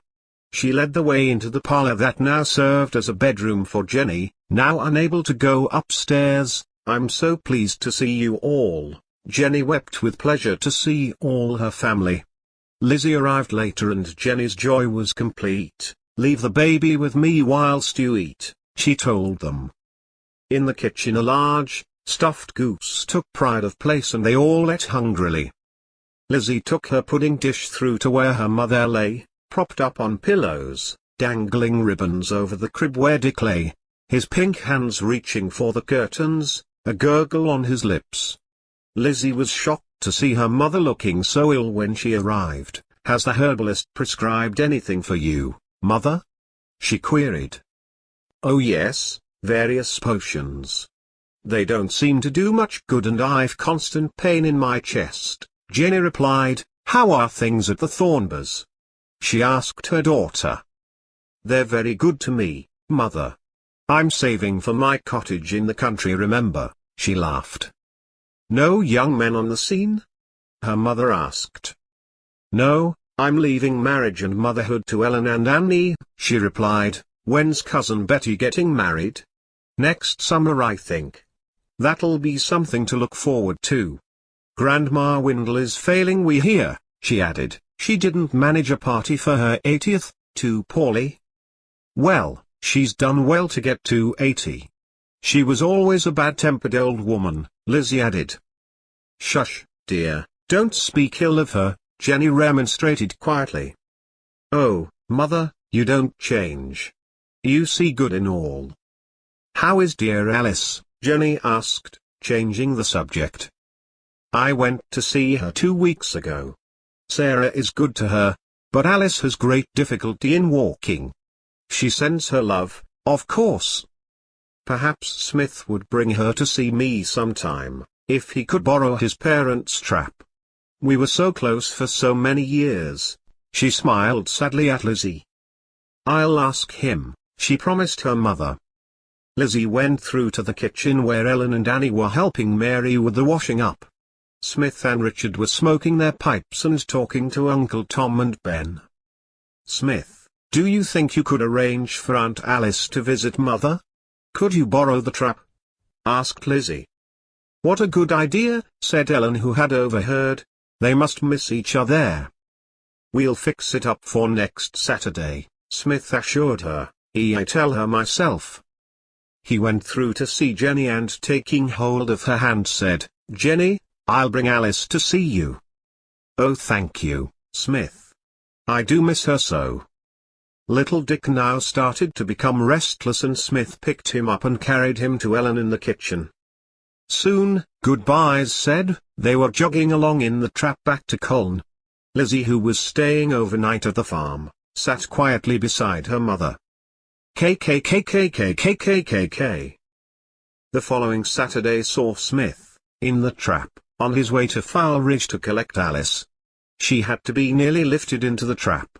But soon, well wrapped in blankets, she was on her way to visit her dear, old friend. "Oh, Alice," Jenny was overcome when Mary helped Alice into the room. "I've missed you so." "I've missed you, Jenny." "Well, we're a couple of crocs these days, eh?" said Alice. "Good thing the next generation are here to look after us." Jenny and Alice spent a pleasant afternoon reminiscing together. Mary brought in cakes and pastries and hot sweet tea. "Remember how we used to bang on the wall when Tom brought you home from Blackgo, and we'd share the food? Good days in some ways, Jenny." Least we had our health then." "I hope life is kinder to our grandchildren," Jenny said. "I hope so too," Alice agreed. Smith was waiting to take Alice home to Foul Ridge, and the two friends reluctantly made their farewells. Chapter 22. Soon after Christmas, Annie knocked on the wall for Ellen. "Have you started your pains?" Ellen asked, when with Dick under her arm, she answered the summons. "Yes, I have." "Will you send for the midwife?" Ellen ran next door to Elsie. "Will you go for the midwife? Annie's baby has started. I'll see to her." "Of course," Elsie answered, taking her shawl from the hook behind the door. She hurried off up the street. Ellen busied herself, putting the kettle on to boil, preparing cloths and comforting Annie, who was fearful of the coming birth. "Shall I send for Smith?" she asked. "No, we'll wait a while. He can do no good here, and he's needed at the shop. It takes a few hours, doesn't it?" she gasped between pains. The midwife came, and while she attended to Annie upstairs, Elsie and Ellen made a cup of tea. Now there would be anxious hours of waiting. Smith came home at noon and was surprised to find Annie well into labor. He went upstairs but was summarily dismissed by the midwife, who didn't agree with husbands making their presence felt. "I'll go back to work, but please send a message if the baby is born," he begged of Ellen. The hours passed with still no sign of the baby. Smith came home at 7 and was worried that Annie was still in labor upstairs. Ellen went up once more. The midwife called her over. "Hold Annie's hand, I think this last thrust will bring the baby." As Annie gave a scream and held onto Ellen's hand, the midwife helped the baby out. Ellen saw the screwed-up, red face. With a quick smack the midwife made him cry. His lungs stretching in his first efforts. "You've got a baby boy," she declared. Smith had come running upstairs at the sound of the baby's cry and he stood, nervously, in the doorway. "You've a son, my good man." The midwife went slowly down the stairs. "I could do with a pot of tea," she said to Elsie, as she slumped in a chair. It was a breech birth. "Lucky I know what I'm doing," she said. "Could have lost him." She delved into her pocket and removed a small bottle of spirits, which she poured into her tea. "Reckon I've earned that today." "Reckon you haven't," Elsie agreed. Upstairs, Smith and Annie were gazing adoringly at their baby son. "What are we to call him?" Smith asked. "David James, would be nice," Annie suggested hopefully. "Pleased to meet you, David," his father kissed his forehead. Machinery was being installed into buildings quite openly and people were afraid for their livelihoods. Richard and Smith were enjoying a tankard of ale in the inn one night when Matt Greenwood came over. "Have you heard? Some of the Luddites in Yorkshire have been found guilty of the murder of a mill owner and the burning of a mill. They've been transported to Australia for life," he told them. "Well, I'm not getting involved in any disturbances," declared Richard. "That night in Burnley was enough for me." "It's all right you saying that, but 3 families in Colne tonight living off boiled nettles and oats," retorted Matt. "It isn't right." "What can we do about it?" asked Smith. "Just give support if you have to, when those who leading the rebellion need it," Matt said, putting his tankard on the table. He left. "I think he's more involved than he admits," commented Smith. "He'd better watch he doesn't get transported for his pains." "The authorities here are too strong," replied Richard. They returned to Richard's house as usual. Annie was there, keeping Ellen company. "We've had bad news," Ellen said. "Oh dear," Smith looked at them.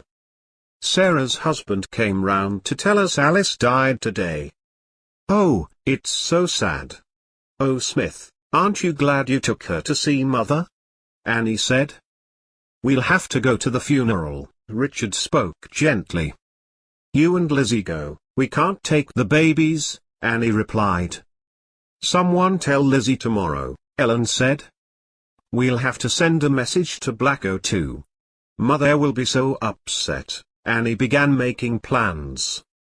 Jenny was indeed shocked when she heard the news of Alice's death. "I'm just grateful that we had that afternoon together," she told Mary. The day after, the news reached Pasture Head that Grandma Windle had also died. "I can't really grieve for her," Mary told Jenny. "She was 80 and had had a good life." "My mother died at 32, Jenny replied. "She never saw her children grow up, never mind her grandchildren." They were silent in their contemplation of the unexpected twists and turns that life brings. Chapter 23. Ellen's sister, Betty, had a quiet wedding when she married Martin Bannister of Whitemore Farm. Only their parents were present. They all felt that any bigger celebration would not be appropriate. Jenny was failing. The doctor had told her brother that her heart was weakening. Indeed, Tom himself wasn't well. The pain from his arthritis had taken his zest for life and Mary worried about him. "I'm glad I can pass the farm on to Ben," Tom told Mary one night, as they sat by the fireside at Pasture Head. "He's shouldering more and more responsibilities." Ben was sitting in the room next door with his mother. The doctor had told him Jenny would not have much longer to live and he devoted what time he could to her. "It seems a good time to mention to you, Tom," said Mary, "that Betty says they have a cottage available at Whitemore. She wants us to move there eventually. I suppose we must bow to the inevitable, Tom replied, sadly, but not for a while, hopefully. At the same time, Ben was telling his mother about his feelings for Sarah Stansfield from Moss Farm, by Slipper Hill Reservoir. She's a nice girl, ma'am. I'd like to bring her to meet you. Jenny smiled at her youngest son. I'd like to meet her, and raising herself from her pillow, she added, I'll make an effort to be brighter. She smiled at Ben. Your father would have been proud of you. He hoped you'd have employment that you liked and not that you were forced into. I'm lucky because Uncle Tom wants me to take over from him, he told his mother. Later, when Ben was having supper with his aunt and uncle, he broached the subject of bringing Sarah to meet his mother. That'd be lovely, Ben. I've known Sarah all her life. Bring her tomorrow. The following evening Sarah held Jenny's hand as they talked of Ben and his helps for the improvements on the farm. I hope you and he will have a happy life together, Jenny told her. I've had 2 husbands. She drifted in her mind and Sarah waited patiently. My first husband, John, Richard's father, loved me dearly but he had no work. When Captain Barcroft asked for recruits to fight the French, John marched off. Did you know, dear, they all drowned? In 1795 there was a terrible earthquake. It spread across the country and caused high seas and storms. Scarcely a family in Colne was spared losing a father or son. Jenny lay back exhausted. Sarah waited. Then I married Ben's father, Patrick. He loved me too. I've been lucky in the love of 2 good men who gave me lovely children. Jenny's eyes closed as she relived those years in her mind, and peacefully she drifted into sleep. Sarah gently disengaged her hand and rose from her chair. She returned to the large kitchen where Ben and his aunt and uncle waited. Your mother is asleep now, she told Ben. I think she was tired with talking. When Lizzie visited her mother the following day, she was shocked to see how frail she had become. Ben has a lovely lady friend, Jenny told her. Yes, I met Sarah at the last harvest supper. I thought then how well suited they seemed, Lizzie replied. On her way home, Lizzie called at Parliament Street to see her brother and sister and their families. Mother is failing fast, she told them sadly. We're not going to have her for too much longer. We thought she was frail last time we were there, Richard said. I'll walk over tomorrow night after work. Ben and Sarah seem to be serious about each other, Lizzie remarked. He took her to see Mother the other night.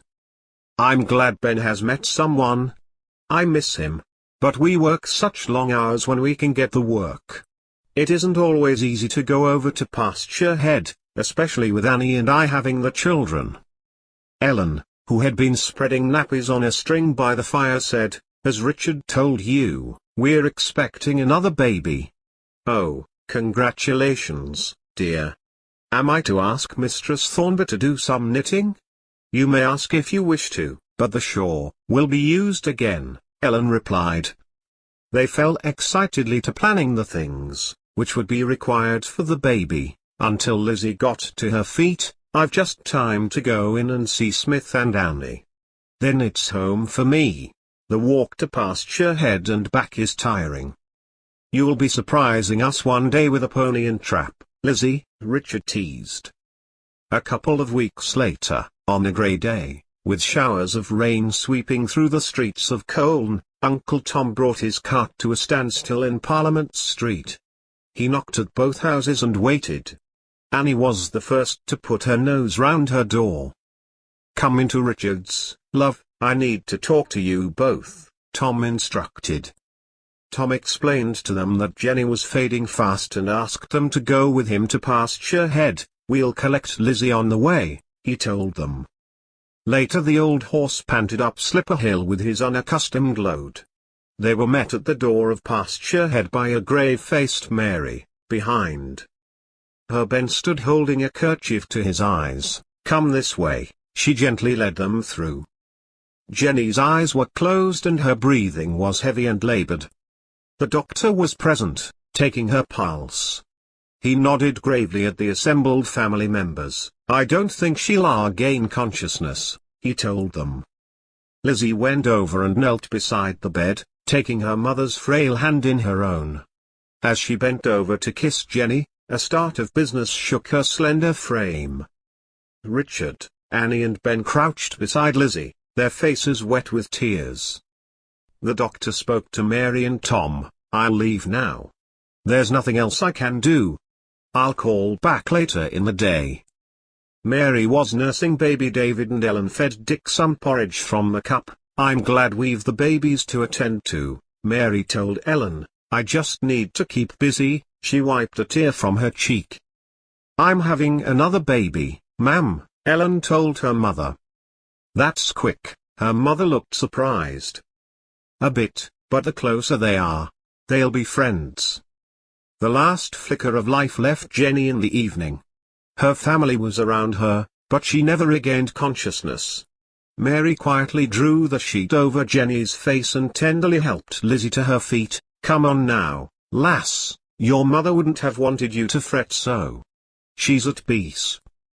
They all sat in the kitchen, scene of so many happy occasions. Mary passed hot cups of tea round. They were all in a state of shock. It seemed the mainstay of their lives had left them. "You must all sleep here tonight," Tom said. "I don't feel able to get the cart out. Doesn't seem right for you to go somehow." The following day they were back in Parliament Street. Richard and Smith had to return to work. The funeral had been arranged for the following Saturday. Jenny was to be buried with her beloved Patrick, at Colne. The day of the funeral began with strong winds and heavy showers. The mourners gathered on Parliament Street, friends and neighbours giving their support to the bereaved family. As the cortege moved off up the street, a streak of flame leapt across the sky and thunder followed in an instant, bellowing and reverberating. The crash of thunder set windows rattling and the echoes pealed off behind Bowlsworth Hill. Sheets of rain hissed down, a solid deluge, splashing on the stones, pouring down the walls of houses. The horses pulling the hearse shook their heads as the rain ran down their noses. "It's as if the whole world is crying with us," thought Lizzie. One evening Ben walked down Slipper Hill and turning right, he passed through a stile which brought him in front of Slipper Hill Reservoir.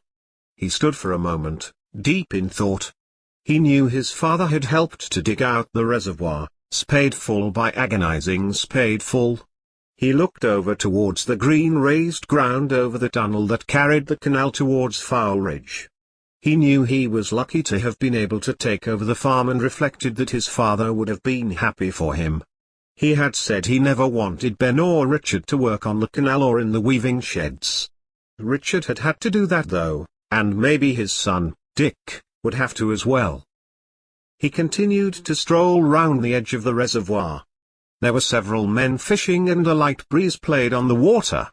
Ben passed through another stile on the far side of the reservoir and waved his hand as he heard a cooey from the farmhouse just on his left and he saw a hand waving. He had been expected and his sweetheart, Sarah, came flying down the grassy hillside and threw herself into his arms.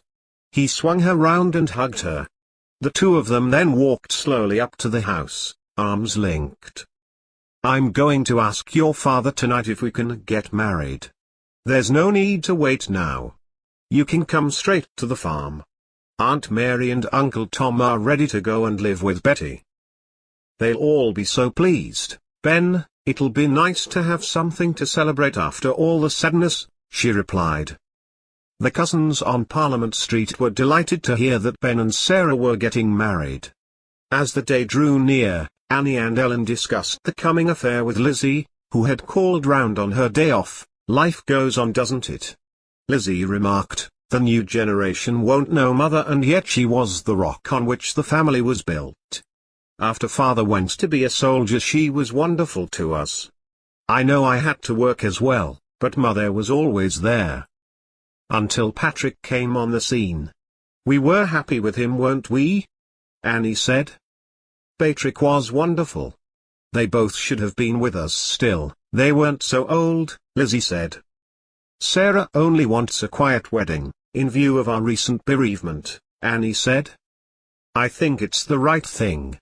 We can celebrate with them and wish them happiness even through our sadness, Lizzie replied. The happy event took place in the chapel at Blacko. Sarah carried a posy, which she threw into the small crowd that had gathered to watch. Lizzie caught it. Next to be a bride, someone called out. Not me, laughed Lizzie, and she handed the posy to Annie. We'll put this on Mother's grave tonight, she said. Richard and Smith went to pasture head to help with the haymaking that year. They worked until the last forkful of hay was passed up onto the cart. Time after time the cart made the journey to the barn. The hay was then forked down and drandpulled. Sarah carried on the old tradition of a haytime feast. Ben went with the cart to fetch the cousins from Colne to join them. This is like old times, Richard said, holding young Dick in his arms as the cart climbed Red Lane. When they reached Blue Slate Farm and the road sloped down to the ford, he lifted the youngster up. Look, that's where your father rode down in his truck. Young Dick simply pushed his fingers in his mouth and stared. He's too young to understand, Ellen chided, gently.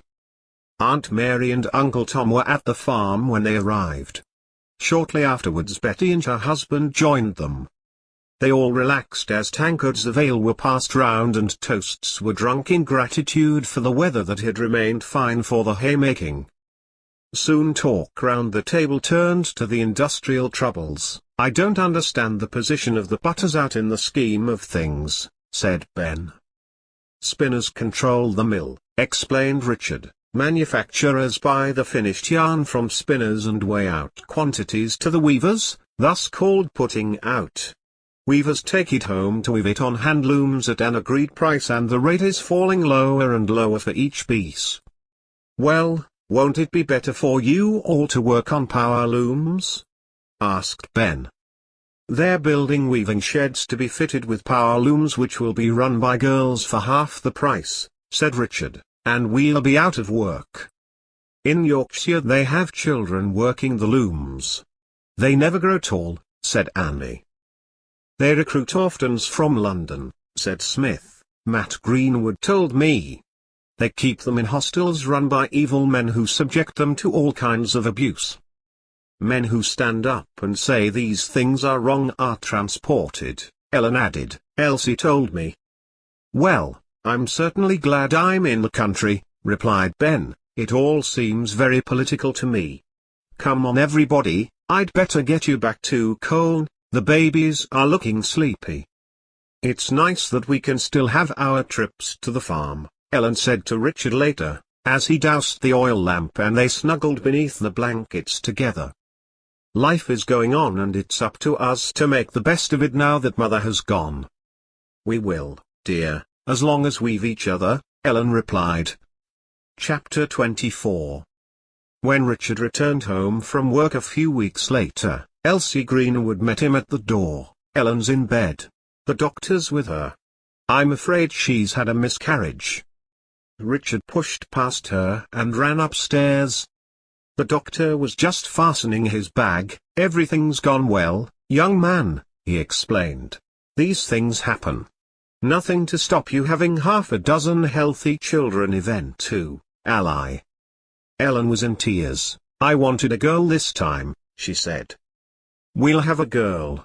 You heard what the doctor said, we'll try again in a month or two. In the meantime you must rest and get your strength back. Richard calmed her. Where's Dick? Richard asked. Annie took him. He can sleep there tonight. David's like his brother. She smiled at Richard. We'll have a brother for him sometime, he replied. I've made you some broth, Elsie spoke from the doorway. Thank you, Elsie.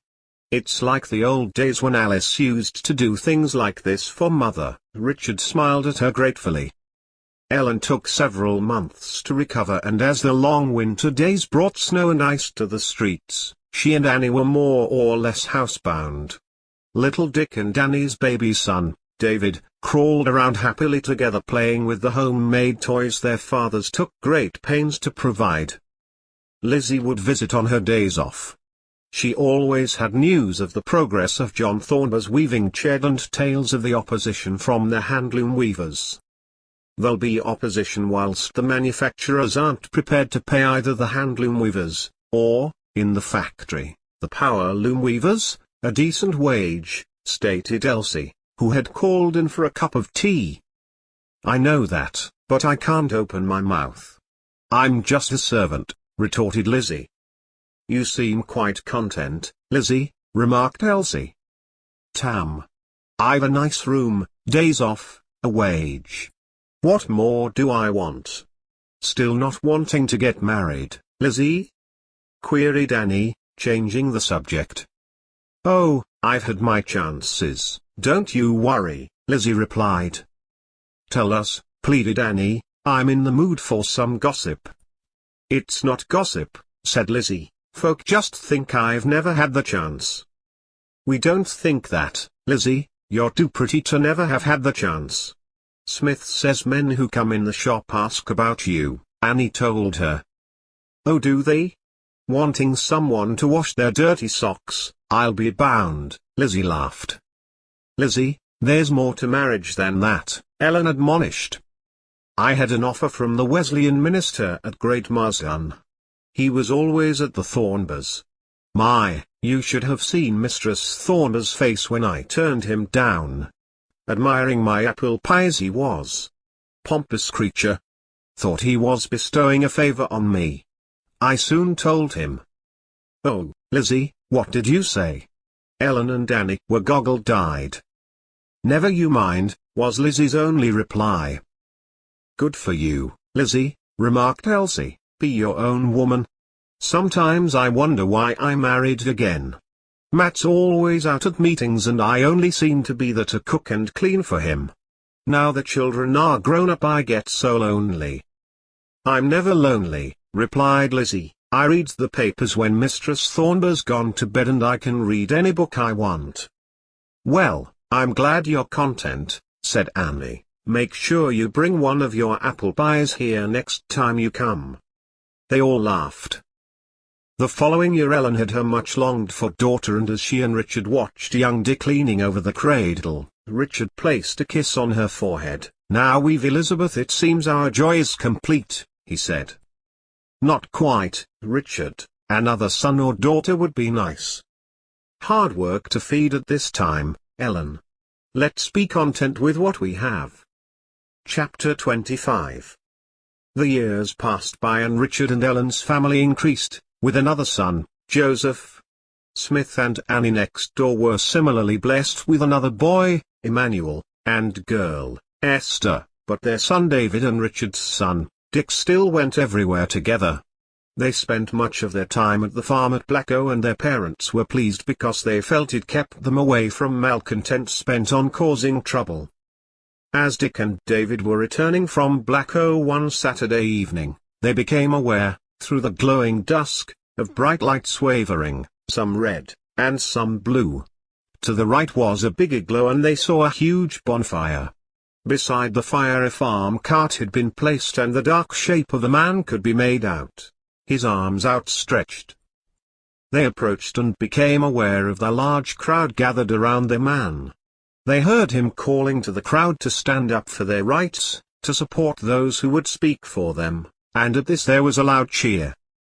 "It's Stevens, the Methodist minister," said Dick, as they drew closer.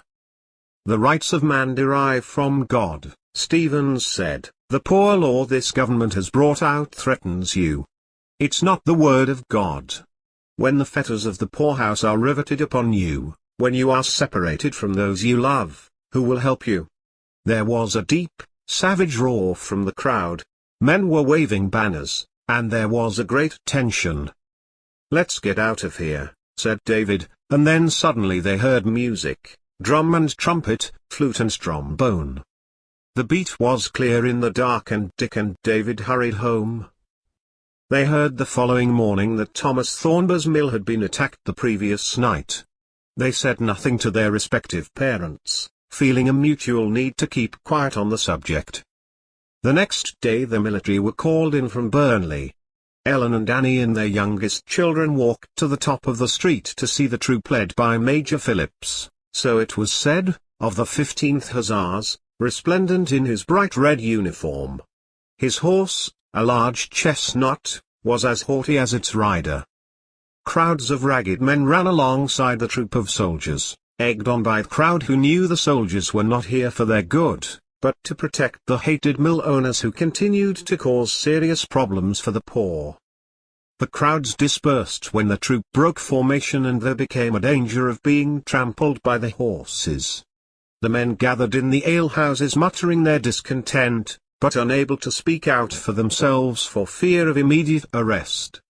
David and young Dick had two bosom companions in those days, James Wilkinson and Thomas Riley.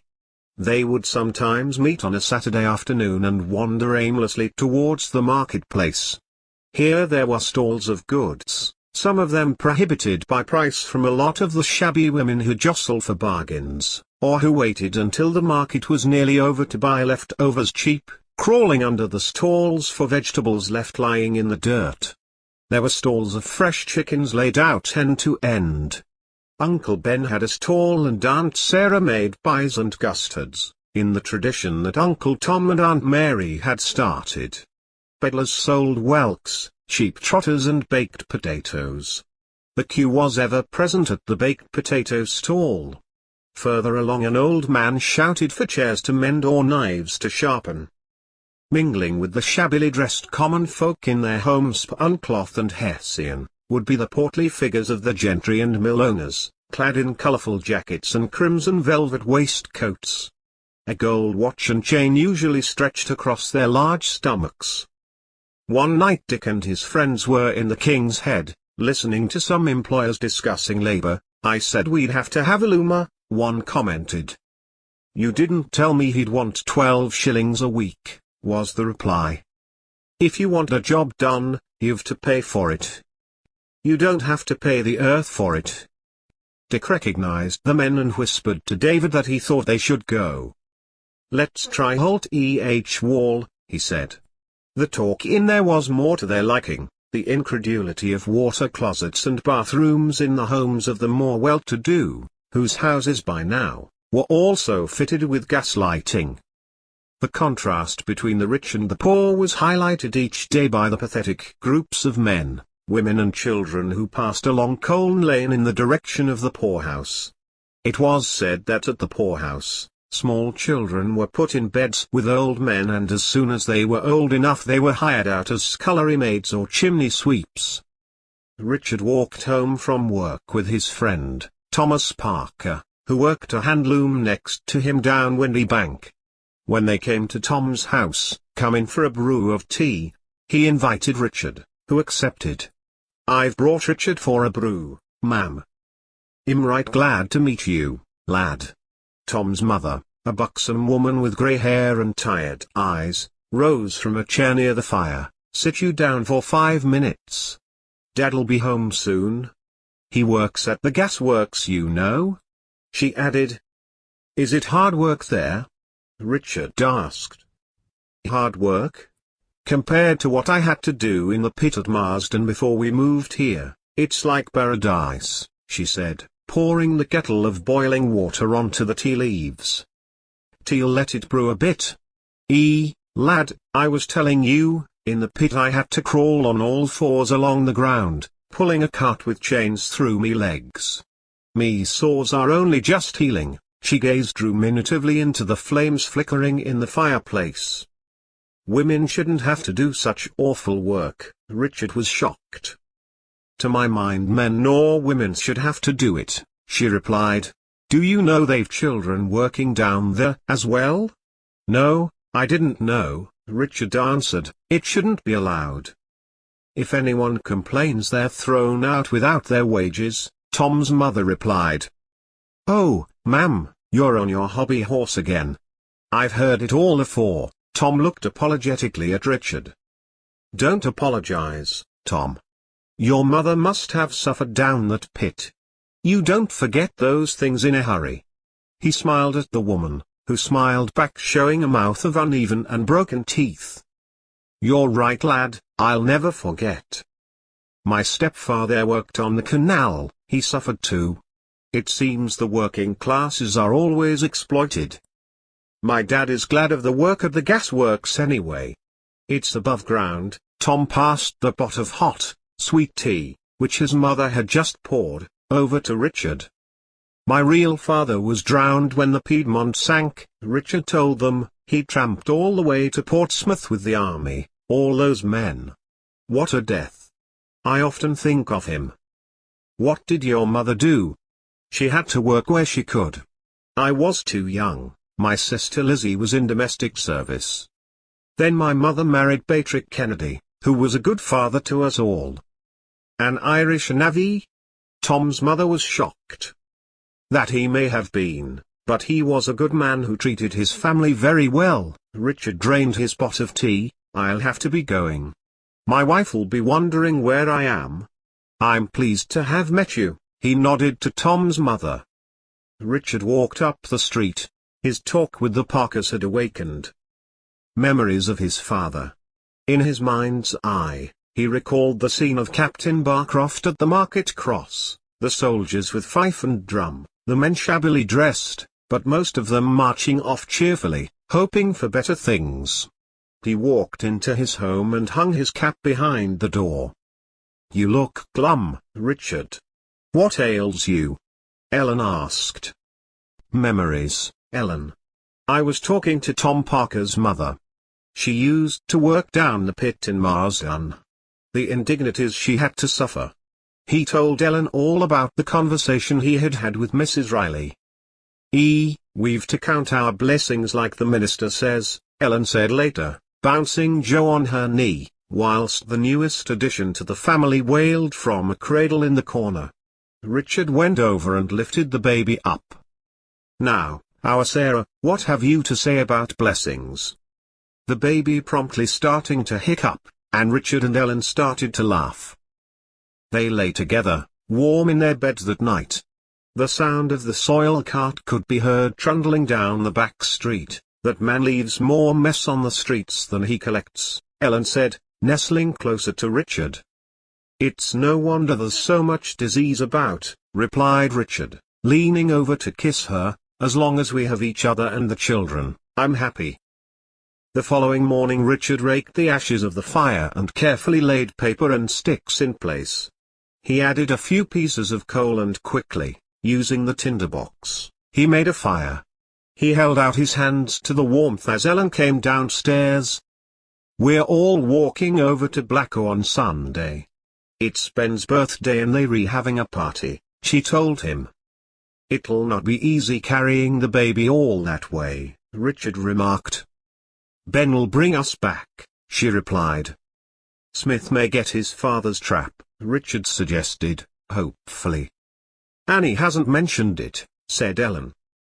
Visits to the farm at Blacko were the only treats the two families enjoyed, and much preparation took place. The two families passed by the canal the following Sunday. Barges pulled by horses were cruising along with their loads, some of cotton, some of coal. They paused to watch. Dick and his cousin David went on ahead, the footpath easy to follow. They always reached the farm first. "It's a pity my grandmother's ill at Burnley. We miss the trap," Smith commented, breathless. "Ben'll take us home," Ellen said. "The walk is doing me good. How fresh and clean the countryside smells." She inhaled deep breaths of air. Richard, carrying the baby, walked down towards the ford. "Lucky for us the stepping stones are not submerged like last time."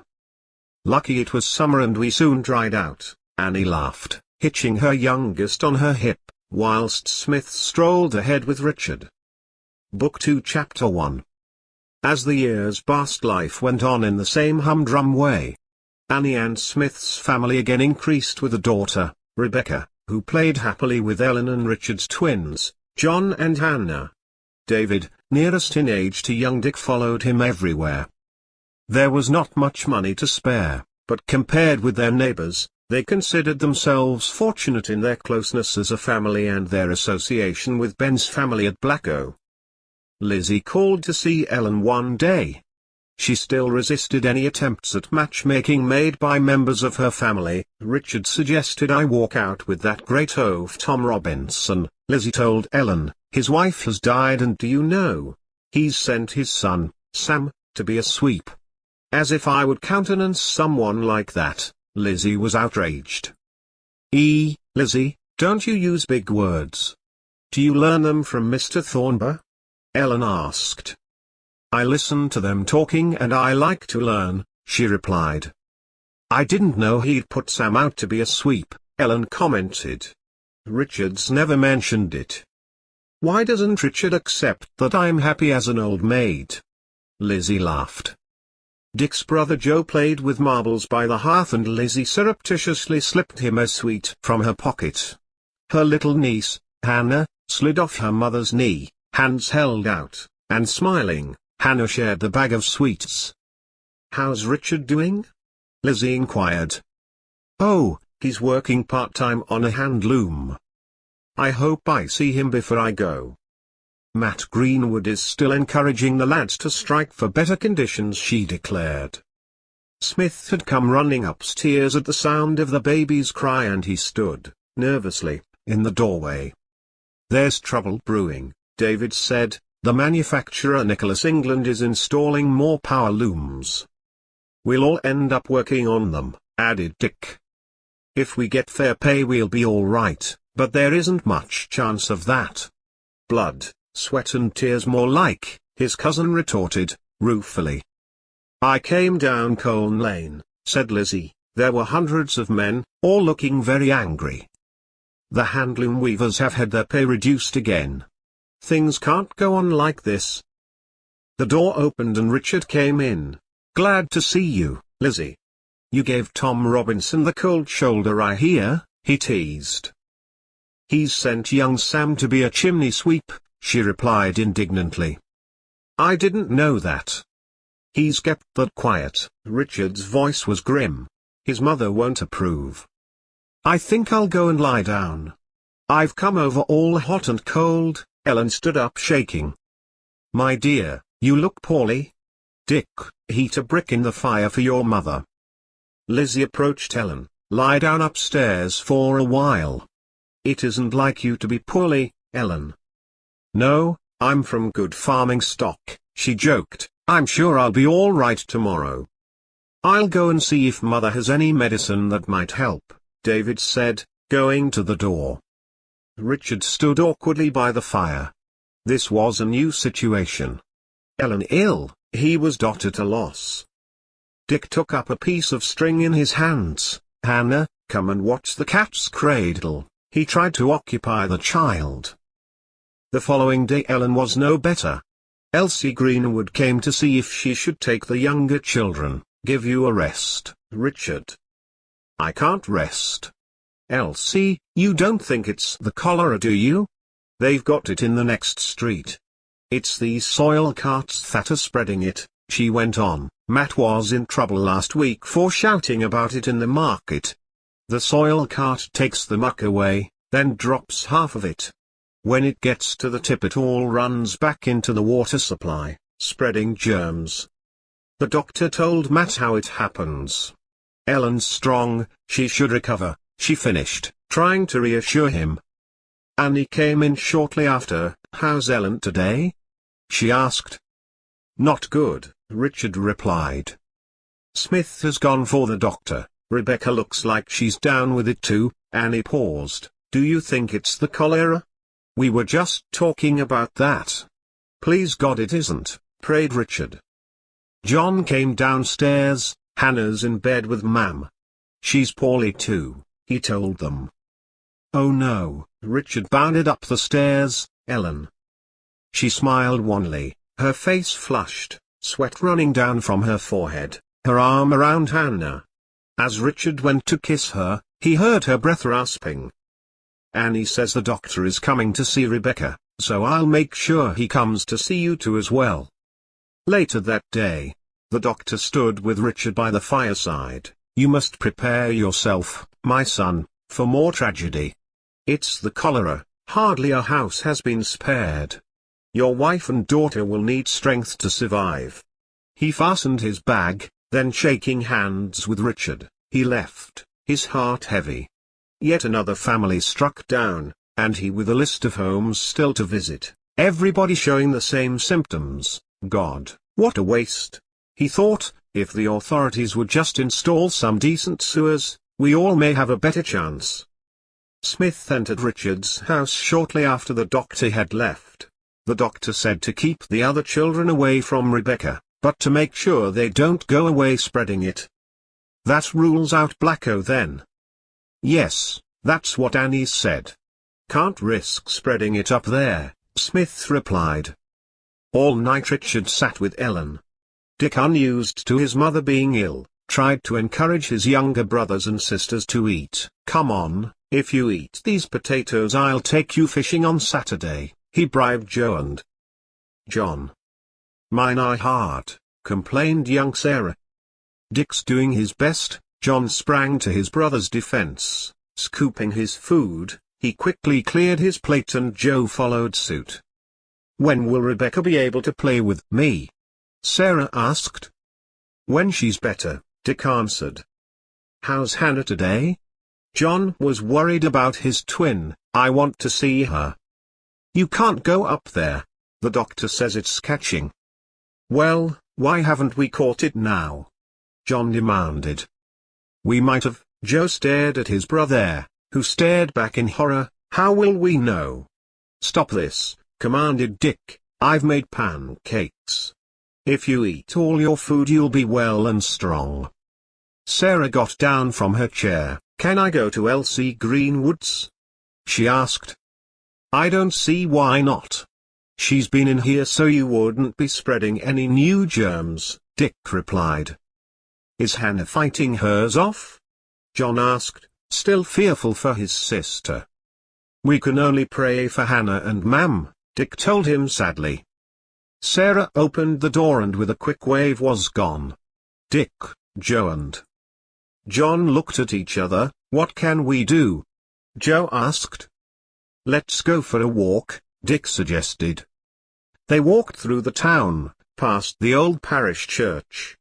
There was a hint of spring in the air, and as from time immemorial, the rooks were busy at work repairing their nests. The boys went down Spring Lane and Dick passed the time of day with Joe Halstead, who was a putter out of cloth to be woven. There was an air of despondency throughout the town as the cholera epidemic spread. How's your mother? Joe asked. Not good. My sister's ill now, as well, Dick replied. They're going down with it in every street. My sister is poorly too. Joe turned and walked away, giving a wave of his hand. Horses and carts went by, the stench of manure assailing their nostrils. It's always worse when it's been raining, Dick replied. Let's walk as far as the canal, John suggested, and they all agreed, knowing there was nothing they could do to help at home. They passed small groups of men, watching building work going on. What's to be here? Dick inquired. It's to be St. Anne's Mill, came the reply, filled with power looms that'll send us handloomers to the workhouse. An angry murmur rose from the crowd and Dick and his brothers pressed on. They look like troublemakers, John remarked. Only because their livelihoods are threatened, replied Dick. I think those, like the Chartists, who are trying to get a better deal for the working man, are to be admired. I'd join, but I know it'd upset Mam and Dad. They walked on along the canal bank towards Fowl Ridge, picking their way through the horse droppings. The men that manned the barges waved to them, passing the time of day. Leaving the canal side and walking past Salter Forth, they went through the fields to join the road to Barnoldswick. At the top of the ridge they paused. On their left was the bulk of Wheats Hill, and before them, in the distance, could be seen quite clearly, Ingleborough and Penwygent, with the great gorge of Mulholland in the foreground. This is my favourite view, declared Dick, breathing deeply and turning, and on this side, I like the view of Bowlsworth. If I'm ever rich I'll build a house with a view like this. Could you be rich, Dick, if you've no money to start with? John asked. Well, it's a drawback, especially when we've hardly enough to eat and drink some weeks, he replied. I want to be a farmer like Uncle Ben. Then I'll have cows, pigs and hens to lay eggs, John joined in. Musing on the future, they turned together for the long walk home. Chapter 2. Dick and his two brothers were concerned to see the doctor's brougham outside the house as they turned into Parliament Street on their return. They were all hungry and had been eagerly anticipating their meal. All thoughts of food quickly left them. It was with a sense of foreboding that Dick opened the front door. Annie was washing her hands at the sink, and as she turned, Dick could see tears on her cheeks. She's gone, love. We couldn't save her, and Hannah's bad, Annie explained, shaking her head. Dick and his brothers stared helplessly at their aunt. Where's Dad? Dick asked. In the bedroom with the doctor, he's attending to Hannah, she answered.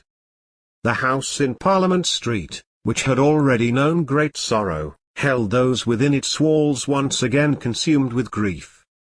All the ministrations of the doctor were unable to save Hannah. Her cousin, Rebecca, also succumbed to the dreaded disease. Indeed, hardly a home did not lose someone. The family arranged a combined funeral, and the procession behind the prancing horses was headed by Richard, supported by Dick on one side and Joe and John on the other.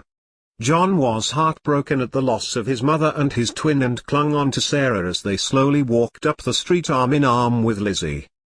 David and Emmanuel comforted Smith and Annie. Smith's parents, Ben and his family from Blackgo, Ellen's sister, Betty, together with Uncle Tom and a very frail Aunt Mary, completed the sad company. In the churchyard the minister, worn out by the constant stream of funerals he had to perform every day, intoned the familiar phrases, ashes to ashes, dust to dust. The children looked on, numb with misery.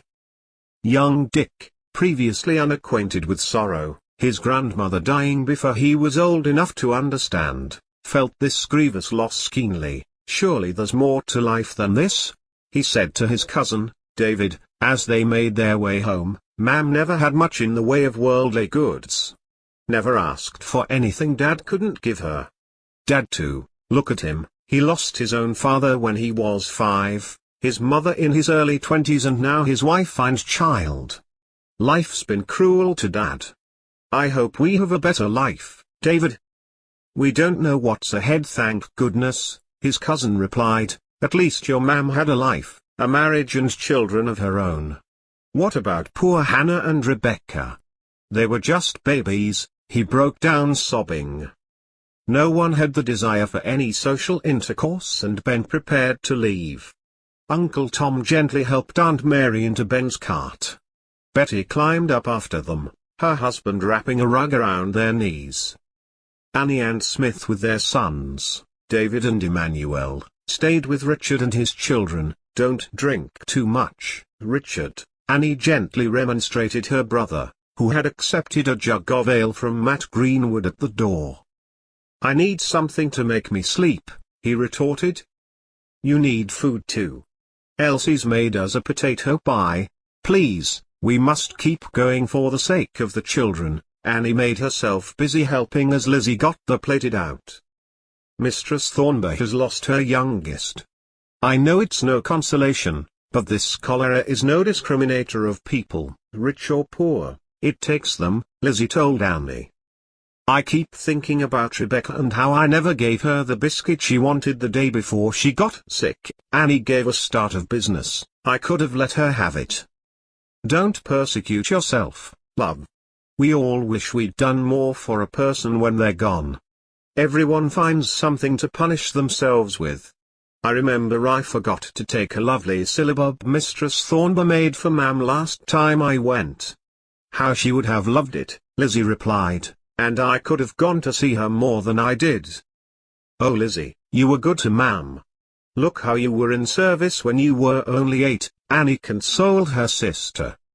Is there something to eat? Smith's cheerful face sought to lighten the situation. Keep smiling, love, we still have each other, he said, putting his arm around Annie, not noticing Richard in the corner. With a shrug, Richard put down his tankard of ale, took his coat and cap from behind the door and left the house. "How tactless of me," Smith said, "I was only looking to comfort you. David and Dick are next door with the children. Please go and tell them the meal is ready. We can't help Richard at the moment. He'll have to handle his grief the best he can," Annie replied. Chapter 3. One Saturday, as Dick, David and their friends, James and Thomas, trudged along Colne Lane in the direction of the market, the tradesman, the coach that travelled from Manchester to Leeds, overtook them. They jumped hurriedly out of their way as the big horses lunged and snorted to a standstill. Joshua Fouts and John Lonsdale, both prominent mill owners, alighted. Fouts turned towards the lads, flicking his fingers. "You there, get my bags down." The four boys stared at him blankly. "Come on, lads. What are you waiting for?" His tone was peremptory and his manners non-existent. "We aren't your servants, man. Lift your own bags down," James replied stonily, and the rest of them, in agreement, turned to move on. Fouts, his eyes bulging in his round face, his double chin wobbling, went purple with rage. "Do you know who I am?" he demanded. "Makes no difference who you are, I ain't fetching your bags," retorted James and moved off. "Your name, lad, I want your name," Fouts shouted. "You ain't getting me name and I've committed no crime. Come on, lads." They all started off up the lane. A small crowd had gathered, as it usually did if a diversion presented itself. A skinny youth with a subservient air scurried forwards, touching his forehead. "I'll carry your bags, sir," he said.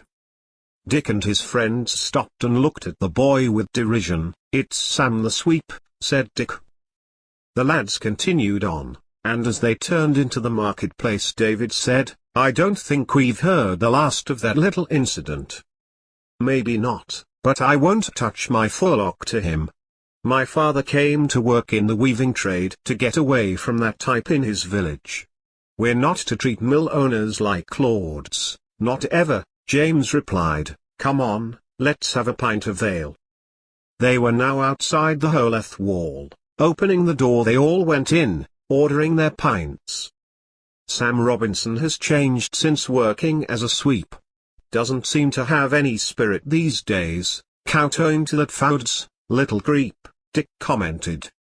"My dad worked with his dad," said Thomas. "Sam was put to sweeping at about 10 years old when his mother died. His dad was real hard on him. I feel sorry for him, up and down all those chimneys in the likes of Broughton Hall, getting treated like dirt." "I suppose we've to make allowances," conceded Dick. "I still think he's a little sneak though."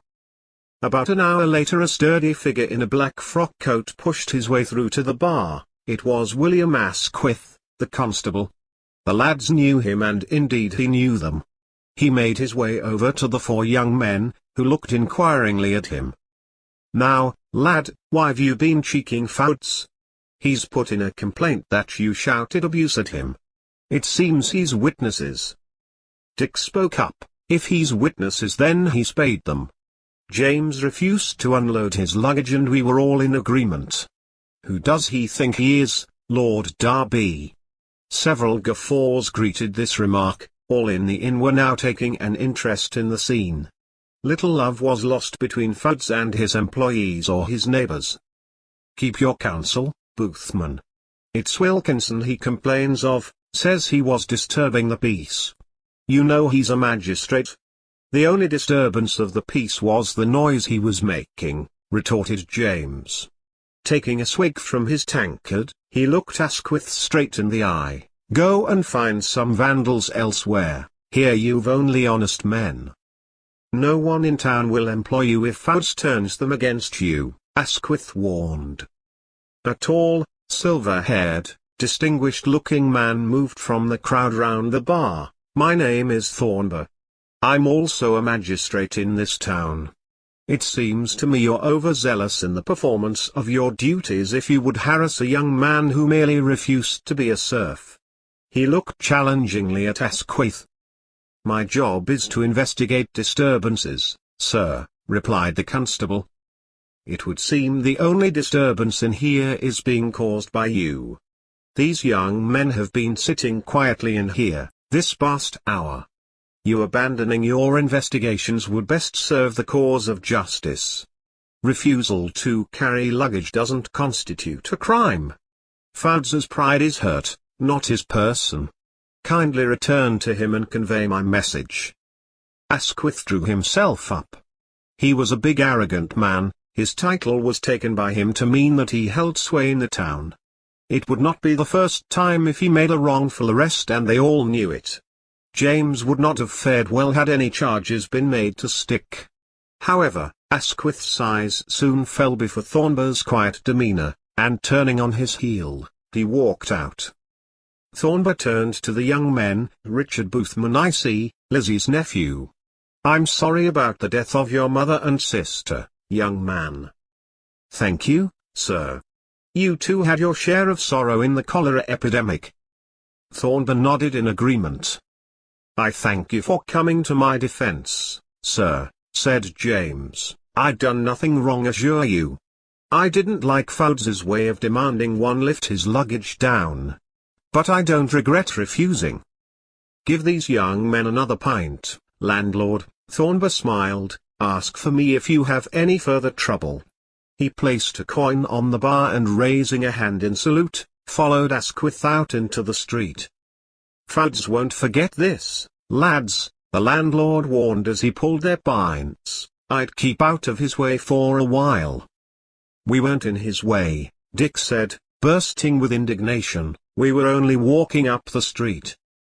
"Nevertheless, mark my words, he'll be looking out for a chance to show you up or get you arrested. He thinks he's cockoat-midden round here.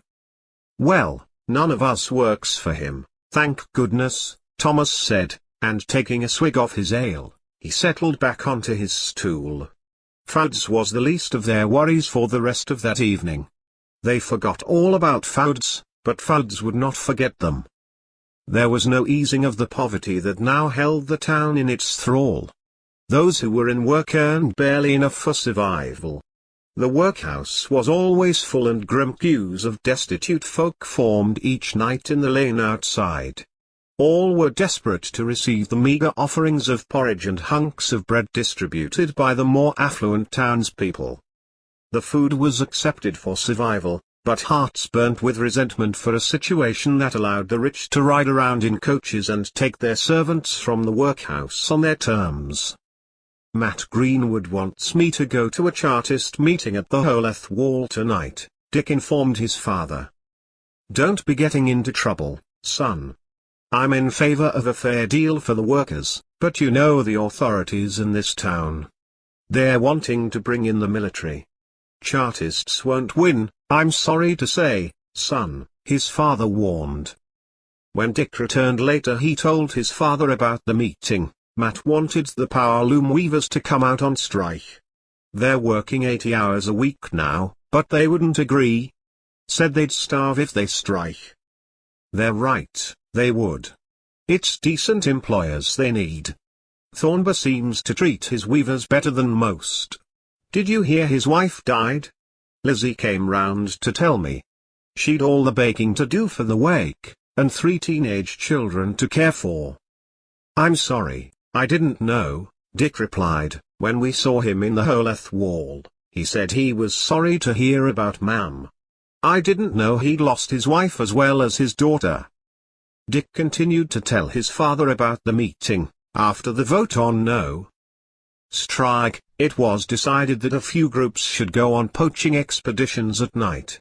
I've volunteered because I know the best places round Slipper Hill and Blacko. Oh lad, keep out of it. We get plenty of game from Ben.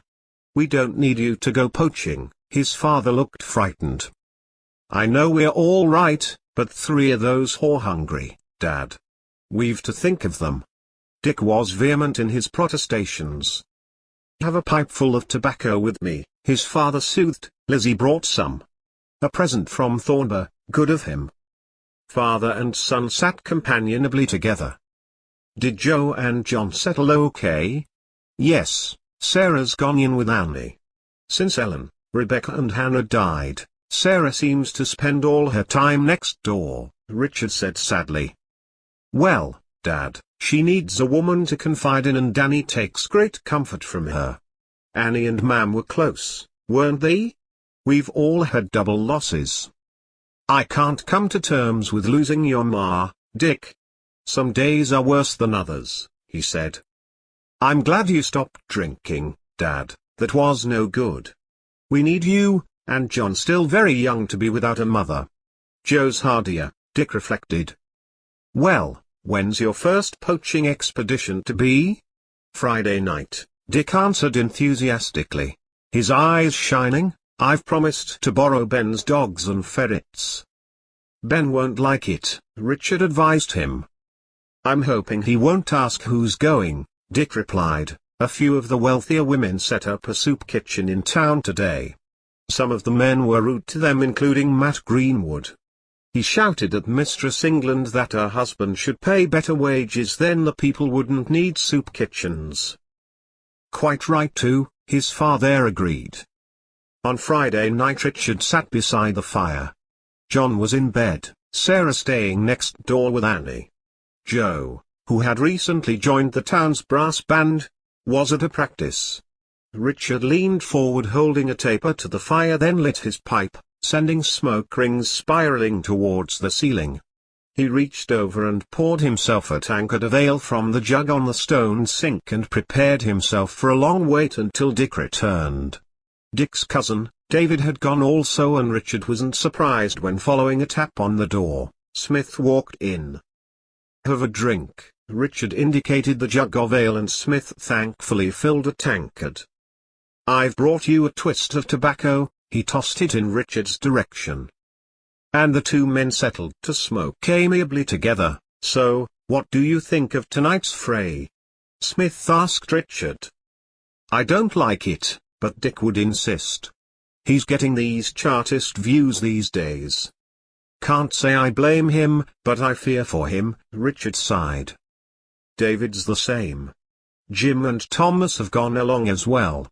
They've all seen too many people living off boiled nettles and oats, Smith replied. Too much money spread around unevenly, mused Richard. If they paid the weavers better there'd be no need for this.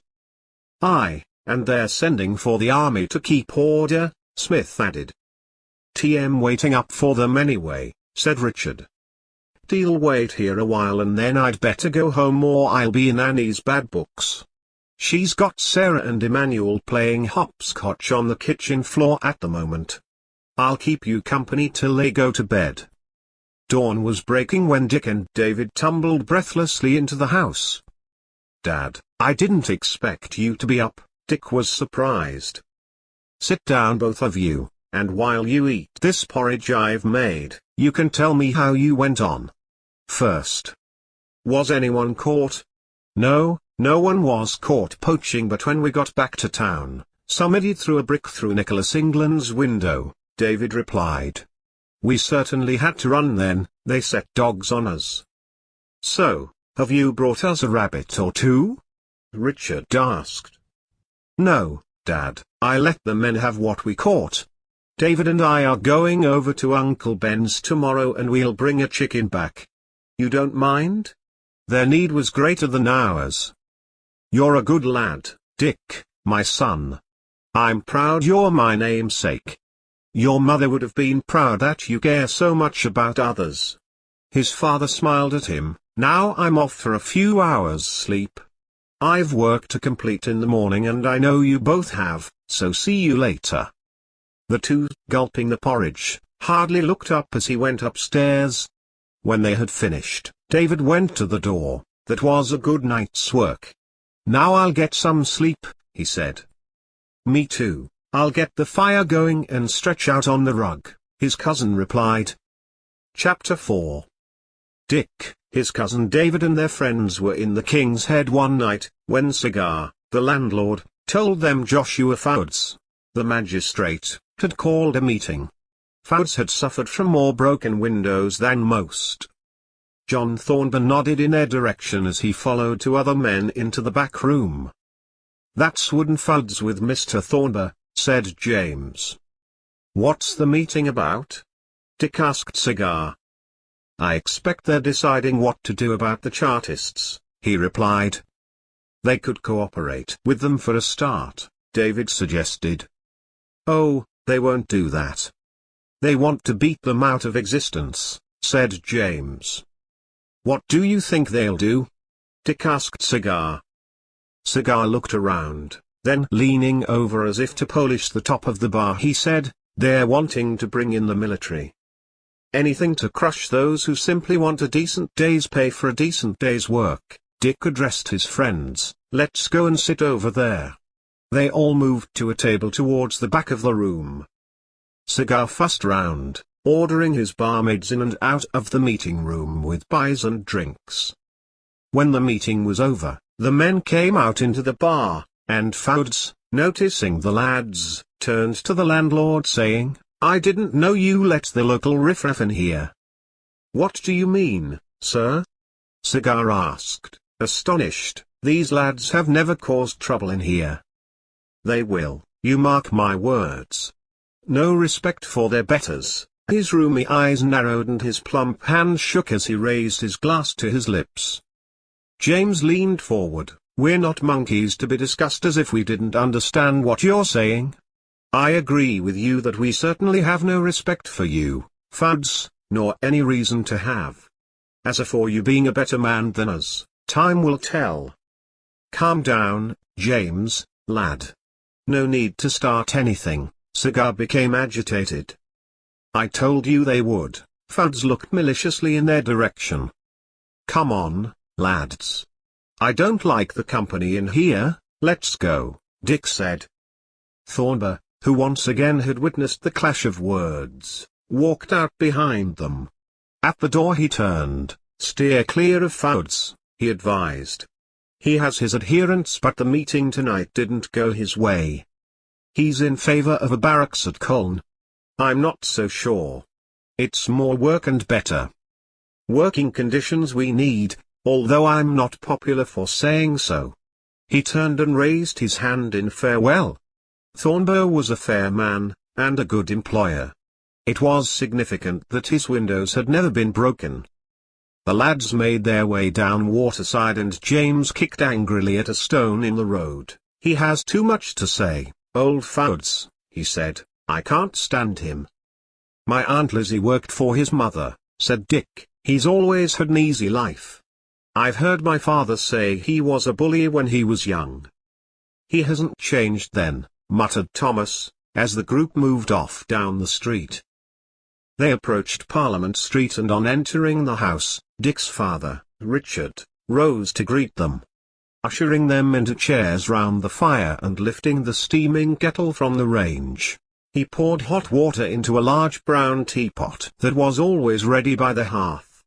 Cutting large slices from a loaf of bread he spread them thickly with dripping and handed them to the lads, who devoured them quickly. Wiping their greasy fingers they clasped their hands round the pots of tea and started to tell Richard of the events of the evening. David and Dick walked up to the market cross one evening. "There seems to be a crowd listening to someone," Dick said, then to a neighbour, "Who's talking?"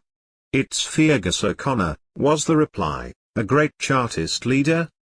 The lads listened as the Irishman talked. He was articulate and charismatic. The crowd listened intently.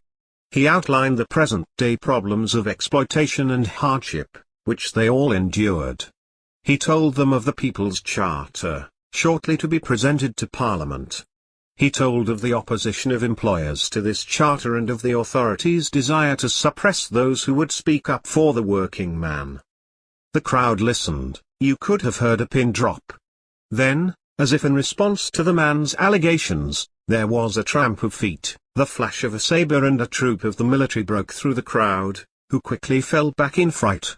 Taken by surprise, Fergus O'Connor attempted to mount a horse, but the military had now broken away through the throng. Several men lay on the ground, blood oozing from their wounds. O'Connor was arrested and the crowd melted away, the injured being supported by family and friends. David and Dick hastened home to tell of the incident. Richard and Smith were smoking their pipes by the fire when the lads arrived home. "It's a fine state of affairs when a man is arrested just for calling for rights for the working man," Smith said. "Things have got to change." "You shouldn't be going to these meetings," Richard told his son when Smith and David had returned home. "No good will come of it, you mark my words. Someone'll have seen you." "It wasn't a meeting, Dad. We just walked up to the market cross. We didn't know that anyone would be speaking." Dick was anxious to reassure his father. Chapter 5. On a hot day in July, Lizzie walked up Parliament Street. Annie was sitting on a chair in the sun, outside her house talking to Elsie Greenwood. "Lovely to see you, Lizzie. It's a while since you had a day off. My, you do look smart. Is that a new coat? Can we go inside the house? I've some news you should hear," Lizzie suggested. "Please come in too, Elsie," she smiled, seeing the hesitation in their friend's eyes. "When you hear my news you'll want to put the kettle on." The three women went inside the house. "I married John Thornber at the church this morning," Lizzie told them. Annie covered her mouth with her hand. "I don't believe it." Lizzie, you never." "Good for you, Lizzie," said Elsie. "He's a good man." "That's why we haven't seen so much of you the last few weeks, is it?" asked Annie. "The truth is I've had to look after the house, the children, the ordering of the food, all the household tasks, and John has come to rely on me. It's more a marriage of convenience I think, but when he asked me to marry him I was so surprised," she told them. "He said he liked the way the family related to me. I said they might not want me for a stepmother. Well, he brought them into the room and asked them fair and square what they thought. Do you know Ruth and James, his children, came straight over to me and gave me a kiss? I've been with that family 20 years, you know." "You deserve to be looked after," said Elsie. "I think he was scared someone else may snap you up, and then where'd he be? You've run things for years."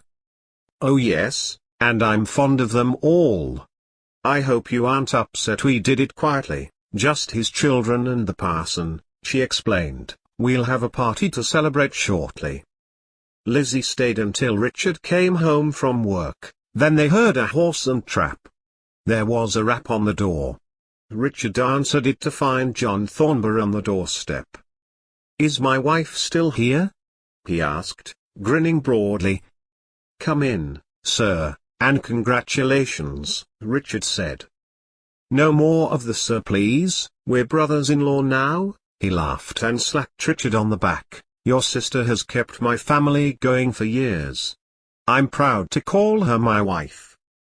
Annie and Smith were invited in, to share their jug of ale Richard had hurried out to buy. The younger children were quiet for once, in awe of their visitor. David and Dick were surprised to see the happy gathering when they returned from work. "Not falling foul of fads these days?" Thornber asked Dick and David, with a twinkle in his eye. "We keep out of the way, sir," Dick replied. "I'm going to take my lady wife home now," Thornber informed them all. He handed Lizzie up onto the seat of the trap. Lizzie, looking pink and self-conscious, waved smiling to herself at the curious faces peeping out from behind the curtains as they proceeded up Parliament Street. "Our Lizzie has done well for herself," Annie commented to Smith later. "I think it's Thornber who's done well for himself," replied her husband. "Lizzie is a bonny woman and capable. He knew what he was doing. She won't fritter his money away, and he knows it. She's prepared his meals for years, knows what he likes, and knows the family. I think it's an admirable match."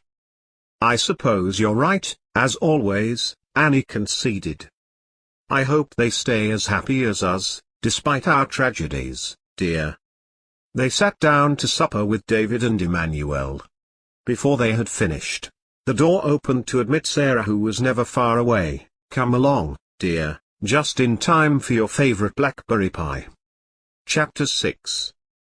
Dick and David were on their way to the King's Head for a tankard of ale one night, when Matt Greenwood approached them. "Come to the cotton tree and listen to Benjamin Wilson. He's speaking there tonight," he invited. "We saw Fergus O'Connor being arrested and my father asked me to keep away from such meetings," Dick informed Matt. "If we all keep away, when will right prevail?" demanded Matt, and turning to David he asked, "Will you come?" "He'll go if Dick does," replied David. "Oh well, I don't suppose much harm will come if we stay in the background," Dick capitulated. They set off, amidst a jostling crowd, walking the couple of miles to the appointed place. Matt led the way, although now in his early 50s he strode forward, always energetic, always enthusiastic, his desire for a fair deal for the working man totally genuine. Lookouts had been posted along the road from Colne, to warn of the approach of the military, after the arrest of Fergus O'Connor, who was now said to be in York prison. The authorities had sworn in special constables and they were expected to put in an appearance once word reached them of the gathering. As they neared the appointed place, Dick and David could see banners waving. Some said, "Down with the tyrants, and rights of man, what will our children eat?" and such like. There were torches flaring, some red, some an eerie blue, and beside a bonfire a farm wagon had been placed. On top of the wagon the dark shape of a man could be seen, gesturing to the crowd. Dozens of shabbily dressed and badly nourished men raised their faces in the torchlight to listen to this man, who cried out the points of the People's Charter. In a loud ringing voice, he outlined each demand, and between each demand there rose a rousing cheer. "Number 1, he declared, annual parliaments. Number 2, universal male suffrage. Number 3, vote by secret ballot. Number 4, equal electoral districts. Number 5, an end to property qualifications for members of parliament. Number 6, the introduction of MPs' salaries. Let us have the voice of the people making the laws we are called upon to obey," he continued, and the crowd cheered more. He continued to speak. Then an agitated figure made his way over to the cart and Wilson jumped down. He ran to his horse and mounted, waving his cap in the air. He was soon off, with several other horsemen, the crowd milling and pushing to guard his escape as a troop of military came tramping down the rutted track that led to the field.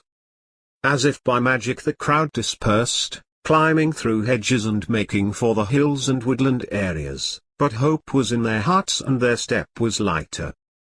Dick and David cut through a wood, which bordered a stream. It was the stream where Dick's father and Patrick had fished so long ago. Arriving back at Parliament Street, David and Dick found Richard anxiously awaiting their news. They enthusiastically told him of the People's Charter and all it meant for the working classes. "There's been plenty of folk trying for rights for the working classes all through my life," Richard told them. "I doubt neither me nor you'll live to see it implemented. I wish you'd keep away from the Chartists. You should if you value your freedom. It'll be transportation for Ben Wilson if he's caught this time. That's the way the upper classes deal with those who oppose their control. You'd be well advised to remember that."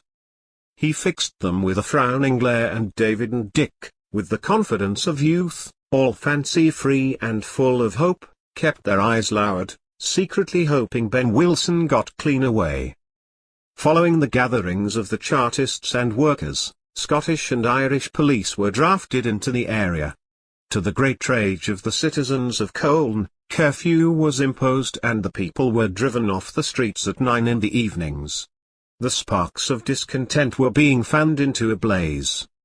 On an evening in late August, Joseph Halstead, a special constable, bent to kiss his wife and 4 children. "I wish you didn't have to go out, Joe." "Why do you have to be a special constable?" his wife asked. "The extra money comes in handy, as you well know," my dear. I'll be back directly. The Colne lads won't get violent, but we must show our strength. Anyway, they'll be sending for the soldiers from Burnley if things get out of hand." The children pushed and jostled at the window, pulling the curtain aside to watch their father's sturdy figure trudge down the street. At the corner he turned and waved. The same night David, Dick and their friends made arrangements to meet and walk over for the rush bearing at Cross Gates.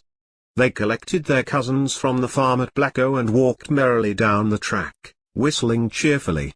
They eagerly anticipated the potato pie supper, which would follow the ceremony and the hymn singing. Long tables had been placed down the center of the room, covered in white tablecloths. Dishes of onions pickled in vinegar stood next to even larger dishes of pickled beetroot. The cousins and their friends ate eagerly of the feast spread before them, joking with the farmers' wives who refilled their plates with the hot potato pie and cut the crisp brown crusts. Time moved on, and about 10 o'clock James suggested they started to walk back to Colne. Making a detour to see their cousins safely back to Pasture Head, they headed homewards. They trudged down the track. It was a lovely night. A bright moon shone down and owls hooted and swooped under and over the bats that had emerged from a derelict barn. Dick and his friends were in fine form and they sang as they walked. As they approached Colne they saw several groups of men, heads together, obviously agitated. "Anything wrong, Bert?" David asked a workmate that he saw.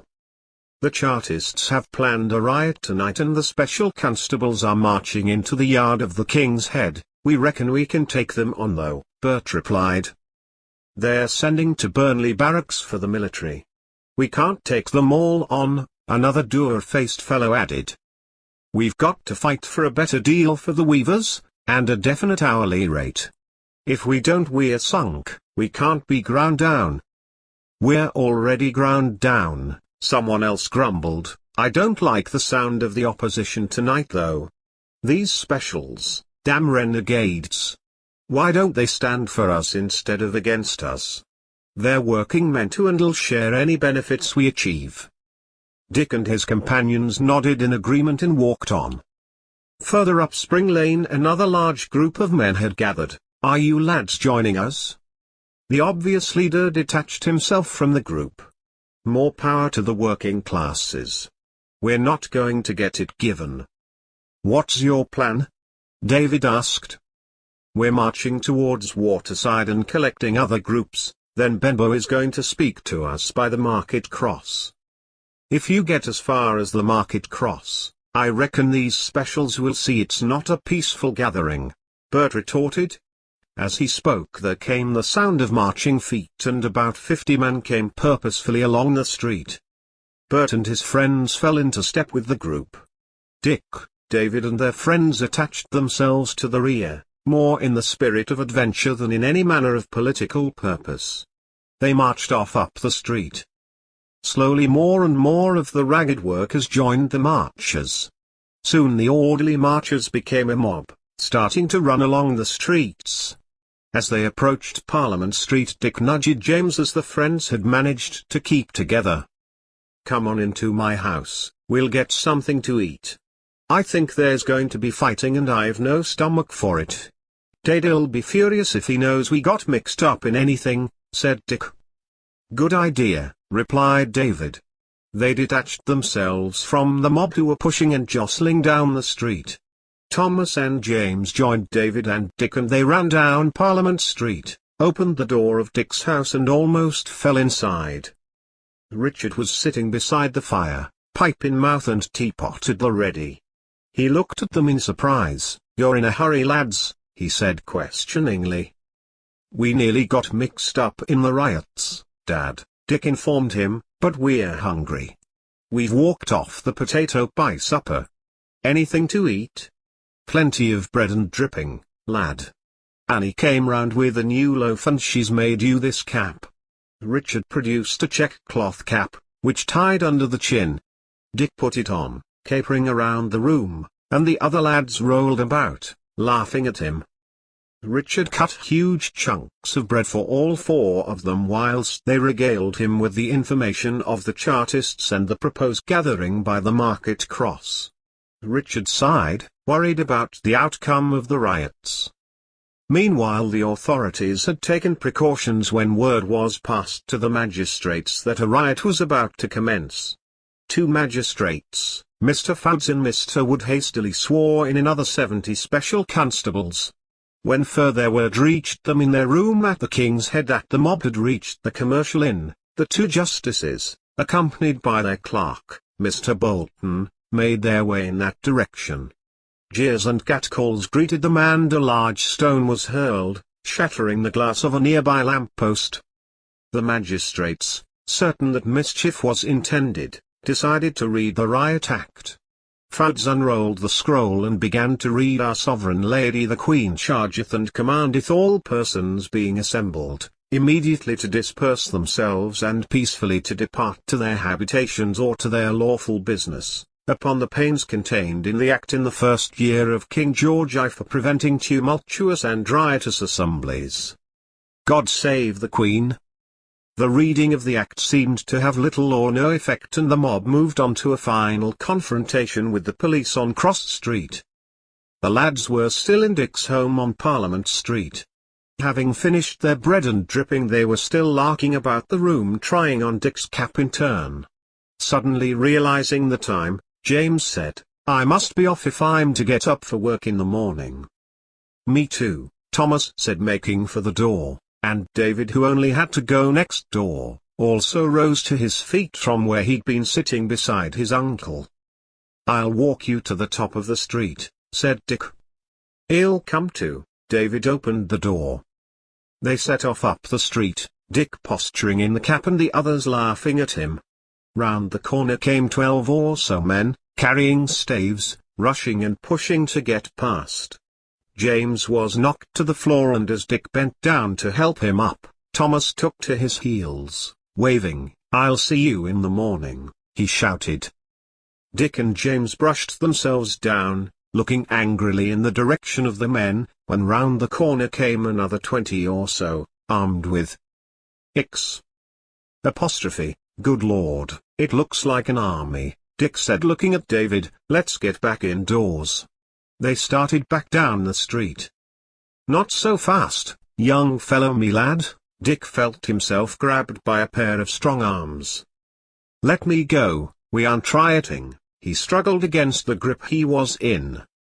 "Come on, lads, no use struggling." The strong arms tightened their grip.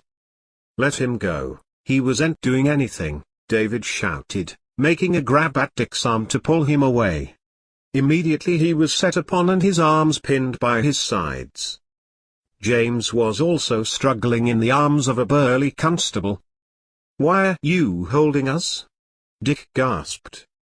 "Disturbing the peace and God knows what else, lad," the constable replied. "We weren't disturbing the peace, the men you want went down there." He pointed. "I live in Parliament Street. Call and ask me father what time we came outside." "A likely story, and trying to disguise yourself with that cap." "My aunt made it for me, I only got it tonight," Dick replied. "They're looking for a fellow in a cap like that," one of the other constables approached. "Looks like the one that was described." "You're coming up to the King's Head, we've questions to ask." With his arm held in a vice-like grip, Dick was marched up the hill. With the attention centered on Dick, David slipped from the grasp of his captor, and realizing there was nothing he could do to help at this moment, he judiciously decided to fade into the background. He was successful and ran down the street to tell the news to his Uncle Richard. Dick and James were marched up the hill. The streets were deserted. There was an ominous silence as the grim procession toiled uphill towards the King's Head, where a room had been set aside for the special constables. Dick and James were pushed into the room and found themselves facing several men sitting at a table. Dick's heart sank as he recognized Fouds. A large portly man turned from where he had been bending over a table in the far corner of the room. "Now, lads, do you know Joseph Halstead?" Yes, I know him. He's a special constable and a putter out of cloth. I've worked for him, Dick replied, puzzlement on his face. I know him too, James acknowledged. Come over here and say who this man is then. He led them over to the table and, with a feeling of deep disturbance, Dick and James followed him. They realized that what they were being shown was the body of a man. His head badly wounded, blood dripping to the cobbles. Dick felt sick. He forced himself to look at the man. Could it be? Surely not. His injuries were terrible. He was dead. Could this be Joseph Halstead? James fell to the floor in a faint and Dick gripped the edge of the table, retching. So, you feel sick, my man? Fuds now walked over to the table. The man who did this is reported to have been wearing such a cap, he continued. Dick could only stare, horrified. Surely they didn't think he was shocked into silence. Now, Fuds. They had been joined by Thornber, who had been standing unnoticed by the window. These injuries were inflicted by more than one man. He was murdered by a mob. These lads were part of the mob, Fuds said, bloodshot eyes half shut. They're known troublemakers. They've never been in trouble before, Thornber retorted, they've only fallen foul of you. Let us be honest about this, you need more evidence. Bring Jacob Hawksworth in, Fuds barked the order. Dick knew Jacob Hawksworth for an honest man and his heart lifted slightly. Hawksworth stood before them, his hands clutching a cloth cap, which he constantly twisted nervously. Fuds walked over to him. Did you see these lads at the scene of the crime? He asked. Hawksworth looked at Dick. Young Boothman? Never have I seen him in any riots. He's a good lad. Jacob looked Fuds straight in the eye. You told us there were 6 or 7 men outside your house and you couldn't see properly, so how is it you're so sure? Fuds was now angry. I know Dick Boothman wasn't one of them, and anyway, it would be impossible to say who struck the final blow. Take him out. Bring Snowden in, Fuds ordered. In came a stranger and Dick's heart started to thud loudly in his chest. What was happening? He could not believe what was happening. Aye, that's the lad, I recognize the cap, the man said. I didn't get this cap until 11 tonight. My friends and I had been to the rush bearing at Crossgates, and when we came home my father gave it to me. Dick stared wildly around. Why didn't they believe him? Joseph Halstead was killed about 10:30.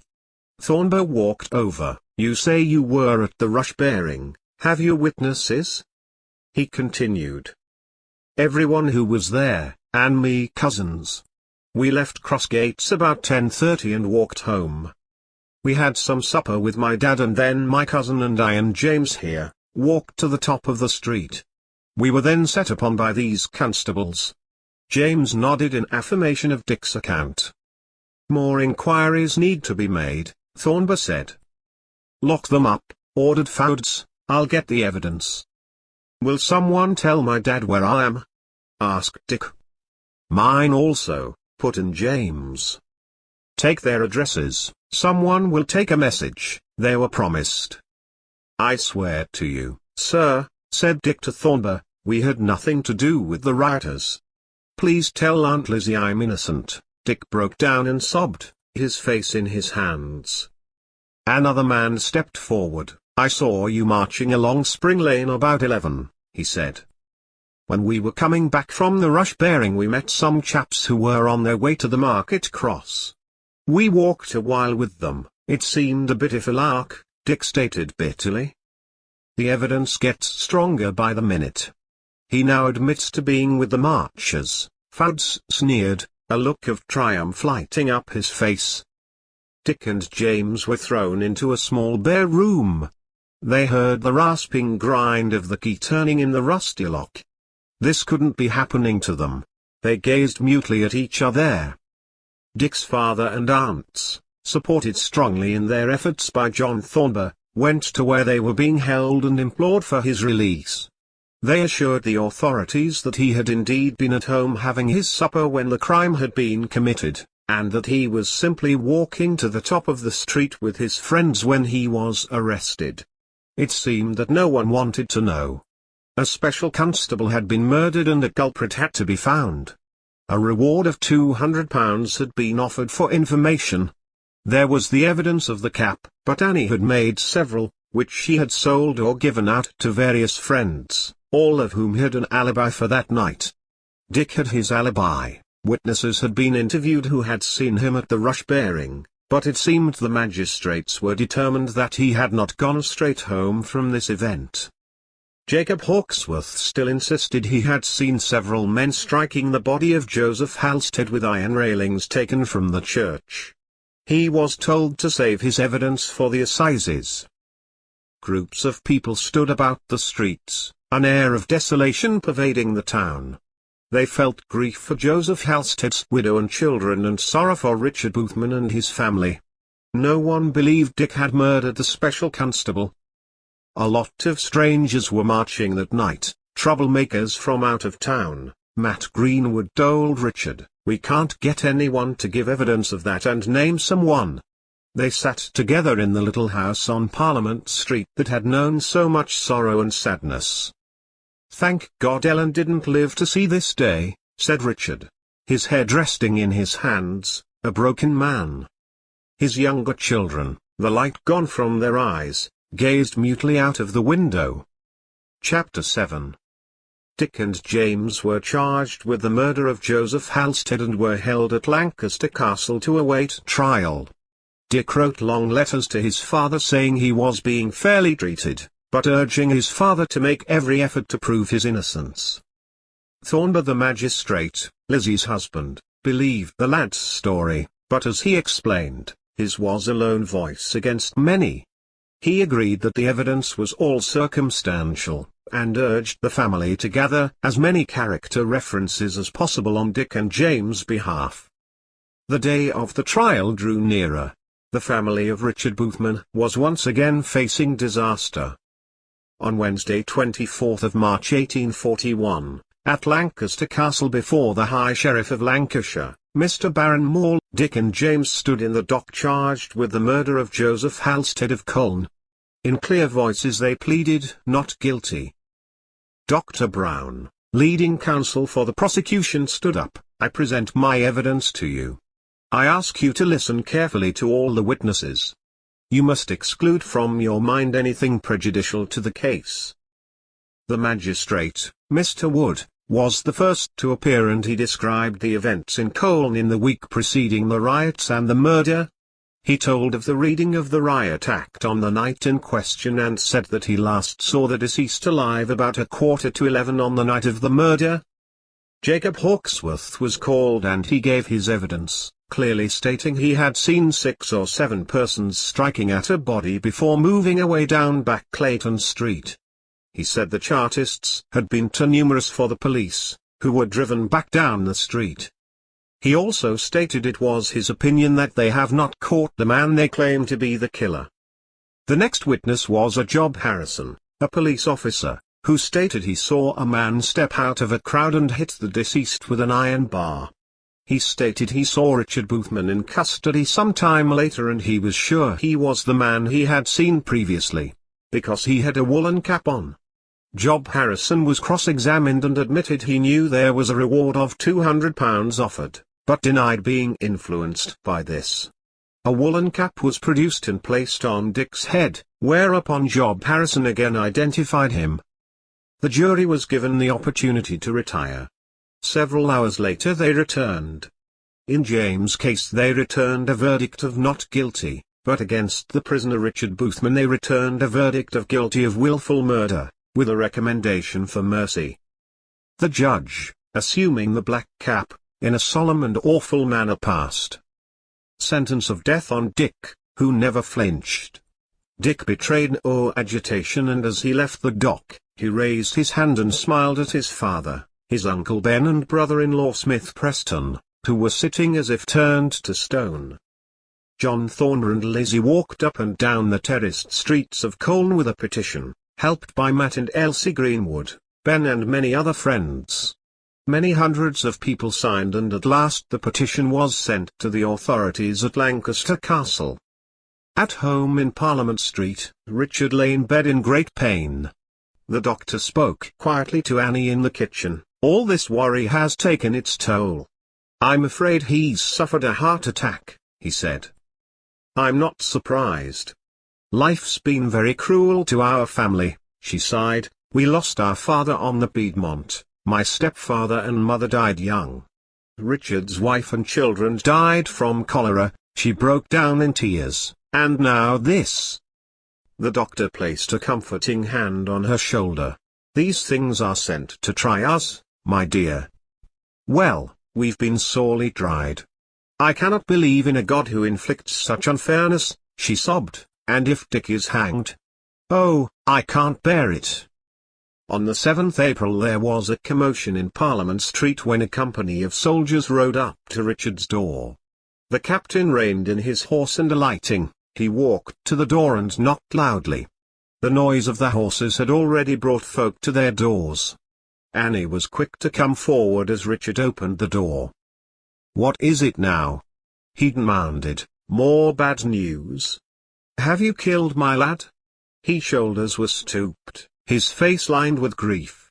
Annie led him gently into the house, and the soldier followed, removing his headgear. "I've good news for you, sir. Your son is not to be executed. The efforts of you and your family have been rewarded. A reprieve has been granted to your son." He handed Richard a rolled document. On the 14th April Dick was brought into the courtroom at Lancaster Castle, where he was solemnly informed of his reprieve. But then he heard the dreaded words. "It is therefore ordered and adjudged by this court, that you be transported upon the seas, beyond the seas, to such place as Her Majesty, by the advice of her Privy Council, shall think fit to direct and appoint, for the term of your natural life." When a further document was delivered to Dick's father informing him of the sentence of transportation, Richard sent a note to John Thornber and Lizzie, to Ben and family at Blacko, asking them to come to a meeting at the house. Annie and Smith, who had helped to care for the other members of the family during this time of illness and stress, were with Richard when the company arrived. "I know I'm not well enough to travel to Lancaster to say goodbye to Dick, but I hope some of you will go," he told them emotionally. "Teal organize a coach, Richard, don't worry." John Thornber laid his hand on the grieving man's shoulder. "I must go," said David. "James wants to go too." "It may only be possible for immediate family to see him," John advised. "However, I'll make the necessary inquiries. Please ask Dick's friends to write to him. I'm sure letters will be allowed." "Why hasn't anyone come forward with any names? That's what I want to know," David asked desperately. "Jacob Hawksworth still maintains he saw about 6 men striking at Joe's body.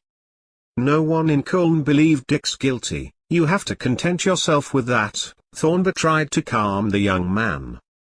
"No one with any clout though, or he'd never have been found guilty. The authorities were determined to find a scapegoat. Dick wasn't even a chartist," David insisted. "All we can do is give thanks that he's been reprieved. He could have been hanged," Ben added. "They knew he wasn't guilty, that's why they reprieved him," David retorted bitterly. "I've heard conditions on those convict ships are awful," Annie broke down in sobs. Now, Dick can take care of himself. He's a strong lad. He'll make the best of it, wait and see." Smith stroked her hair. Teal put the kettle on.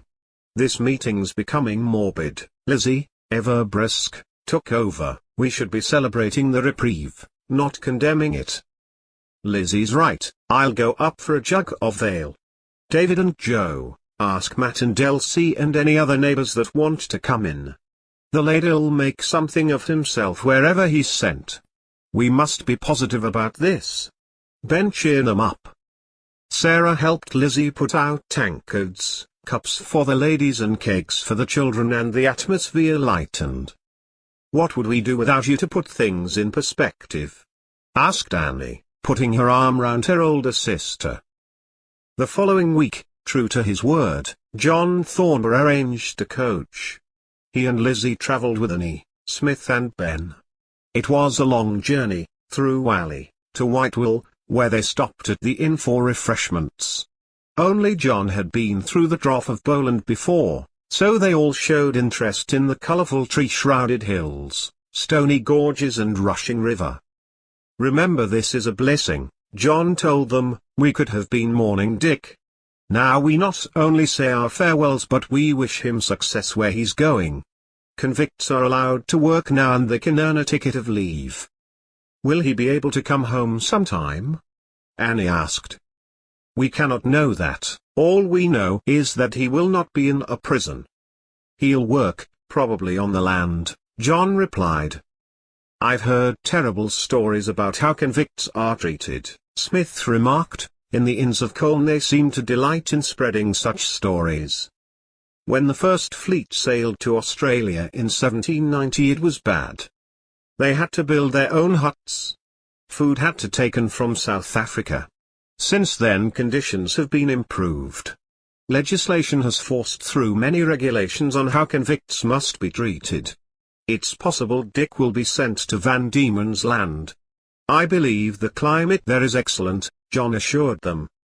In the privacy of their own room that night Lizzie thanked her husband for his kindness to her family. "I don't know what we'd have done without you.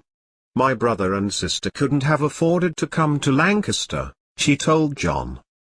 "My love, you've been a part of my life for so long that I feel I belong to your family too.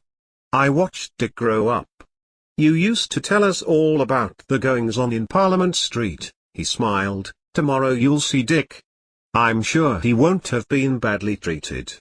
He held her close as her eyes closed in sleep.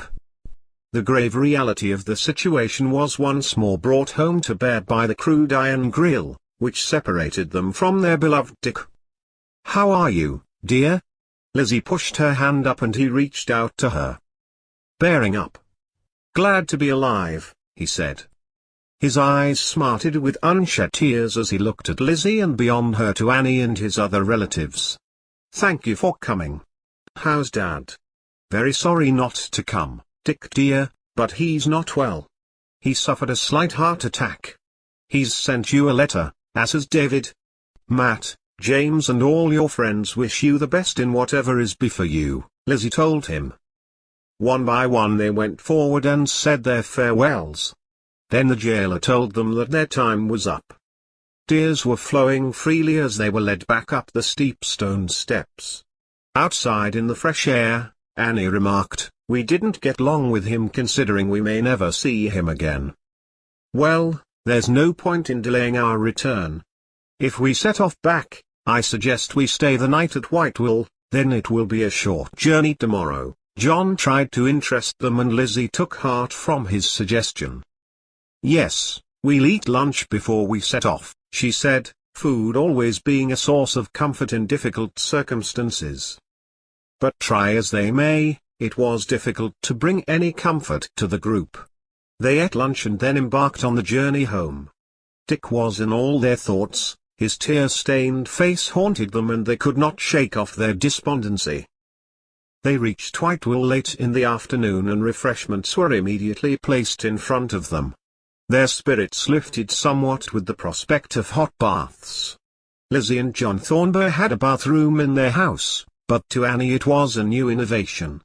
The large tin bath placed in front of the fire on a Friday was all she had ever known.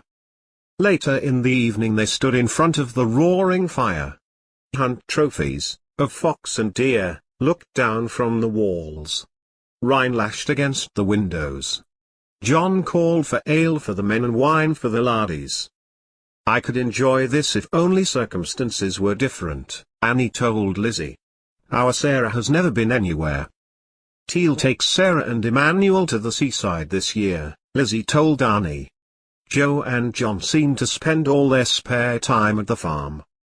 "We're luckier than most," Annie replied. "The farm has played such a part in our lives. Remember how we used to go there with Mam and Patrick?" "Yes, but I remember further back when we went with Father." before he took the king's shilling. I remember that day. Lucky mother had you to care for, it helped her in those bad days. Richard was so proud when father marched off. He had dreams of him returning a hero. Poor Richard, to lose Ellen and Hannah and now to lose Dick. Life's been hard to him. Lizzie gazed into the flames licking round the logs which the landlord had generously stacked in the fire. Come along you ladies, I hear you reminiscing. Smith put one arm round Annie, the other held his tankard of ale. Things could be worse, like we said last night. We must continue to look on the bright side. Dick's alive, he's his life before him. He'll make friends. He's despondent now, but wait and see. We'll receive cheerful letters before the year is out. Ben paused with a lighted taper held above his pipe. Tonight we'll be glad we're all together, he said, then drawing on his pipe he sent smoke rings twirling towards the ceiling. Lizzie linked her arm with her husband. What a lovely view there is from this window. Look at the rabbits. Can't be any starving people around here to poach them. They'd fill a few pots in Cologne. They stood and watched the rabbits at play until the landlord called them in to supper. Book 3. Introduction. Van Diemen's Land had opened another bit within the Antipodean darkness.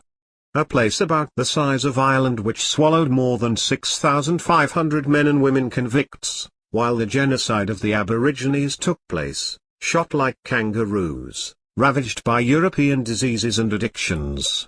It took less than 75 years of white settlement to wipe out the people who had occupied Tasmania for some 30,000 years. Genocide by English colonialism. By the 1820s every bay and island from New Zealand to the Research Archipelago on the west coast of Australia was inhabited by grim colonies of escaped convicts. This included the Central Pacific Islands also. American whaling captains, who cared not a spit for the English penal system, let convicts stow away when they needed new crewmen. The very day we landed upon the fatal shore the planters they stood round us full 20 score or more. They raked us up like horses, and sold us out of hand. They chained us up to pull the plough upon Van Diemen's Land. Convict Ballad, circa 1825-30. Chapter 1 1841. The cell door yawned open allowing the jailer to enter carrying the standard clothing issued to prisoners who were to be transported. Soon Dick was dressed in the ill-fitting shirt, trousers, jacket, cap and clogs. He was escorted down the gloomy, damp passageway to the prison barber for the compulsory trim. The barber, with his well-fed appearance, was clearly not an inmate, worked in the shaft of light that struck through the stone-housed bars of the glassless window. There seemed to be a continual stream of prisoners passing through here, and Dick was briefly fascinated by the variation in their appearance. From the delicate men with frightened manner to the gnarled and scarred ones who clearly had experienced such situations before and were taking this all in their stride. Upon leaving the barber, whose floor was now carpeted with hair of all hues, Dick was taken into the yard to the shackling area, where he was fitted with a hand iron. He was grateful that the practice of leg irons had been discontinued.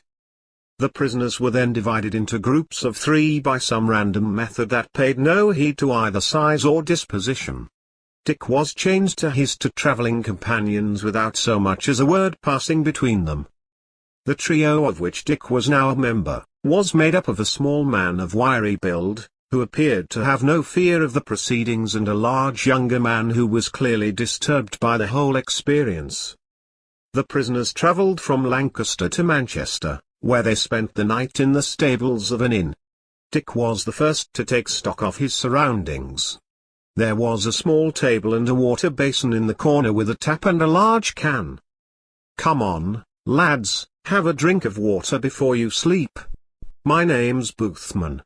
If we're to spend the night here we might as well be friendly." "John Robinson," said the small man. "Bill Jackson," from the large man. They passed the can round, drinking in turn. A bucket in the corner was their only sanitation. Shackled together they made the best of the straw-covered floor. They made no attempt to converse due to fatigue and a general suspicion, common between strangers thrown together in such a situation. The darkness was complete as the one candle spluttered its last and the condemned men, worn out with the journey and their own despair, slept.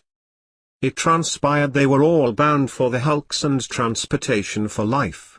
Robinson had been convicted of inciting a mob in Preston and practicing Chartism. Jackson was found guilty of robbery from an employer at Garstang. The following morning they were issued with topcoats and cloaks to protect them from the weather. The long journey to London began. As roof passengers the convicts were exposed to the elements and constantly suffered lashing rain and unforgiving winds. They weren't allowed into the inns on the journey but had bread and beef handed up to them. The coach continued through the night. Dick's bones ached from the jolting and swaying, and deep in misery he asked himself the question which had haunted him throughout the trial: why me? Why couldn't I prove my innocence?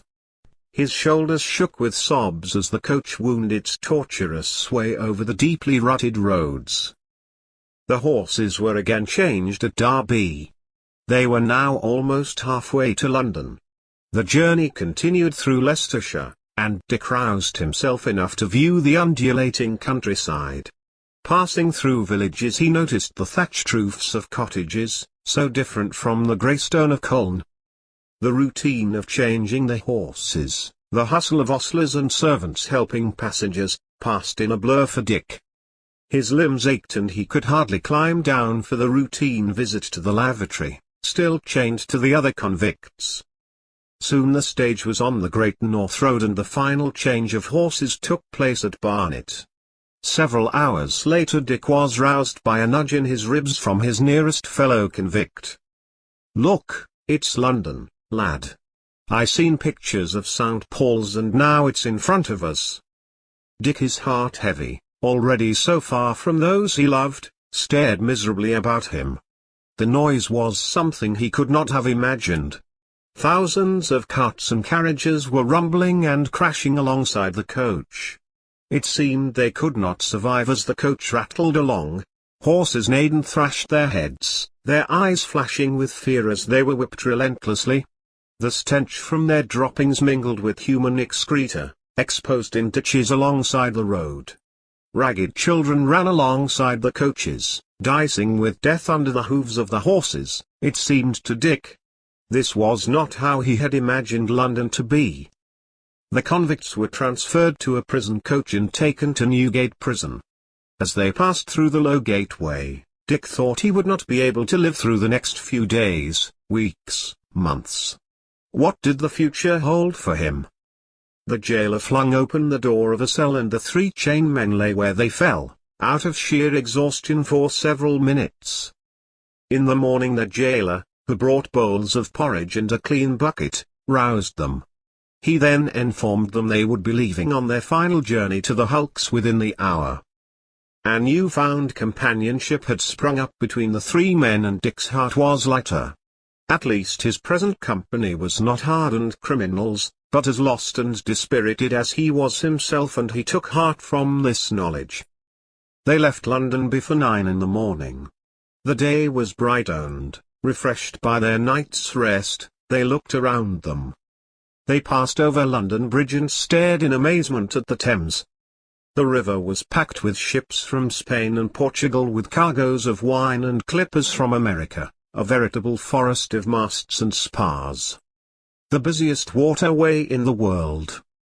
The journey took them through Kent with its orchards and hop fields, wooded hills and rolling downs.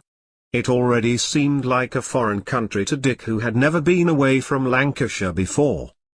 Dick and his new friends, who had now been joined by 6 other convicts that spoke in what seemed like a foreign tongue to them at first, but who were in reality Cockneys, had to get out and walk each time the coach approached a hill.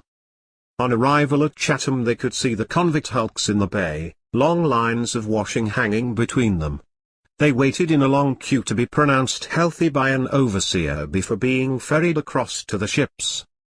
Dick, Robinson and Jackson were relieved that they were all still together in the small craft. It was some consolation they would be together on the hulks. Nodding at each other, not daring to talk, the atmosphere was charged with the dread of the unknown. On deck they were forced to strip, their clothes taken from them to be sent back to Lancaster. Dick was shocked at this and at the public bath they were all made to take. All were then handed an outfit of a coarse grey jacket, waistcoat, trousers, a hat and a pair of shoes, the irons fitted once again round their wrists. They were taken to have their heads shaved, then led below decks. The three were thrust into a cell which was foul to the smell, very little air came in, and Dick again felt he would never survive. He quietly prayed that night, all the prayers his Methodist minister had ever taught him, all those years ago. It seemed so long ago, and here was the hell and damnation they had laughed away, he and his friends in the church hall at Colne, but his cellmates were not of the same conviction. In the hulk Dick and his friends came face to face with a type of brutalized humanity they never knew existed. A great hulking fellow, unshaven and reeking of sweat, heaved himself into their cell. "You're what weaker country. Bumpkin," he told Dick, "if you do as you're told you'll be all right. Pay me and I'll keep the others away from ye." "Pay you with what?" Dick replied. "Ye'll be paid for the work they send ye to do each day," was the answer. "You mean we don't go to our sailing ship immediately?" The huge man laughed evilly, showing a mouth of dirty, broken and missing teeth. "I've been here 6 months, lad, it may be a year before we sail." He picked up Dick's platter, left just 5 minutes before. With his hand he scooped up the food, pushing it into his mouth, while Dick stared, aghast. His stomach crumbled with hunger. "See what I mean?" the man said, "pay me or you starve." Seeing their innocence, bullies intimidated them with wicked and profane language. The indignity of a public water closet was the final blow. Daily they were marched out and ferried across the bay to work, unloading cargoes at the docks. Daily their earnings were stolen from them. It was 3 months before the word came that a ship was waiting to take them to Van Diemen's Land. It was with a sense of relief the three friends, who had still managed to stay together and keep healthy, despite the outbreaks of dysentery and pulmonary illness, filed off the hulk to make the journey to their ship. Chapter 2. The new experience of being at sea was very frightening. They were in quarters below deck, battened down in semi-darkness. The ship pitched and rolled and most of the prisoners became sick. They lay, still in irons, in pools of their own vomit. Soldiers guarded them. "Dear God," thought Dick, "what do they suppose we'll do? There isn't one of us with the desire, nor the strength, to mutiny." Rats scrambled over their bodies in the night and their quarters soon became infested with cockroaches. There were lists of the Admiralty's instructions on cleanliness and ventilation posted on the walls. These were ignored, as the quarters were so overcrowded they were impossible to keep clean. When the ship left the rough waters of the Bay of Biscay, the convict signs were removed. Dick looked with dismay at his broken skin and chafed flesh. Jackson had a large suppurating ulcer on his wrist and Dick pleaded hard for attention, until at last the ship's physician was brought down to give basic hygiene treatment.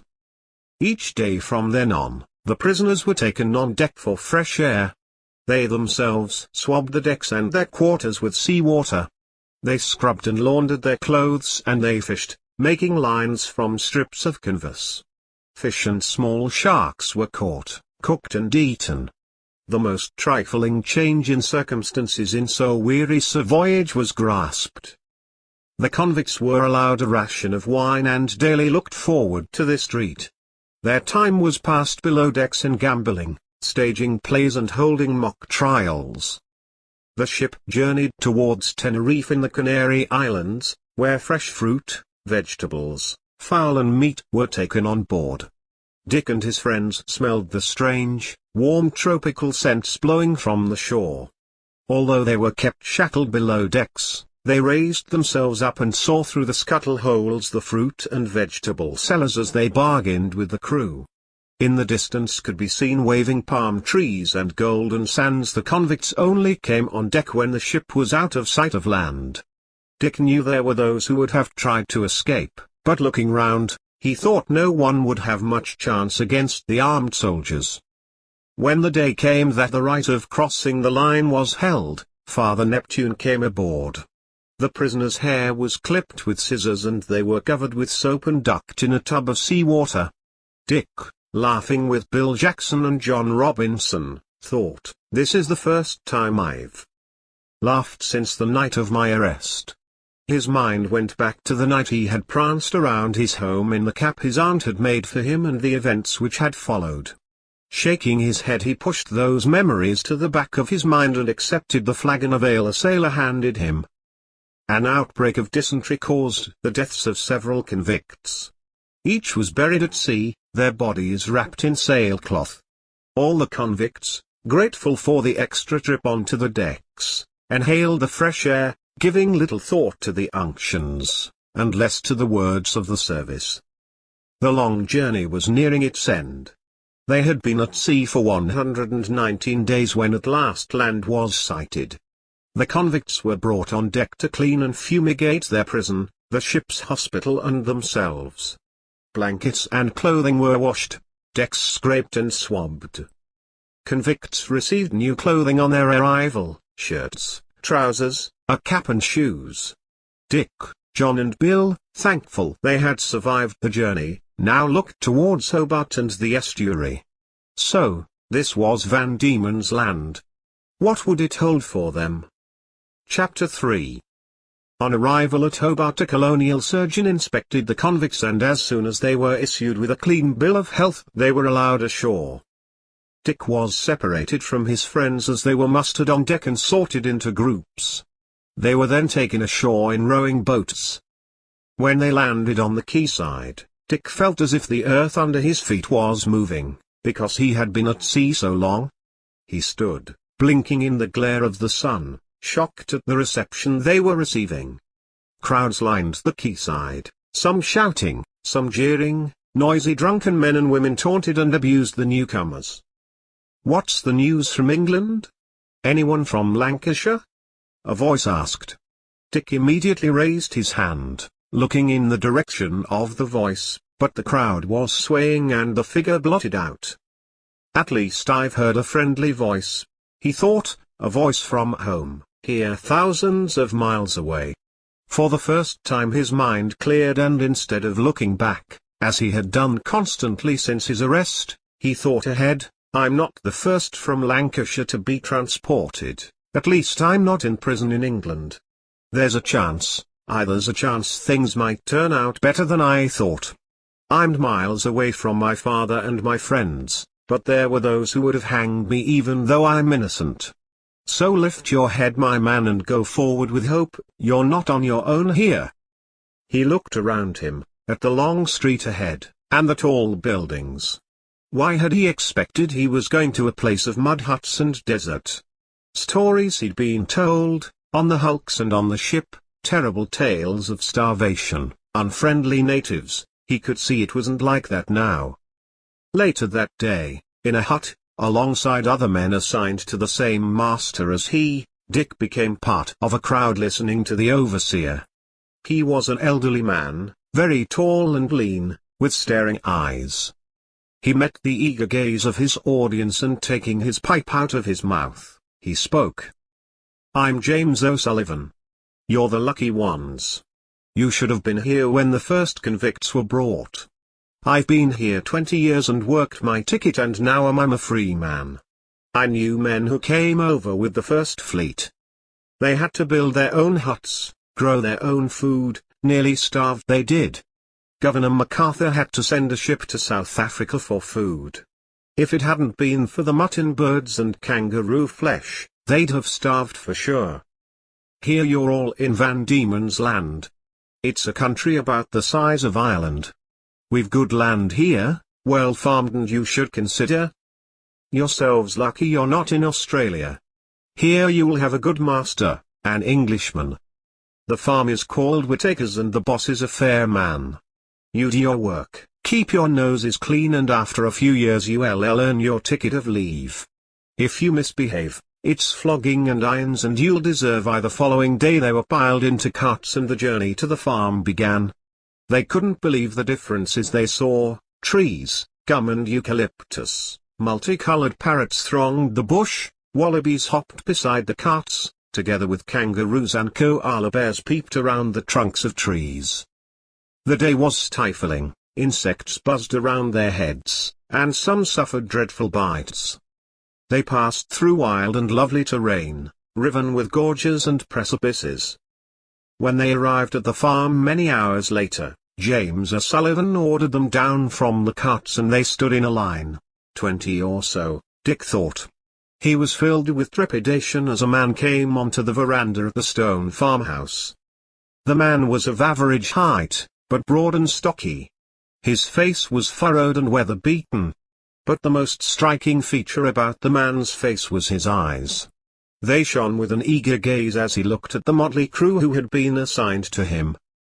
"Welcome to Whittaker's, men," he said. "I'm a fair master if you give me good service."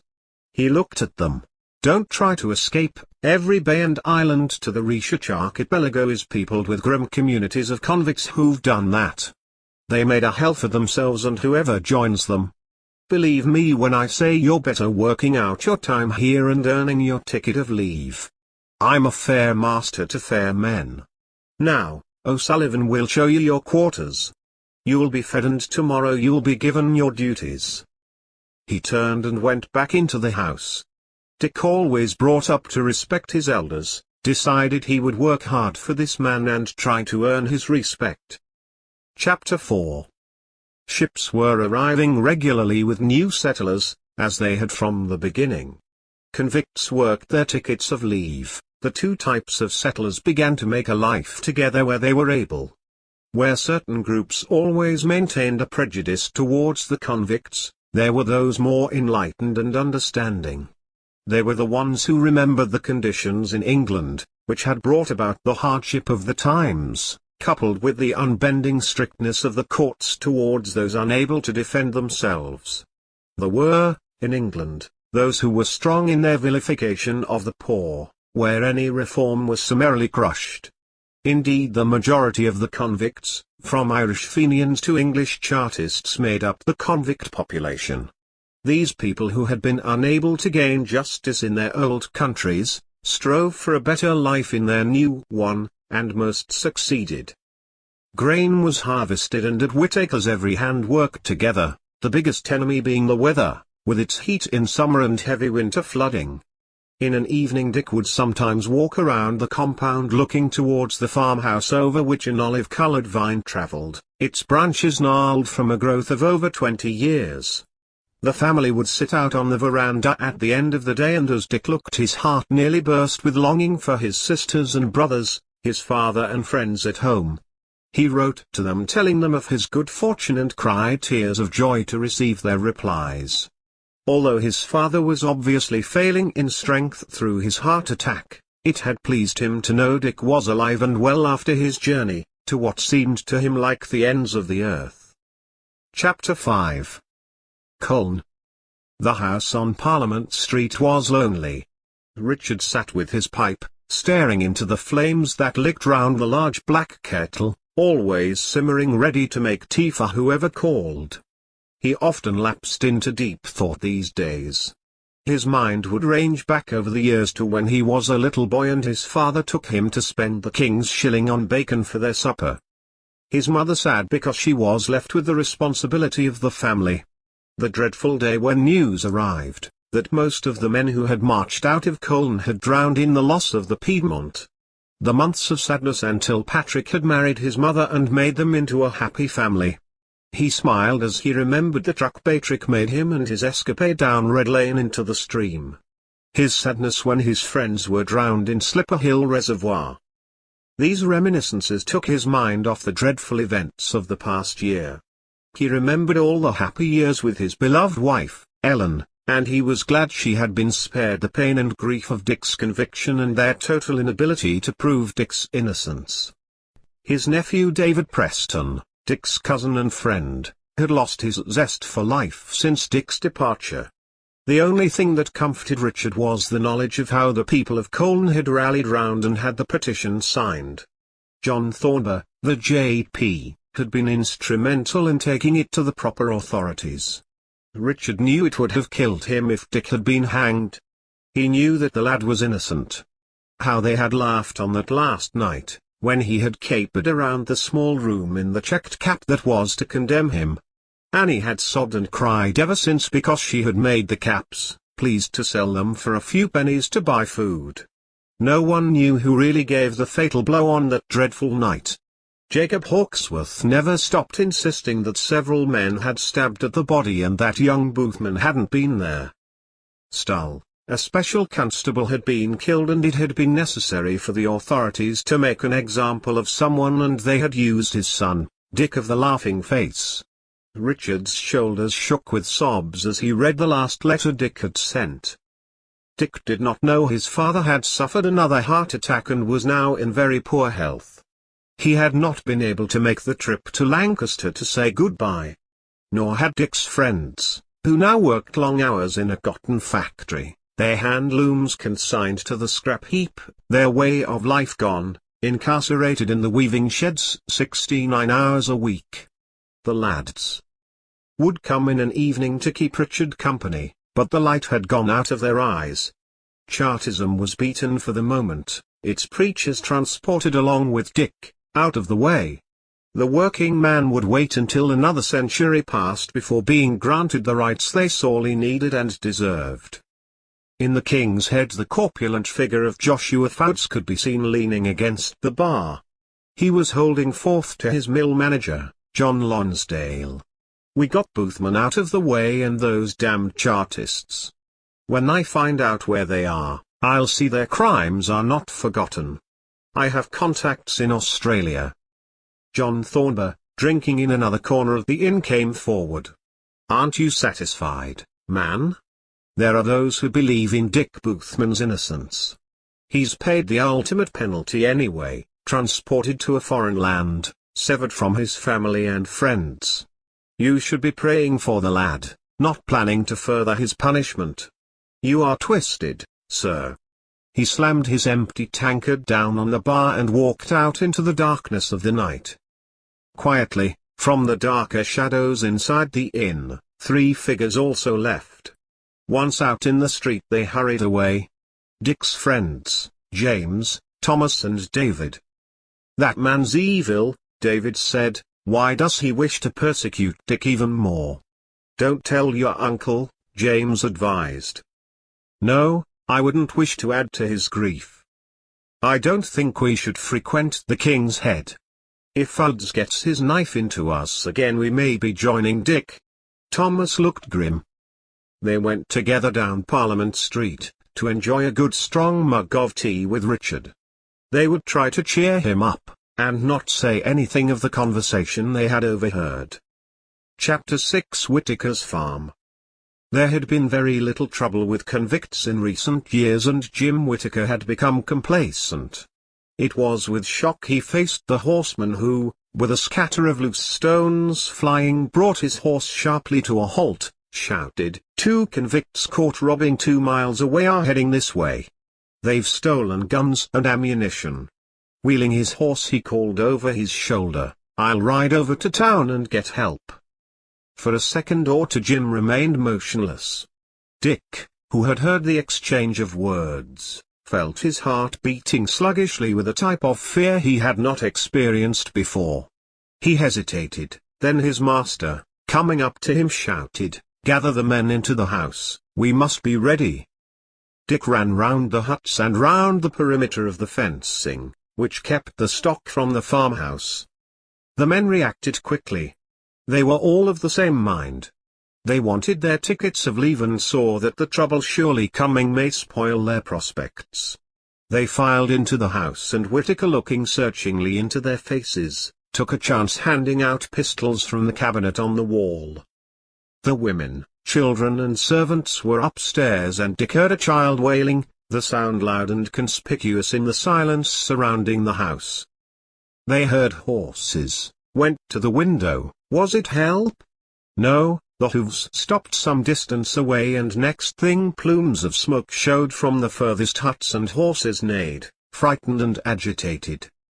"They're running." "The horses, sir," a man said. "Are we letting them take them?" "They're armed men. Rather lose horses than any of my men. If they go now I'll cut my losses. We don't want them firing the house." There was nothing to do but wait.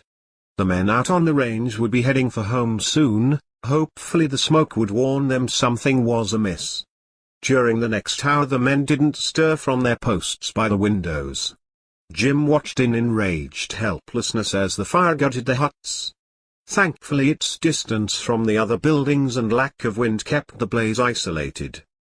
"We've got to go out, sir, and make sure the fire doesn't spread," the foreman said. "Aye, you're right." He unlocked the door and immediately the crackling became louder and sparks from the huts showered down. They ran to the troughs of water and a human chain was formed as they began to attack their blaze.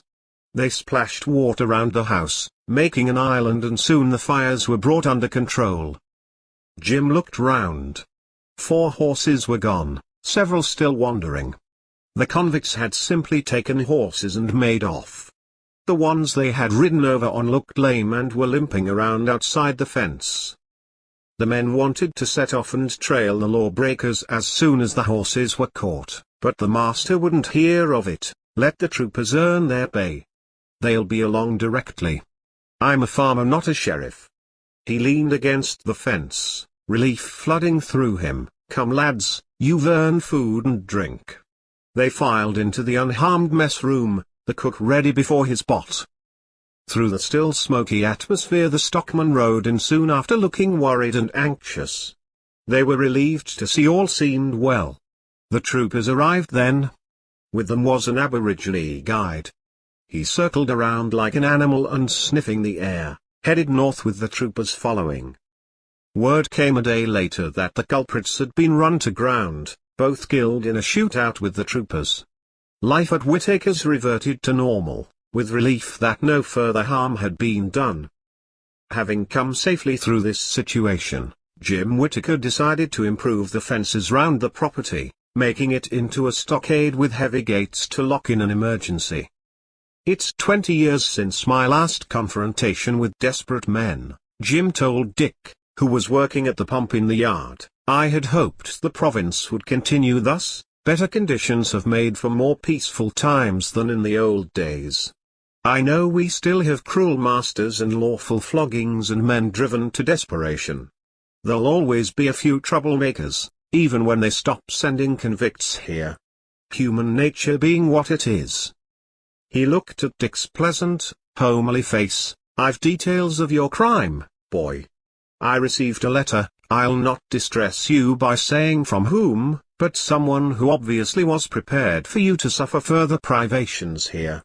As if you're not punished enough." He looked kindly at Dick. "I believe in making my own judgments. You don't seem like a murderer to me." "Sir, I'm innocent. My people in Colne worked towards a pardon for me, but the authorities would only remit the death sentence and transported me. Times are hard in England and the people are sadly oppressed, starving." His voice broke. "I miss my family, but I'm glad I was assigned to you, sir. You won't regret taking me. I'll work hard for my ticket of leave." Jim patted Dick on the shoulder. "Keep out of trouble, lad, and you'll be fine." Dick brooded, names flashing through his mind, then, shoulders erect. He went towards the stockroom. Whoever had sent the letter had done no harm, maybe even good. He wouldn't mention it when he wrote home. He reflected with bitterness on being separated from his family and friends. Chapter 7. Church worship was compulsory and every Sunday, leaving a few men on duty, 3 carts of convicts drove to the nearest church, led by the carriage, which held their master and his family. His wife was a stern, formidable-looking woman, always in black, her hair pulled tightly away from her face into a bun. Her bonnet tied with a large black ribbon. She was the scourge of the servants in her house. They worked long hours and she treated them with disdain. She did not share her husband's compassion and ability to see the best in everyone. Her daughter Anne, who was about 19 years old, sat beside her mother, her eyes downcast. Under the large grey bonnet little was seen of her face and her clothes were plain, her tiny feet in buttoned boots. Dick, watching the family take their place in church, was for a moment transported back to Culm. He was reminded of Mistress Thorner and her daughter and fleetingly he was saddened. He remembered Sunday school where he had been taught to read. Sometimes he remembered the hymns and the preachers with their warnings of hell and damnation. Everything reminded him of home. After 6 months he was allowed into Hobart on a Saturday afternoon. He was delighted to meet up with friends from his voyage. Many were grumbling about their masters. Tales were told of lashings, and women being subjected to treatment worse even than they had received in the big houses in England. Dick was glad of his position and resolved to keep away from areas in Hobart where there was trouble. Dick was told of an English woman called Caroline Chisholm who protested publicly that immigrant girls were sleeping in caves near the harbour. She had broken the conventions, which tried to keep women out of public life, and through her efforts she was eventually given part of an old building, infested with rats, as a female immigrants' hostel. She herself lived and worked in the home. Girls found work, mainly in the country, but generally fared no better than the convicts in houses where the mistress had no compassion. Chapter 8. The economy of Van Diemen's Land surged under a wheat and wool boom. The men at Whittaker's worked hard and the farm prospered. As the years passed, Richard Boothman counted his time until his ticket of leave. He would soon have earned it. Sometimes he thought of his family in England. Since he had heard that his father had died, he had pushed his grief to the back of his mind and become single-minded in his efforts to keep a good record. He was allowed to earn money now and each month he would go into Hobart to place his earnings in the bank. Near Christmas he would send a draft to his family in Culm. Sometimes he would respond to the invitations of girls he had become acquainted with, but refused to become serious about anyone. He had one ambition, his ticket of leave, a good character reference and the hope of being granted land of his own to farm. One such day, after his journey into Hobart, he joined the men in the cart going back. He loved the journey now, the strong smell of the eucalyptus trees, the squawk of kookaburras, the sun appearing from behind the clouds, washed and fresh. The river broad and deep, this seemed to be his country now. The next time Dick went into town it was Easter. There was a brass band, whole sheep were roasted and a fun fair had been contrived. Standing at a stall that sold roasted potatoes Dick saw Anne, his master's daughter, with several other young women. As he looked he saw a horseman trying to control a bucking horse, which jumped over a barrier and headed straight towards the stall. There were screams from the crowd as it pushed backwards and Dick and Matt, his friend, in unison rushed towards the women, making a human barrier as their horseman tried in vain to control the horse. A flailing hoof caught Dick in the middle of the back and he went down in agony. The crowd surged forward again in the wake of the horseman. Matt shouted, "A doctor, we need a doctor," and Anne kneeled down cradling Dick's head in her own hands. A man in a frock coat pushed through the crowd towards them. "Ma doctor, please make room." He knelt beside Dick and with practiced hands he felt over Dick's body. "He's concussed by the fall and his back is badly bruised. However, I don't find any bones broken. Find a board or a door and carry him on it." Eventually a door was procured and several men carried Dick towards the carts, the young woman hurrying alongside. Whittaker and his wife were walking towards their carriage and turned to see the commotion and at its head, their daughter. Anne, her mother, holding herself with injured dignity, beheld the muffled figure of her daughter running beside the crude stretcher. "How dare you run? A lady doesn't run. What goes on?" "Mother, Richard was hurt protecting us from a runaway horse. We have to get him home." The woman seemed to have difficulty keeping her self-control. She smoothed down a straying hair. "Calm yourself, my dear, and climb into the carriage. The condition of a convict is no concern of yours," she said. Whittaker took umbrage at this. "My dear, Boothman has worked for us for years. I forget he's a convict. He's a worthy worker and keeps himself to himself. I commend Anne for her concern." "Thank you, father." The girl turned her back on her mother and climbed into the carriage as the foreman gently laid Dick down in the cart and, with Matt holding him firm, they started for home. Chapter 9. Dick's injuries were diagnosed as several broken ribs and concussion. It took 2 or 3 weeks before he was able to do light work on the farm. Anne looked into the stock room to see him one day. "I would have come before, but Mother is so determined against me talking to you." She smiled shyly. "Thank you for diverting the horse from me and my friends." "No harm done," Dick answered calmly. He had no wish to incur the anger of her mother. Just when he could see the light at the end of the tunnel, his ticket of leave. "Well, I'll go then. I just wanted to thank you. I've noticed how hard you've worked all these years." "For my ticket of leave. I'm innocent of the charges brought against me in England. I want to be a free man again. I'm going to own my own land very soon." His answer was firm. "I hope you're successful." Anne turned to go. Dick walked away towards the baled hay. "Goodbye then," she called tentatively. "Goodbye," he replied, without turning. Jim saw his daughter coming away from the sheds. "Don't let your mother see you fraternizing with the men." "I wasn't. I was just thanking Richard Boothman. He refused to be friendly anyway." "Sensible young man. His ticket of leave comes through next year. I'll commend him for a grant of land, and then he'll no doubt find himself a wife from the immigrants or ex-convicts. He'll need a strong, healthy woman behind him on his farm." His eyes looked searchingly into his daughter's face.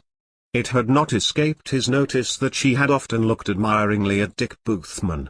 He was a good-looking lad, with a bright cheery disposition, not given to spending his weekends in the taverns like some of his contemporaries. This didn't make him popular with the men he knew. "Run along and help your mother." Anne, her face flushed, went ahead of him into the house. Her mother, her face pinched and querulous, began nagging her immediately. "Where have you been? Can I not walk around outside now, Mother?" the girl demanded. "I'm too old to be treated like a child." "It's time you went to stay with your aunt in Launceston. I'll arrange it," her mother retorted. "She'll be glad to go. You begin to oppress me." She walked, head high, upstairs. "Well, did you hear that?" Ethel Whittaker turned to her husband. "The madam, oppress her indeed. She's had every comfort I never had." "That doesn't necessarily make for happiness, Ethel. The girl needs to occupy herself." He didn't mention his discovery of her talking to Richard Boothman. Chapter 10. The long-awaited day had come and gone, and Dick stood with Whittaker, his old master, on his own land. Several of the convicts had earned their tickets of leave at the same time, and there had been a day of celebration at Whittaker's. Even Jim's wife had given her congratulations to the men who were leaving. Ale and pies had been distributed around the whole company of men. Now Richard was building a wooden shack on his own land. His old master, who had recommended him to the authorities for this piece of land on the Kentish, near Launceston, had helped him find suppliers, pigs, cows and a horse. "Consider me your friend, Dick. Anything you need, send word." The two men shook hands. When he had gone, Dick, laying his axe on the ground, moved over to the stump of a tree. He sat down and took out his pipe from his pocket. Soon he sent smoke rings up into the warm evening air. He remembered his cousin Ben at the farm in Blacko. The land here was green and fertile, the trees tall and stately, different smells, different birds, but he was a farmer now and he would make the best of it. He felt lonely. He had been so determined to work hard and save from the meager payments he had been allowed to earn, that keeping friendships had been well nigh impossible. He determined to go into Launceston on Sunday and look around with free eyes.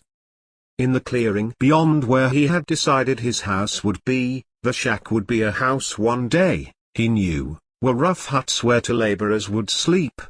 All the men who had worked their tickets did not want land, just a job at no responsibilities. Some of his contemporaries had stayed at Whittaker's, but these two would work for him.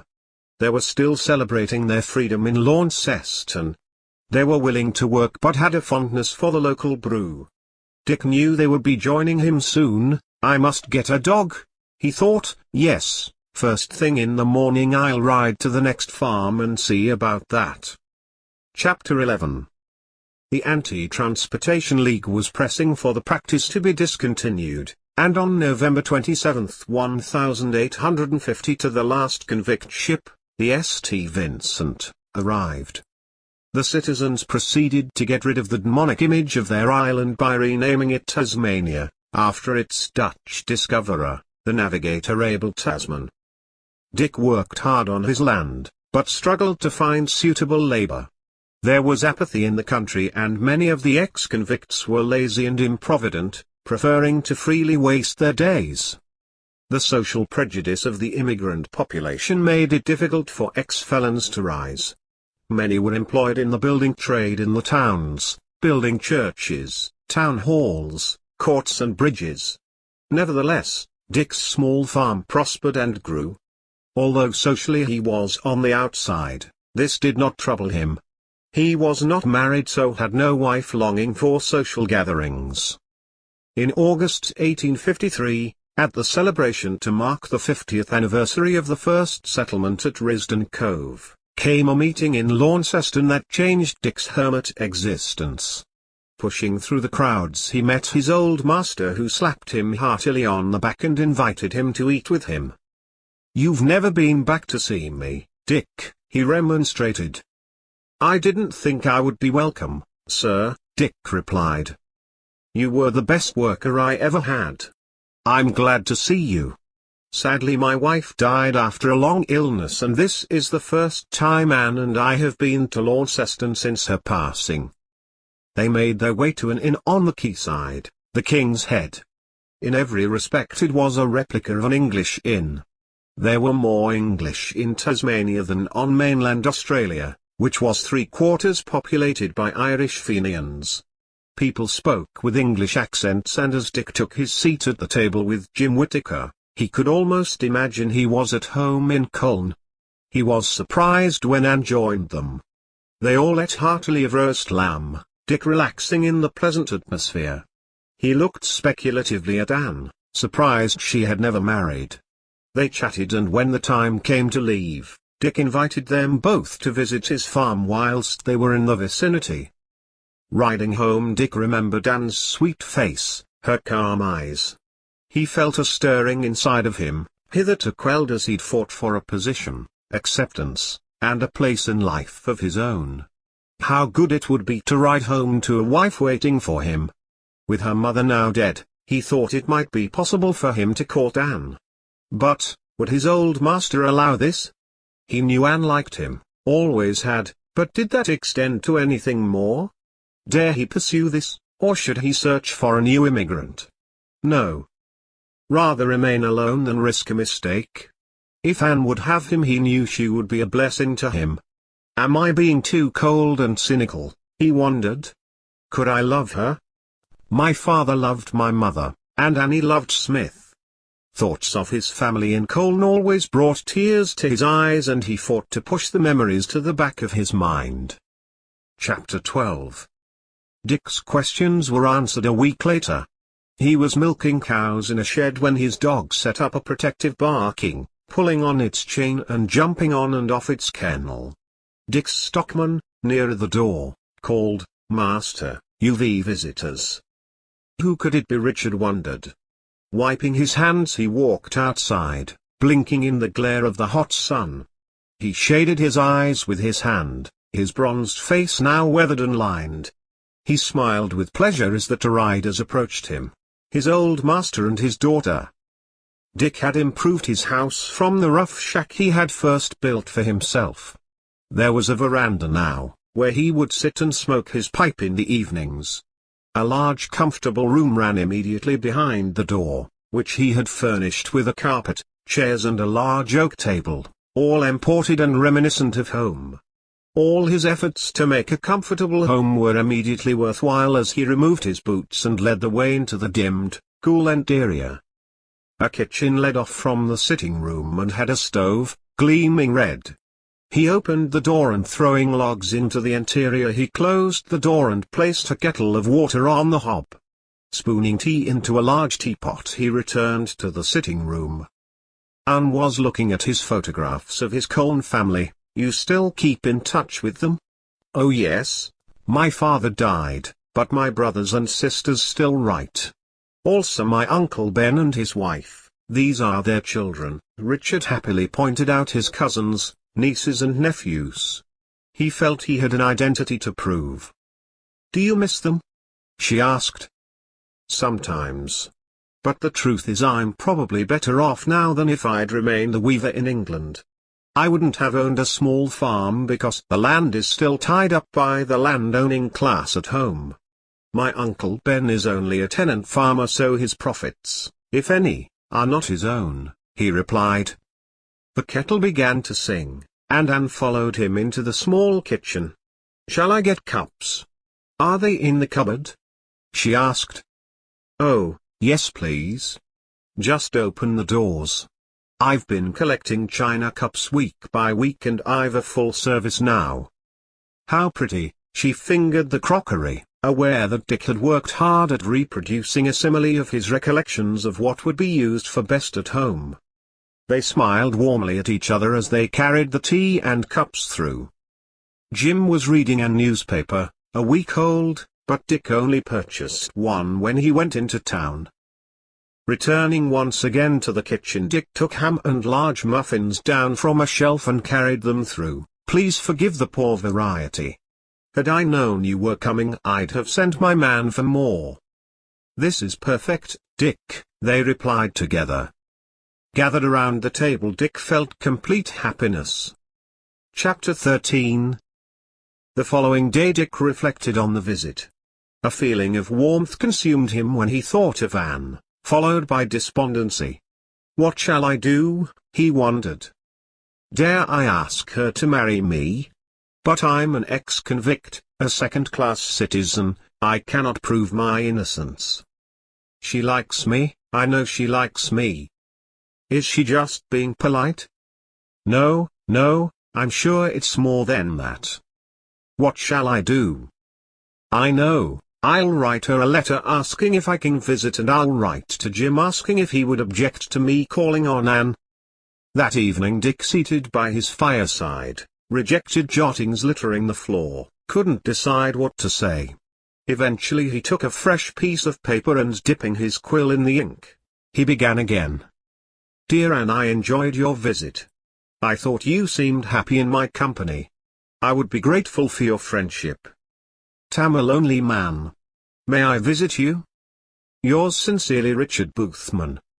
He added another note in a separate envelope and addressed this to Jim Whittaker. First thing the following morning he rode into town to the post. He would not risk the precious letters going astray. I can only cast my bread upon the waters, dear Lord, he silently prayed. Please make her look favorably upon me. He was halfway home when he was beset by panic. What have I done? She may reject me out of hand. She may be offended. This last thought caused him to almost turn the horse and ride back to retrieve his letters. Then, with a sense of futility, he calmed down. If she rejects me, I'm only in the same position, sadder and wiser maybe, but nothing more. The scent of the eucalyptus was strong, the sun appearing from behind the clouds warmed his face, and birds sang and croaked to each other in the thickets as he rode by. He could only wait now. Anne was sitting in the shade of the big mimosa tree in the yard when the mail cart came. "Any news from town, Ben?" she asked the driver as he walked towards her. "Nothing of interest, except Farmer O'Doul has broken his leg, his wife has just given birth to their fourth son, and Andrew Wilder near drowned when his boat capsized on the weir." They laughed together and she led the way into the kitchen where the cook had already poured him a coffee. "Letter for you, Miss Anne. Newspapers from England and a letter for your father." He handed the mail over. Then accepting the coffee he engaged in happy repartee with the cook. Anne turned the letter over slowly, then not knowing why, she excused herself and hastened up to her bedroom. She opened the envelope and slowly removed the letter. Half an hour later her father knocked on her bedroom door. "Anne, may I come in?" "Yes, father." She opened the door and her father, looking questioningly into her face, came into the room. Young Boothman had written to us both, it seems. A flush crept slowly over Anne's face as her eyes met her father's eyes. "Would you like him to come courting you, my dear?" "He doesn't say that, father," she protested. "He doesn't need to, but that's what it means." "I like him, father. I always have," she quietly confided. "I like him too, girl, and you seem slow in liking anyone else. So, if he's to come, put the lad out of his misery and write and tell him." Anne flung her arms around her father. "Thank you. Richard's worked so hard. I admire his efforts, and his farm was prospering when we visited. I'll write now. I'm so excited, father. Anne's nervous too. If anything comes of this, I'll be the lonely one, not him," Jim exclaimed as he left his daughter's room, but a smile, which Anne could not see, lingered on his face. Chapter 14. The letter arrived as Dick was erecting a new sign at the entrance to his property. "Good name, I've always thought," said the postman, nodding towards the new sign. "Yes. Bowlsworth is a hill near my home in Lancashire. I used to climb it with my cousin when we were boys, Dick explained, nostalgia bringing pricking sensations behind his eyes and a lump to his throat. "Letter for you anyway, my man, and I hope the kettle is on." Dick laughed, and closing the gate he mounted his horse and, with the postman's cart bringing up the rear, they approached the farmhouse. A rich aroma of stewing lamb assailed their nostrils as they entered the large kitchen, and coals glowed red in the stove, the kettle emitting gentle puffs of steam. "Bring up a chair, Bob. You always know when to deliver mail." Dick's heart was thudding against his ribs. He knew this letter was his reply from Anne. But he dare not open it. What if she had rejected him? It would show on his face. Calmly he propped it up against the clock on the wooden shelf. "I'll open it later, Bob, probably only a bill," he laughed, and taking a ladle he spooned large helpings of stew and potatoes into earthenware dishes. "Do you often feel homesick, Dick?" the postman asked. "Not as often as I used to. This is my home now. I used to hope my innocence would be proved, but not anymore. They've forgotten why I'm here, I think.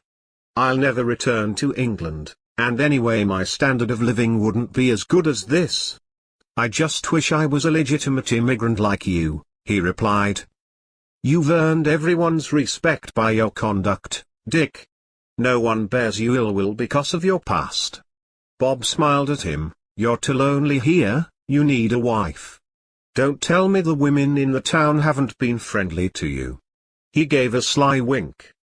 "I think I'm too particular, frightened of making a mistake," Dick replied, "but you never know what might happen." They ate the remainder of their meal in silence. "You certainly don't need a cook, that's for sure," said Bob later as he wiped the remainder of the gravy from the bottom of the dish with a large wedge of bread. "Best stew I get on my rounds." Dick laughed. "Have you time for a pipe of tobacco before you go?" "Definitely," came the reply. They sat in companionable silence whilst the big clock ticked the minutes away towards the time when Dick could open his letter. At last the pipes smoked, the fire glowing, the sound of the postman's cart diminishing as it covered the distance on its way to the next call. Dick, heart pounding furiously, reached out a tentative hand for the letter. He held it to his breast for a moment, a little prayer in his mind. Then, with trembling fingers he opened the letter. He read it through, then read it again, then with a cry of delight he tossed it in the air. He would go and see her on Saturday. He counted the days. 3. How could he wait? This was a time when he wished he could run to his Aunt Annie in Colne with the good news. He wanted to share his joy. He picked up the tabby cat that had been dozing beside the stove, and to its consternation, waltzed it around the room. Later that day he walked over to the stockroom he had built for his farm hands. They were relaxing after their hard day's work. Strong food smells met him as he opened the door, and he was, for a moment, transported back to Colne, when he was young and they had meat only on special occasions. Here, every day was a meat day. Bill, he addressed an elderly man with grizzled grey hair, his face furrowed and weather-beaten, I'm going to be away all day Saturday. I'm leaving you in charge. Two younger men lolled nonchalantly in chairs, the remains of their meal on a rough table against the wall. The older man replied, Leave it to us. Do you good to have a day out, lad? Need a companion, Dick? Asked one of the younger men, laughing. No, Jed, I'm off on my own. The easy familiarity he had with these men was in sharp contrast to the worker-slash-boss relationships in England, and Dick had striven hard to promote this. No one ever let him down. He worked as hard as his stockmen and they respected him for it. Smoke a pipe with us, Dick? Asked Jed. Don't mind if I do, he replied. Dick stayed, talking of the day's work, the state of the stock and the latest news from England. Saturday dawned. Dick woke with a feeling he had always had as a small child when he knew there would be treats that day. He set off into the misty beauty of the Tasmanian morning, enjoying the crisp breeze bringing with it the smells so different to England. He knew he would always notice the difference. Someday, he thought, he'll have enough money to pay for David to come and visit me here. Maybe he'd stay and I'd have some family here. I'm sure things aren't much better in England. Their letters are so brief. At least they keep in touch with me. He was momentarily saddened as he rode along. When he jumped down from his horse at Whittaker's, the door opened, dogs already having heralded his arrival. Anne came quickly out onto the veranda. Dick climbed the 3 steps to face her and they clasped hands in silence.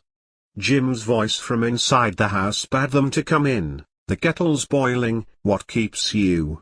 Anne, taking her hand from Dick, linked her arm through his and they entered the kitchen together.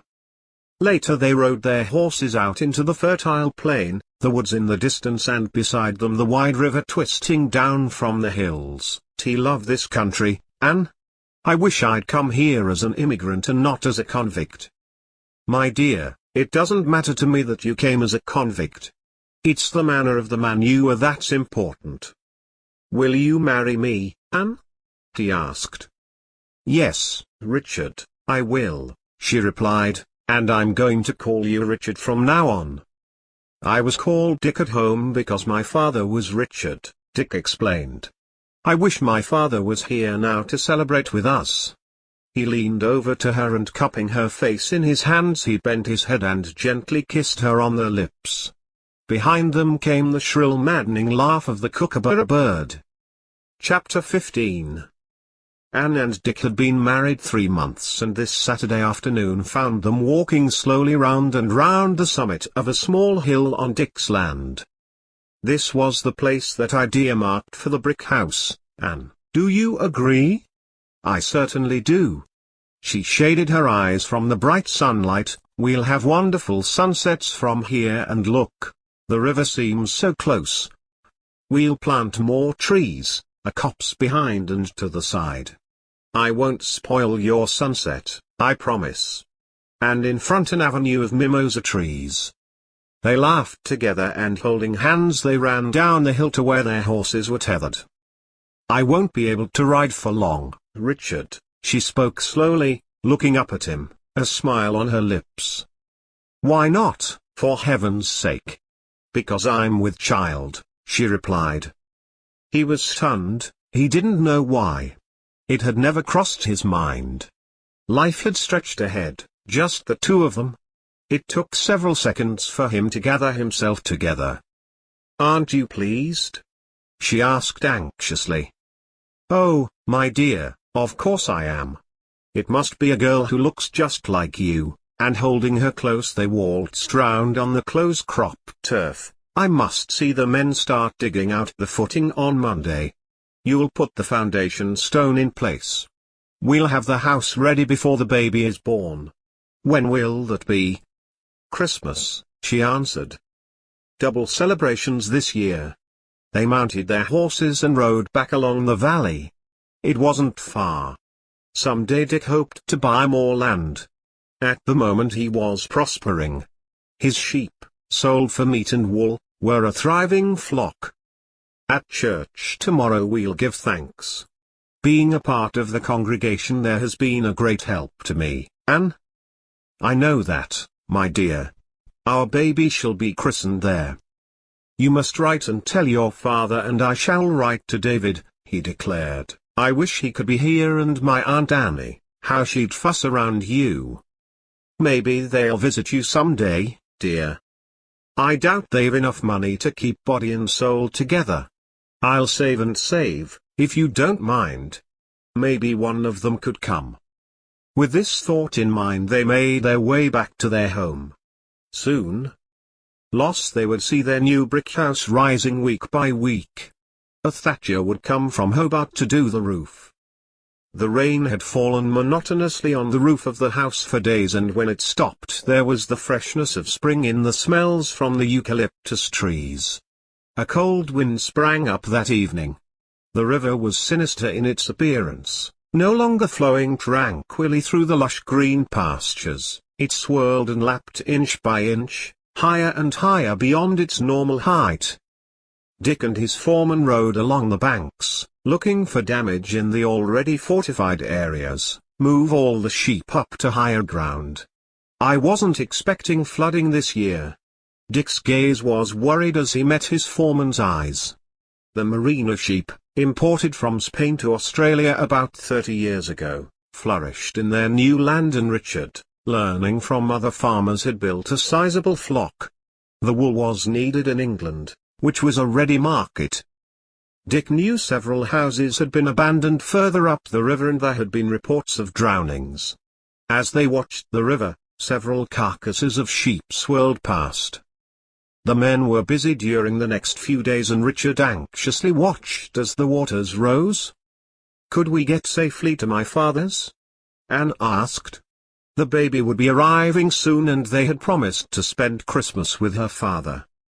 "I'm doubtful about setting off on a journey now, dear. I think we should stay where we are. The new house is almost finished. I think we should move up there, well away from the river. I want to leave now, while we can, or we won't get to Whittaker's for Christmas. Father will be alone. Let's go tomorrow, the men will move the furniture up to the house. They can stay there if the waters rise, but surely this is as high as it'll go?" She looked anxiously at Dick. "I can't leave the men now, not with all the stock to see to. You must understand, Anne, if we miss Christmas at Whittaker's, that's a small disappointment to the work needed here." Later that day a neighboring farmer drew up outside the house. His wife looked through the carriage window and waved to Anne, who came slowly down the path. "We're going to Launceston, Mrs. Boothman. Houses are being washed away upriver. Have you any plans to go? Your baby must be due surely. Would you like to ride with us?" "Oh, I'd like to go to Whittaker's for Christmas. I know the local midwife and would feel safer there," Anne replied. Just then Dick came round the side of the house and she waved to him excitedly. "I can go in the carriage with Mr. and Mrs. Thompson. You can come over later this week when the flooding has abated." Anne looked up at him hopefully. "I don't think it's safe for you to travel, Anne. The roads are turned into mud by the rain. Why not stay here?" Dick pleaded. Anne was determined. She wanted to spend Christmas with her father, and secretly she had hoped to have the baby in the comparative comfort of Whittaker's. She saw this opportunity as her last chance to leave. Bill Thompson came towards Richard, hand outstretched. "She'll be safe with us, young man. We'll deliver her to her father. Don't worry, this flooding will be over in a few days. I've seen it all before." Thus persuaded, Dick had to help Anne put a few items of clothing into a bag, and within the hour Anne was off, the horses making heavy going along the muddy tracks.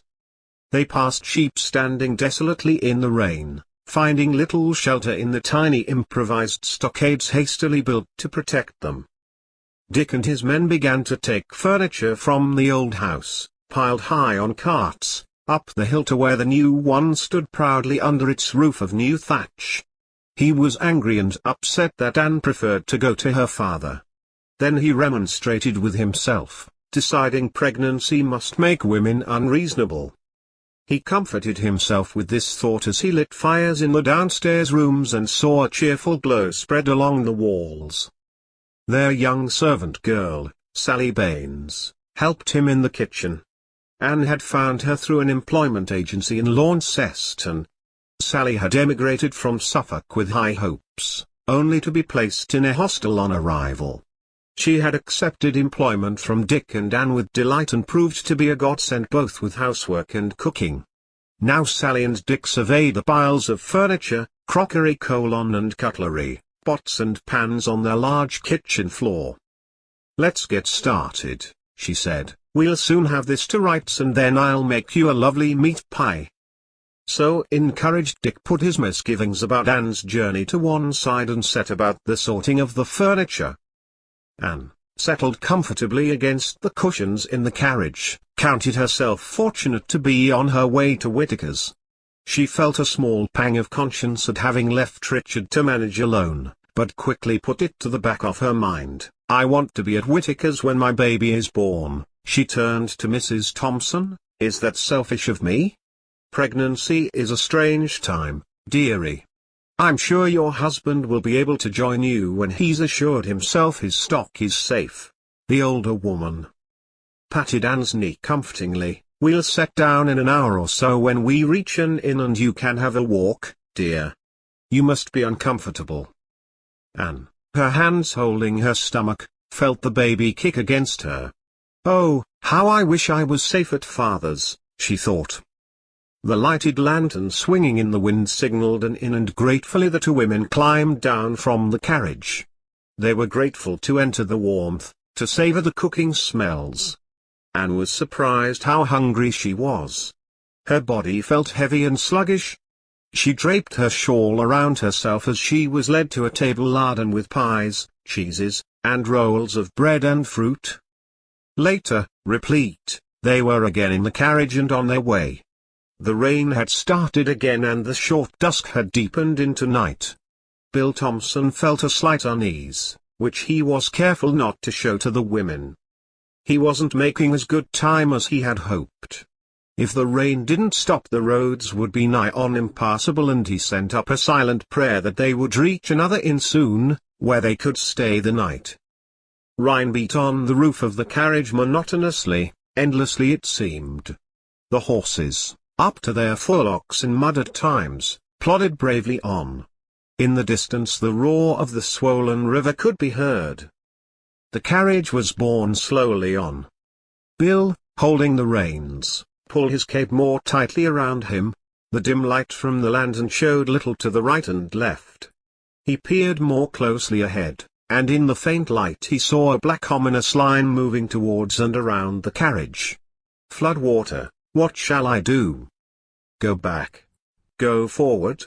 Tell the women to get out? What shall I do?" He looked upwards with a prayer on his lips. He had been sure they would leave the flood water behind. Thankfully he realized the horses were now leading uphill, more dragging than pulling the carriage. He breathed a sigh of relief. His relief, however, was short-lived.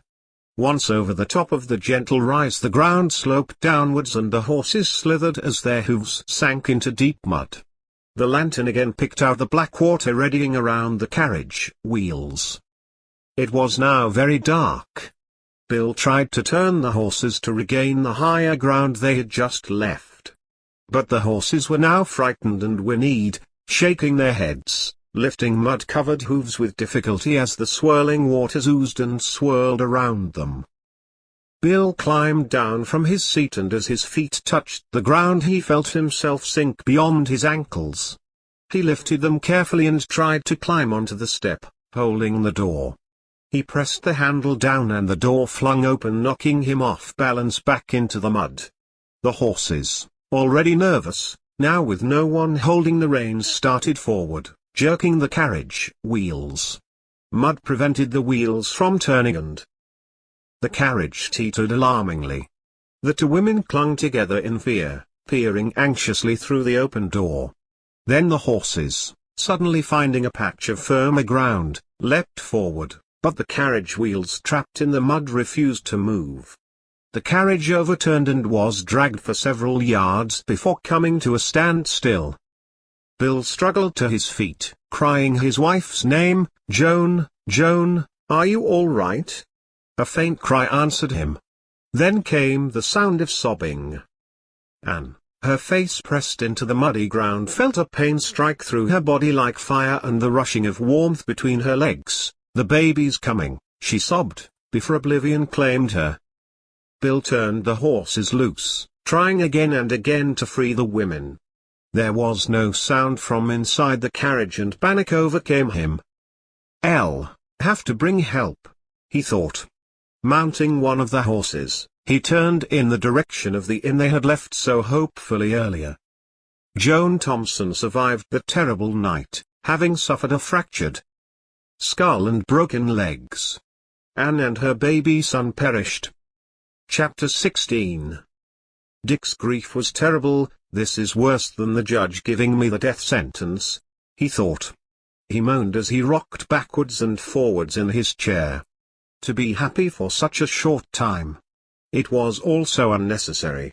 Why had she insisted on leaving the farm? It was as if she needed her father more than him. Jim Whittaker stayed with Dick for several weeks, caring for him and overseeing the stockman. Dick refused to go outside and Jim despaired of him. Then one day Dick walked outside, saddled his horse and rode off without speaking. He pushed his horse hard and hours later he strode into a bar in Launceston. He had never mixed with the other convicts and had kept out of trouble. The motley assortment of humankind jostling in the bar looked at this stranger with curiosity. He seemed to have plenty of money and may be good for a drink. Several sullen fellows pushed against him, as Dick banged his money down on the bar and called for ale. No new felons had come to Van Diemen's Land for years, but the long years of cruelty and oppression had left their mark, with old hands being responsible for most of the crime in Tasmania. When Jim found him, Dick was drunk. His head was on his hands on the table, his money gone. Jim went outside to the two men he had brought with him. "Help me out with him," Jim instructed, and with the two men following, he walked back into the inn. Once Dick had recovered, he threw himself into the work on the farm. He never mentioned Anne, but every Sunday he walked to the church, his body racked with sobs as he knelt beside her grave. Feeling there was no more he could do, Jim returned to Whittaker's. Dick would have to come to terms with his own sorrow in his own way. As the years passed, Dick's contact with Colne lessened, but he always wrote at Christmas. He received letters back telling him of this old aunt or uncle who had died, new nephews and nieces born. It all seemed, as it was, a world away. He had thrown himself into working after Anne's death. When her father had died he had been a joint beneficiary and with the legacy had increased his land and flocks of sheep. He didn't mix with others, as in Tasmania ex-convicts were still discriminated against. He took care not to mix socially and his only contact with others was at the markets, the banks and stores. He became well respected, was a fair employer and honest in his dealings with others. Personal happiness seemed to elude him, and he had never tried to replace his only love, Anne. Over the years Richard absorbed himself in his work, pushing himself so that at night he would fall into bed so tired he could not think. He drove his men hard and his workforce changed regularly. His chance of happiness, a wife and children, he felt had gone forever. 10 years had passed since Anne's death, with Dick now in his 40s. He had business in Hobart and prepared himself to stay a few days. As he rode he contemplated the countryside. There were brick houses, trees planted 20 or 30 years ago, now maturing, and here and there odd, untidy buildings huddled together.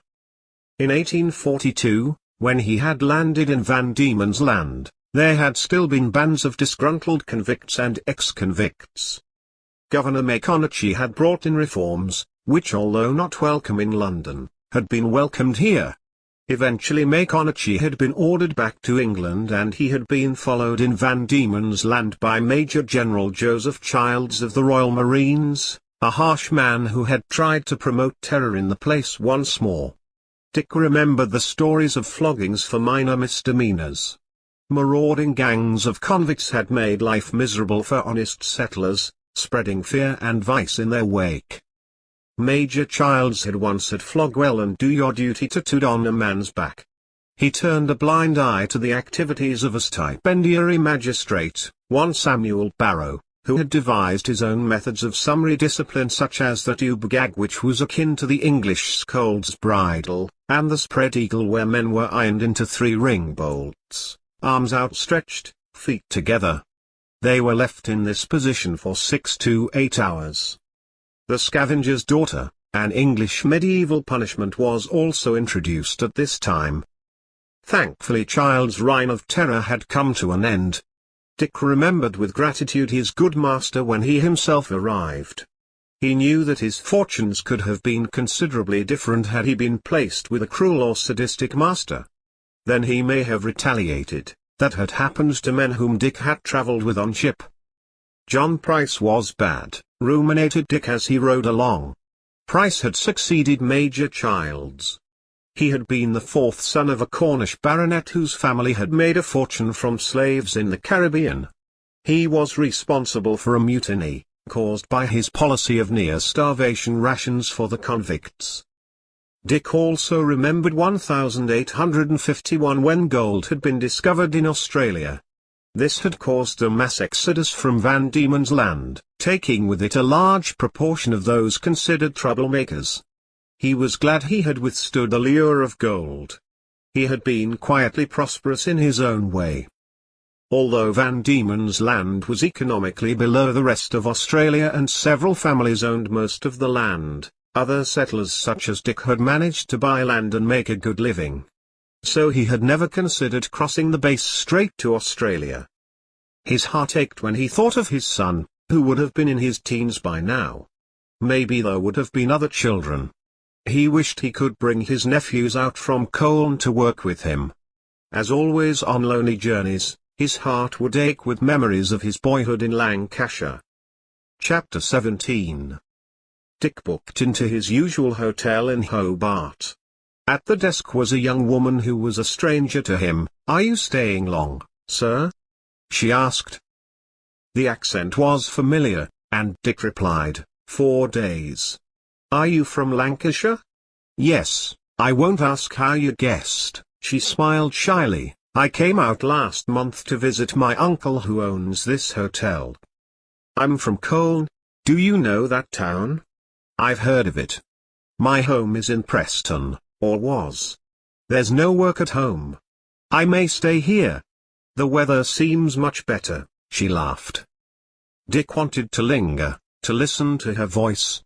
However, he signed the book, and taking the key she proffered, he nodded. "I'll see you again and you can give me news of home." He went upstairs. Agnes Brown watched him go. What a good-looking man. I wonder how long he's been here. Over the next couple of days Dick found himself stopping for a chat with Agnes. They were on first-name terms and she made him laugh with her tales of life as a weaver, Sundays at chapel and processions at Whitsuntide. Mother and father sent me out here because they said I thought none of the lads who courted me were good enough and they said I'd end up an old maid.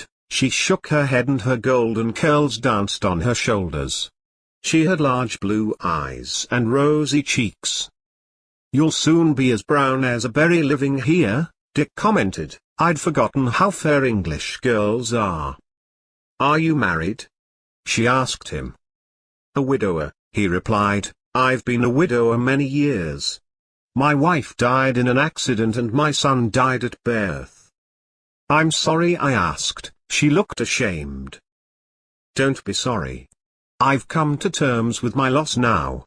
He nodded at her and walked slowly up to his room. Agnes recognized a quality in Dick she had found wanting in her male suitors at home. Whilst the young men who were her uncle's neighbors came to flirt with her, she felt drawn to Dick. "How long has Mr. Boothman been coming here?" she asked her uncle. "Years. Before my time. He's quite a fellow, well off I'd say. I think he was a convict." "Surely not," her eyes pleaded. "Doesn't mean a thing. They sent folk here for stealing a loaf even if they were starving. I'd say Boothman's a steady fellow, too old for you though." He gave her curls a cheeky tug. "Who's too old for Agnes?" His wife came into the room. "Mr. Boothman. The fellow from Launceston, he's staying again." "Oh, Aunt Mary. I haven't been flirting with him." "I hope not. This is a respectable establishment." Uncle and niece exchanged a grimace behind her back as she left the room. When Dick paid his account at the end of his stay in Hobart, he asked Agnes's uncle to say goodbye to her for him, a very nice girl. It was good to talk to someone so newly arrived from home, Dick told him. "Aye," Jed Barker replied, "things don't get any better over there. Still no rights for the workers. Still fighting wars overseas. Building an empire on the backs of the weak. When will it ever change? Not in our lifetime. The Chartists tried to get a better deal for the working man and most of them ended up here with the Irish." "You a Chartist?" "I went to a few meetings. I suppose I'm here because of Chartism. I was framed following a riot by Chartists. I suppose everyone says that. In my case I assure you it's true. I was lucky to escape with my life at the time. The local magistrate was out for my blood. I was only 21 and very naive, I'm afraid." He touched his cap and left the hotel. "Well, he's been coming here for years and that's the first time I've had a conversation with him." Jed turned to his wife who was standing in the doorway. "So he's a convict then?" she asked. "Yes, he was. Was not is. No difference." "There's a lot of difference. The man said he was framed and I believe him." "They all say that. What's important is what he is now. He's stayed here for years and never caused trouble or defaulted on his account." "Well, Agnes can forget him. He's too old anyway, as you already said. I shouldn't think he's remotely interested in Agnes. A young flibberty-gibbet like her. What would he see in her? A pretty face. Many a man's been undone by a pretty face," she sniffed. "Well, he's gone now. Won't be back till next year," he concluded. "We'll see." She looked towards Agnes who was just coming into the room.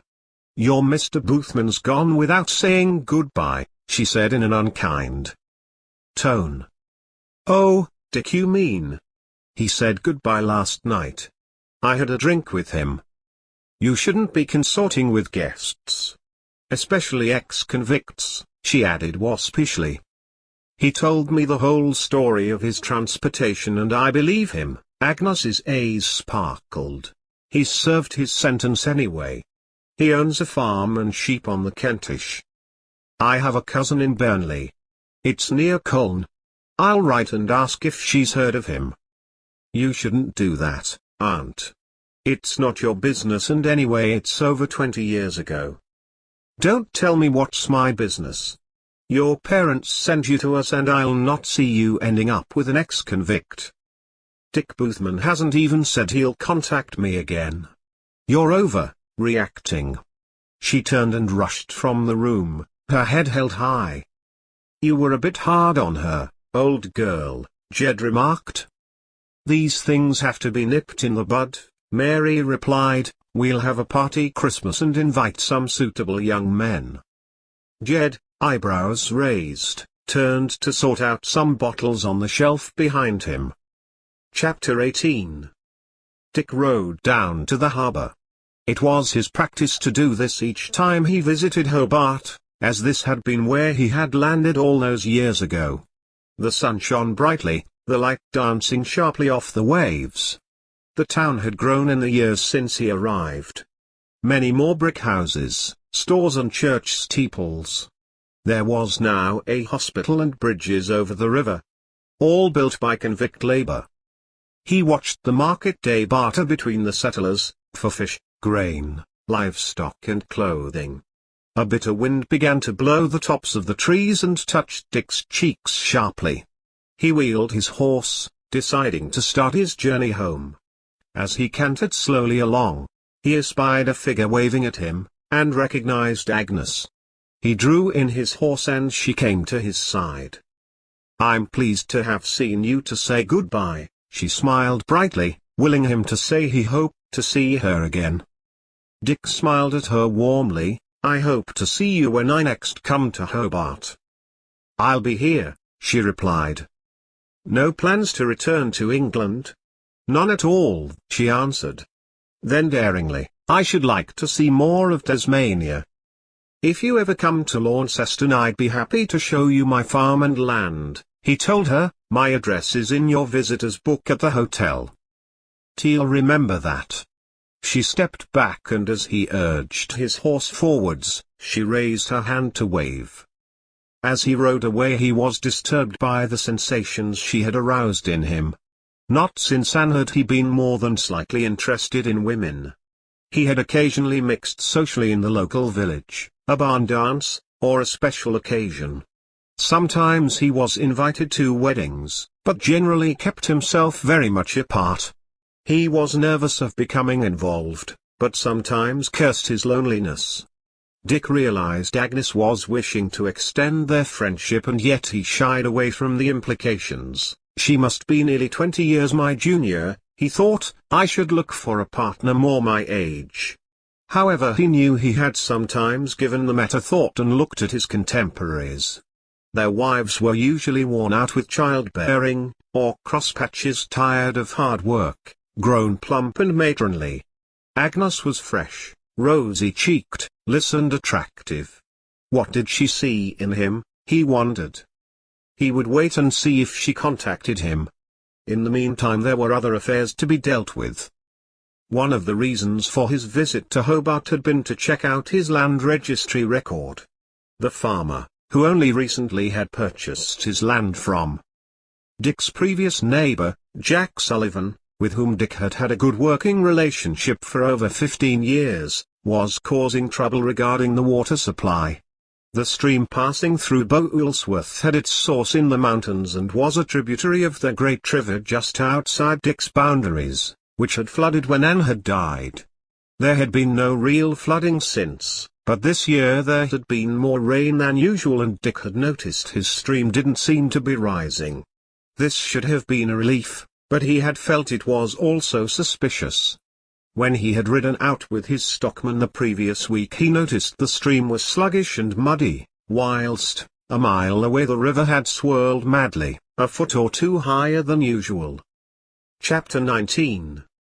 The morning following his return home, Dick and his stockman cantered around the periphery of his land. I want to check the stream, Dick told his man, Bob Ryder.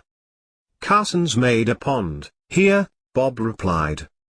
That shouldn't make so much difference, Dick looked concerned.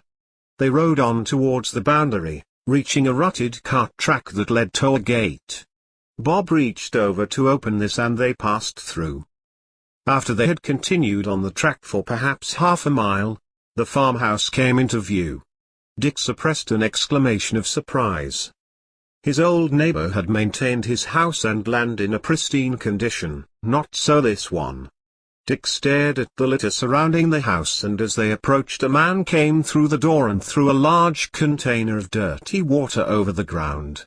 He nodded curtly in their direction, then hurling the container, which narrowly missed a chained barking dog, he came towards them. He was of unprepossessing appearance, dark, heavy-jowled, unshaven and shabbily dressed. Dick wondered fleetingly where he had got his money from to buy this place. It had all happened so quickly that he hadn't had a chance to say goodbye to his previous neighbor. "Good morning. I'm checking out the water supply. The stream passes through your land before it reaches mine," Dick spoke pleasantly enough. "What's your problem then?" the man demanded surlily. "The stream seems to be drying up and yet the river is rising," Dick explained. "I'd like to check the stream's progress from the mountain." "Go on then," the man barked. Dick and Bob picked their way through the debris surrounding the house, old cans, broken chains, empty rum bottles, and a general smell of decay followed them. "If Jack Sullivan could see this place now, he'd go grey," Bob commented. "Where did he go?" "He used to talk of returning to Ireland."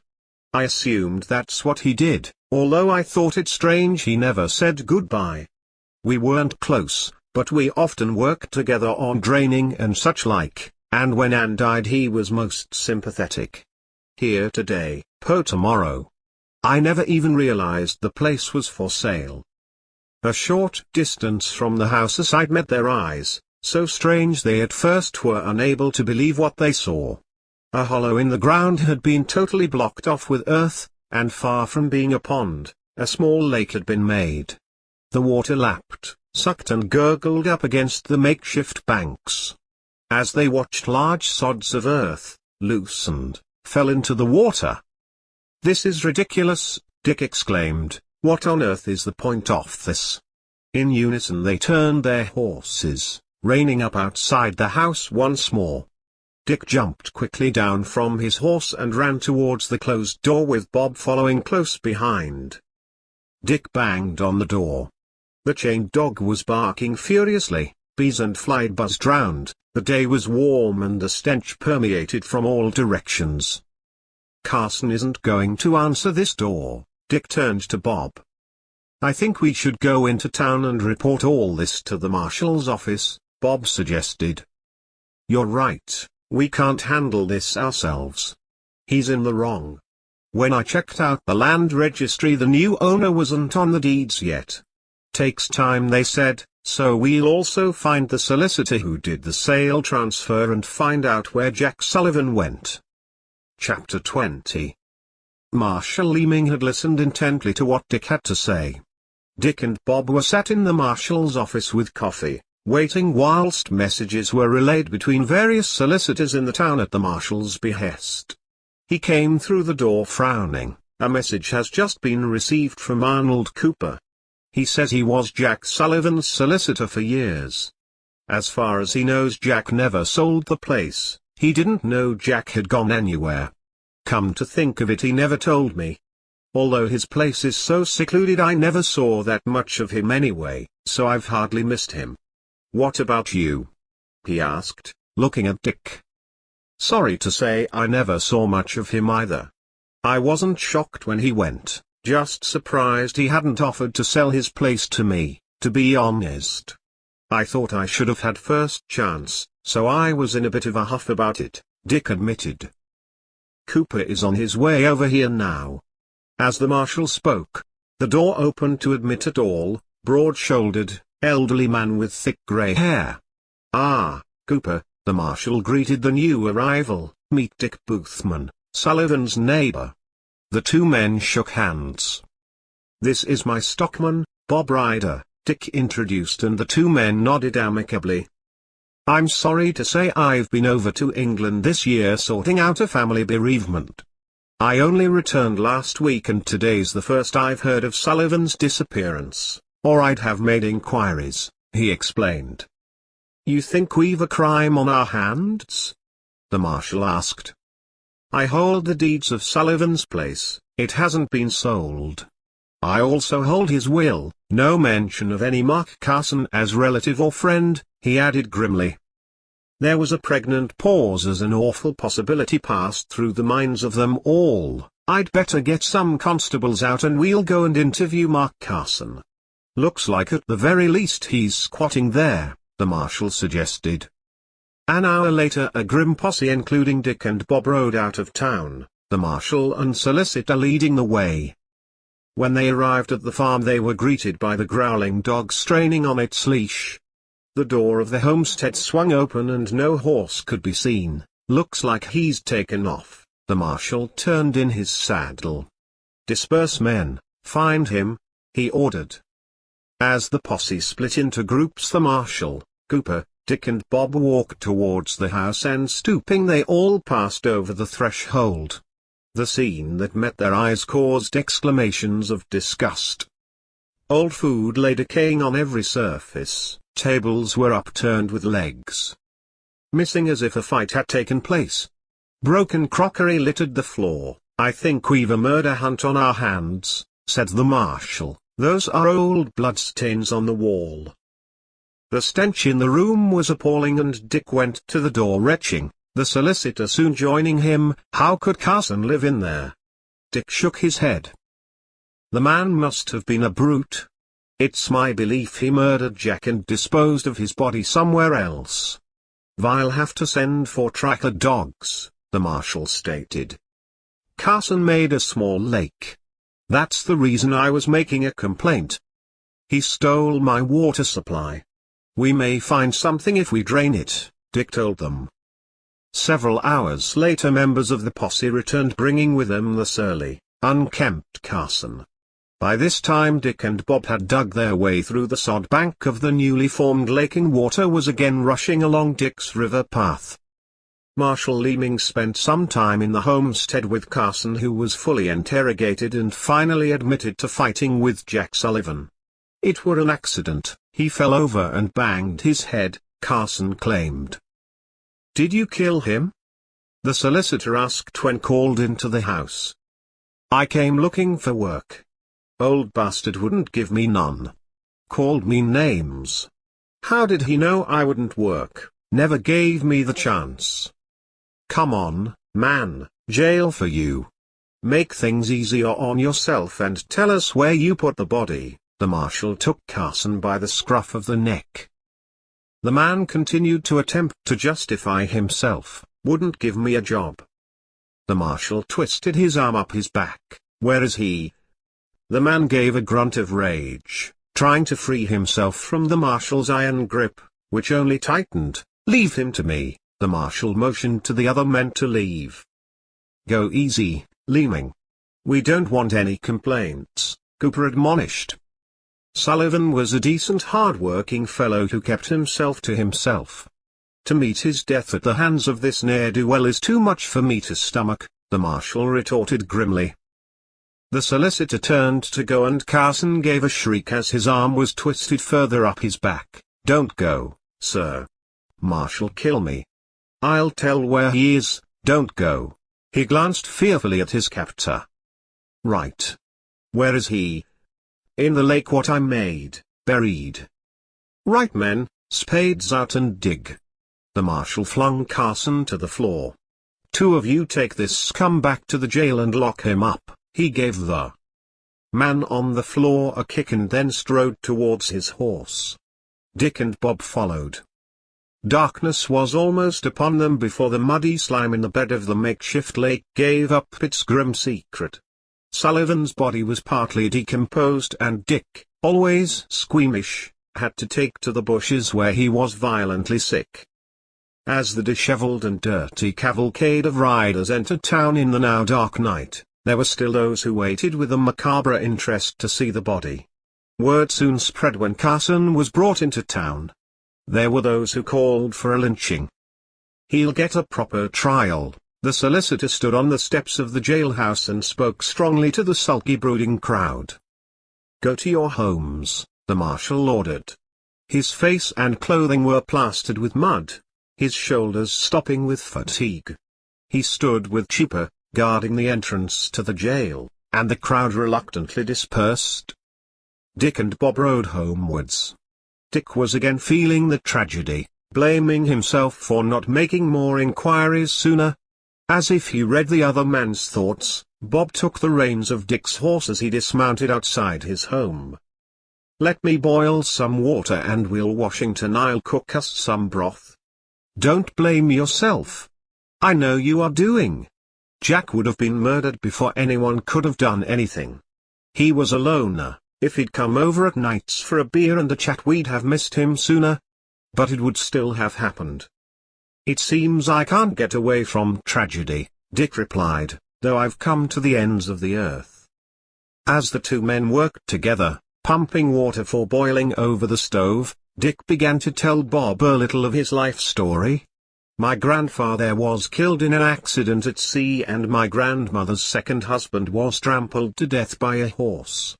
My father and mother were happy together although they were poor. Then my mother died. The next thing, I get accused of a murder I didn't do and get sentenced to deportation. I've never seen my family in over 20 years. My wife was killed in an accident." He put his head in his hands. "I can't take much more," he declared. "We all have a story, Dick. Mine's similar to yours. Poverty in England.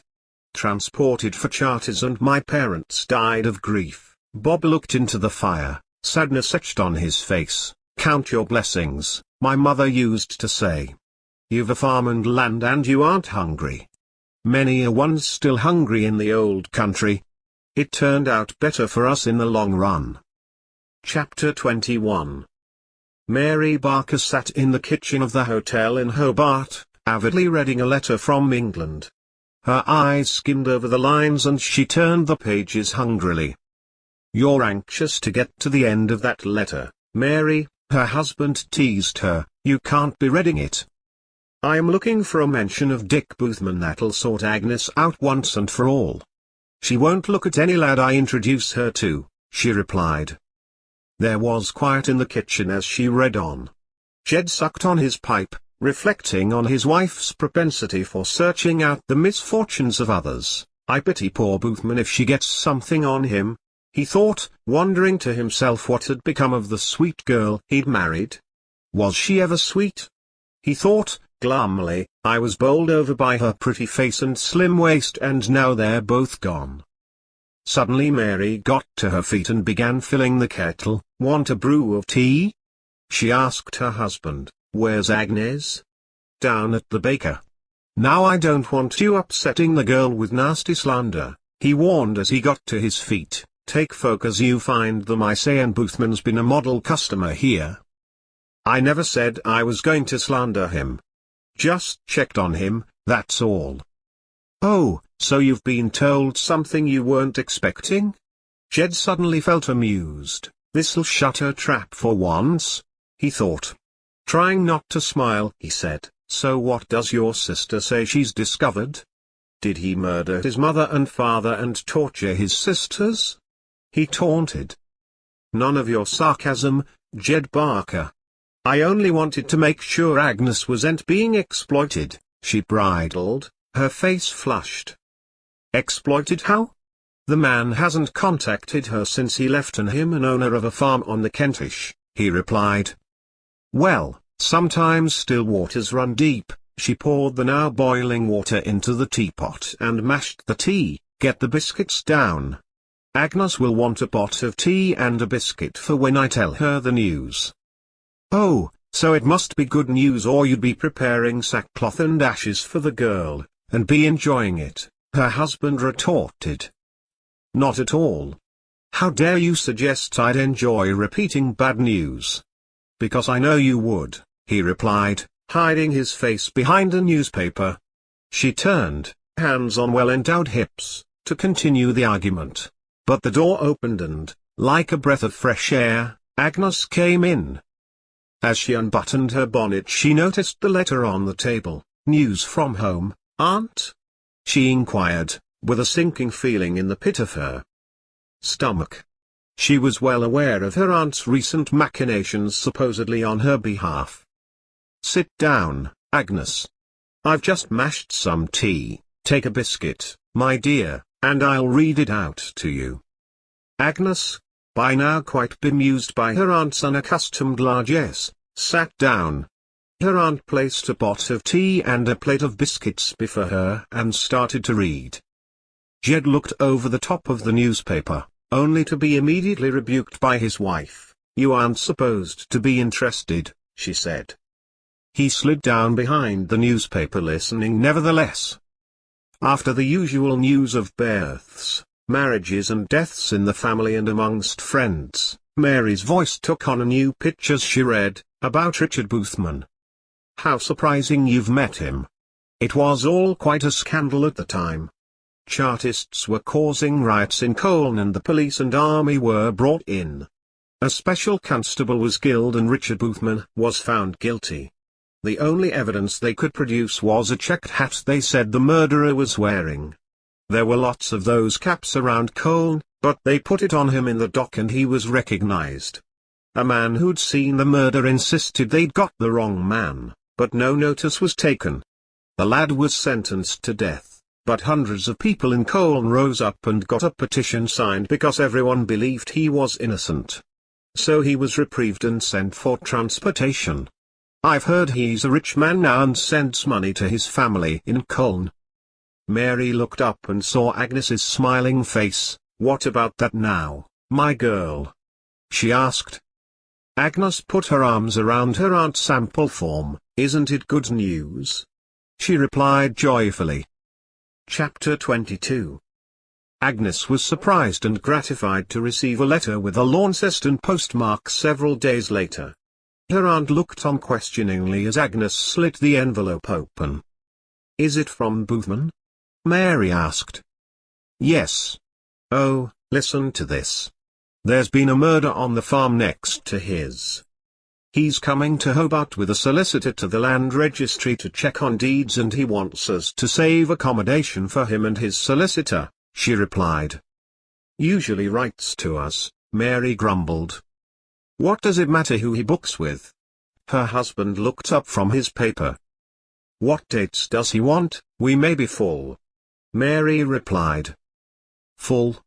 The place is always half empty, woman. What ails you now? I thought he'd been cleared in your eyes?" Jed asked. "He should have asked us, the proprietors," his wife insisted. "Wished, woman. He must have wanted to write to Agnes." "Leave the man alone, he's a good customer," Jed admonished, shaking his head. Agnes was oblivious to her aunt's mumbling and was immersed in her letter. When she had finished reading it she said, "He writes a good letter. He's told me all about his farm and land and what's happening with the sheep at the moment.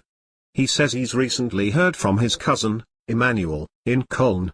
See, he does keep in touch with his family," she assured her aunt.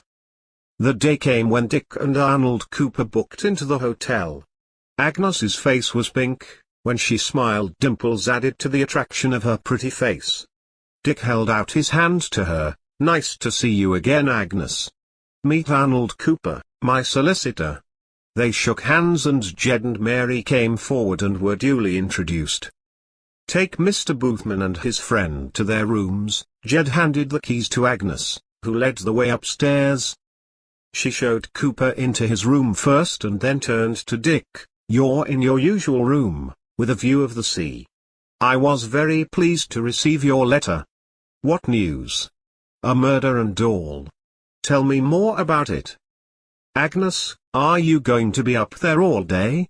Her aunt's voice was heard 10 minutes later. "Oh, I must go. The old battle axe is on the warpath." She hastily made her exit. "Will you have time for coffee with me later?" he asked. "Oh yes, I will." Their eyes met and for a moment Agnes's heart felt a thud against her chest in a way she had never known before. She hurried downstairs. "I won't have you throwing yourself at that man." Mary was waiting as Agnes entered the kitchen. "We were only talking about his farm and the murder," Agnes rejoined sulkily. "I've said it before, I think he's too old for you," her aunt replied. "The lads you want me to be interested in are just country bumpkins," Agnes retorted cheekily. "Who do you think you are, young lady?" Her aunt bristled. "Country bumpkins indeed." Jed came into the kitchen. "What's going on? Having a go at the lass again, are you?" he asked. "I only said Boothman was too old for her," Mary replied. "Well, if that's all you've got against him. If he's interested in our Agnes, then good luck, I say. She won't have to scrimp and scratch like she would with a young fellow just starting out," Jed replied firmly. "Now there's folk in the dining room waiting to be served. Both of you jump to it." Agnes felt the hours drag as she went about her duties. When at last the last pot was dried and put away, she rushed up to her room and changed into a pretty dress. Her aunt always nodded off by the fire when the work was done for the day. Uncle Jed went into the bar for a drink with the customers, so she knew he would not upbraid her for seeking out Dick. After all, he had asked her to take coffee with him. Dick was seated in an armchair in a recess by the window, which was open to the warm night air. Plumes of smoke from his pipe drifted lazily through the casement window. Outside a bird called mournfully into the darkness. At first he didn't notice Agnes. She stood for a moment watching him and then she spoke. "You're deep in thought tonight." Dick rose from his chair. "You startled me," he smiled. "I've always thoughts to keep me from being lonely," he replied. "Shall we take a stroll outside?" She agreed and hastened to collect her cloak from the hallway. He arranged it around her shoulders, then opened the door for her. They passed through into the street, which was quiet at the time. Several shopkeepers were still sweeping up and carrying their wares inside. A small dog sniffed around a pile of rotting vegetables in the gutter. "Let's walk down to the harbor," Dick suggested. Standing by the harbor wall they admired the view. Ships lay at anchor, their sails furled. A lone seaman cast a line over the side of one ship and from another a splash of oars drew their eyes to a boat with several sailors aboard, probably heading for a night in town. They stood companionably together, a slight wind ruffling their hair. "Will you marry me, Agnes?" The question, half expected, still came as a surprise. She didn't know why, but then she answered, "Yes, I will. Life is quite lonely on the farm, would you mind?" "I'm sure I'll find lots to keep me busy," she replied. There was a pause, then Agnes reached up and placing her arms around his neck, she stood on tiptoe to kiss him. The first move he made swirled her off her feet, kissing her again before setting her down on her feet. "What will your uncle and aunt say?" he asked as they strolled back, arm in arm. "Uncle will be pleased. I don't think anything will please Aunt Mary, she has a miserable disposition." They both laughed. "Also, Aunt has become used to me being there. I've taken a lot of work off her. Uncle will have to pay someone now," Agnes stated. "I'd like us to get married as soon as possible. There's no reason to wait," Dick told her. When they walked into the hotel, Jed was just putting the cat outside. "Hello, you two. Would you like a drink?" he asked.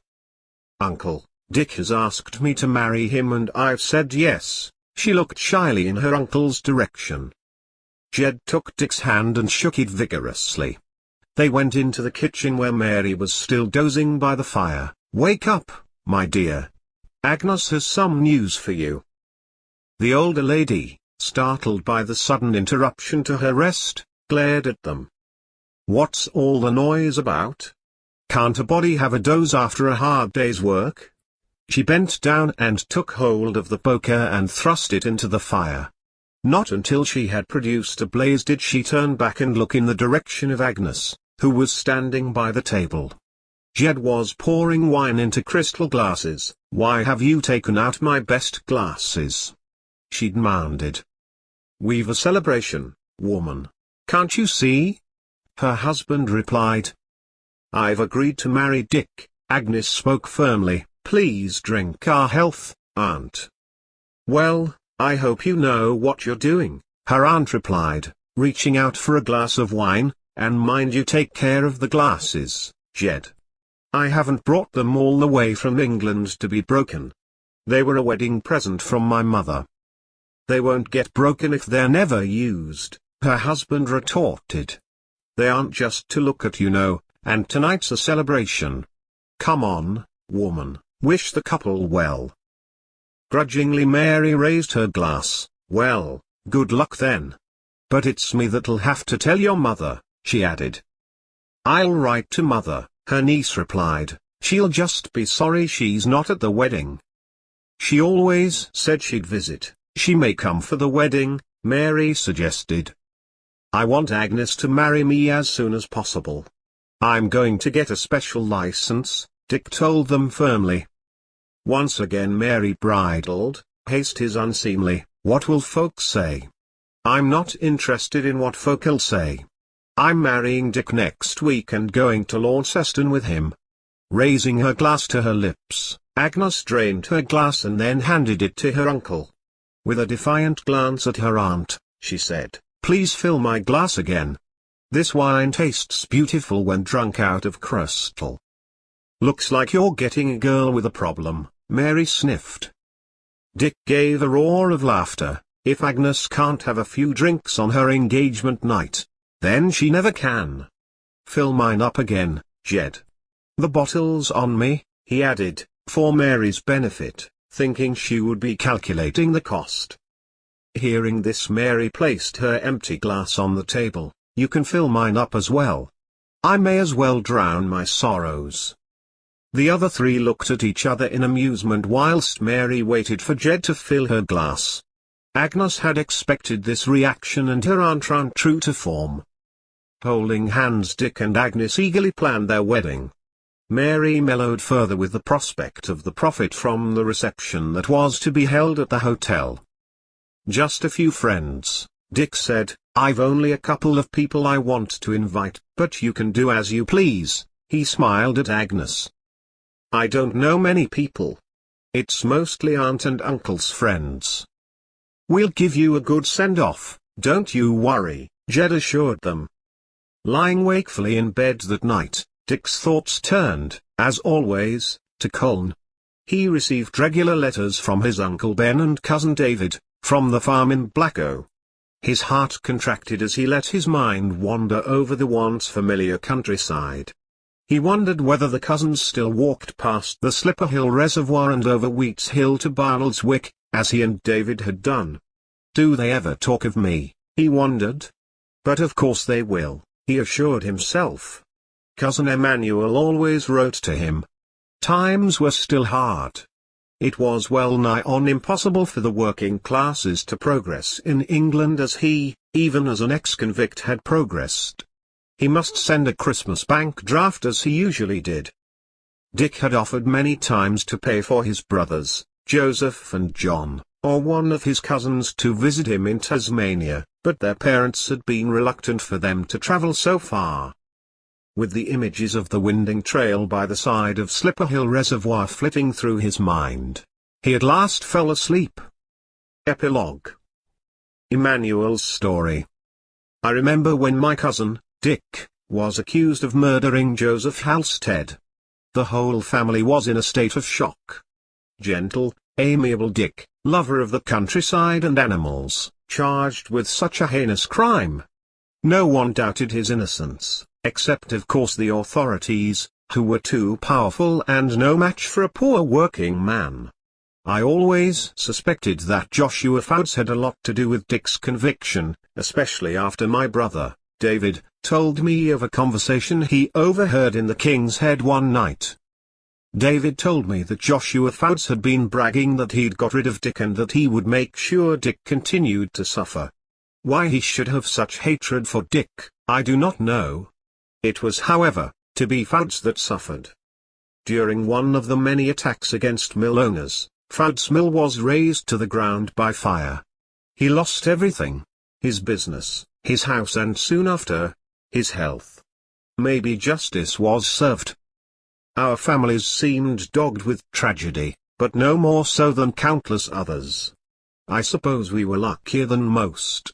With the help of my Uncle Ben, who farmed at Pasture Head, we never went hungry, and in fact we were often able to help our neighbors.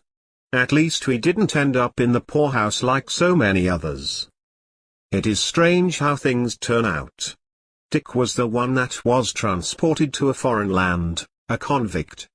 Yet it was Dick that was able to get ahead, to prosper. He always sent a bank draft at Christmas, never forgetting the family he'd had to leave behind. The draft was always eagerly awaited, indeed we would have had a poor Christmas without it. Many a time my father would tell my mother, "Now, Annie, save a bit if you can, Dick may not send a draft this year," but he always did. Dick once wrote and asked if my brother, David, or I would go out to Tasmania, if he sent the money. My parents wouldn't let me go. I think they were afraid of the long journey by sea. Dick's brothers John and Joseph couldn't be persuaded to go, or maybe it was their Aunt Lizzie, who looked after them and their sisters when their father, my Uncle Richard, died, who didn't want them to go. We never forgot Dick. In fact, the arrival of one of his letters would herald a family gathering. All his letters were kept, and every year, at Christmas we drank his health. Through his letters, we shared his joys and his sadness, the loss of his first wife and child, then the joy of his second marriage. Dick died when he was about 65. The death of his second wife, at a fairly young age, and the fact that they never had children, meant that Dick left all his property in Tasmania to his relatives in Culm. To this day it is hard to describe the change in all our circumstances which this windfall brought about. Bibliography. Book 1. The Annals of Colne, James Carr. The Loss of the Piedmont, Mrs. Gladys Whittaker. Richard Boothman's Letters to his Father in the County Archives at Preston. The Social History of the English, Christopher Hibbert. Book 2. The Fatal Shower, Robert Hughes. History of Australia, Manning Clark, Meredith Hooper, Suzanne Farry. The Convict Ships 1788 to 1868, Charles Bateson. Richard Boothman's Will. Letters between solicitors in Colne and Launceston, Tasmania. County Archives. Glossary. Assizes, a session of a legislative or judicial body or court, a decree, verdict. Chartist, a follower of Chartism, belief in the People's Charter, 1838. Fife, similar to a flute but higher in range, used primarily to accompany drums in military music. Luddite, of a group of British workmen who, between 1811 and 1816, rioted and destroyed textile machines, in the belief that the new machinery would diminish employment. Paine, Thomas, 1737 to 1809, British radical author of Common Sense 1776, arguing for American independence from Britain, The Rights of Man, 1791 to 92, defending the French Revolution. Rush Bearing, a celebration following the annual changing of the rushes in churches. A festival still celebrated in some churches in Lancashire, including St Mary's in Newch in Pendle. Soil cart, removed sewage from the streets. Syllabub, a cold dessert made with sweetened, thickened cream and wine. Joseph Halstead's gravestone can be seen near the entrance to Colne Cemetery.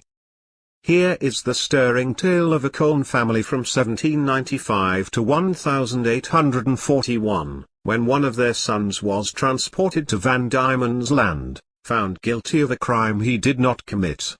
Journey with him on a convict ship to the other side of the world. Share his trials and tribulations and his ultimate triumph over disaster. Gripping reading from the pen of Kate Mulholland,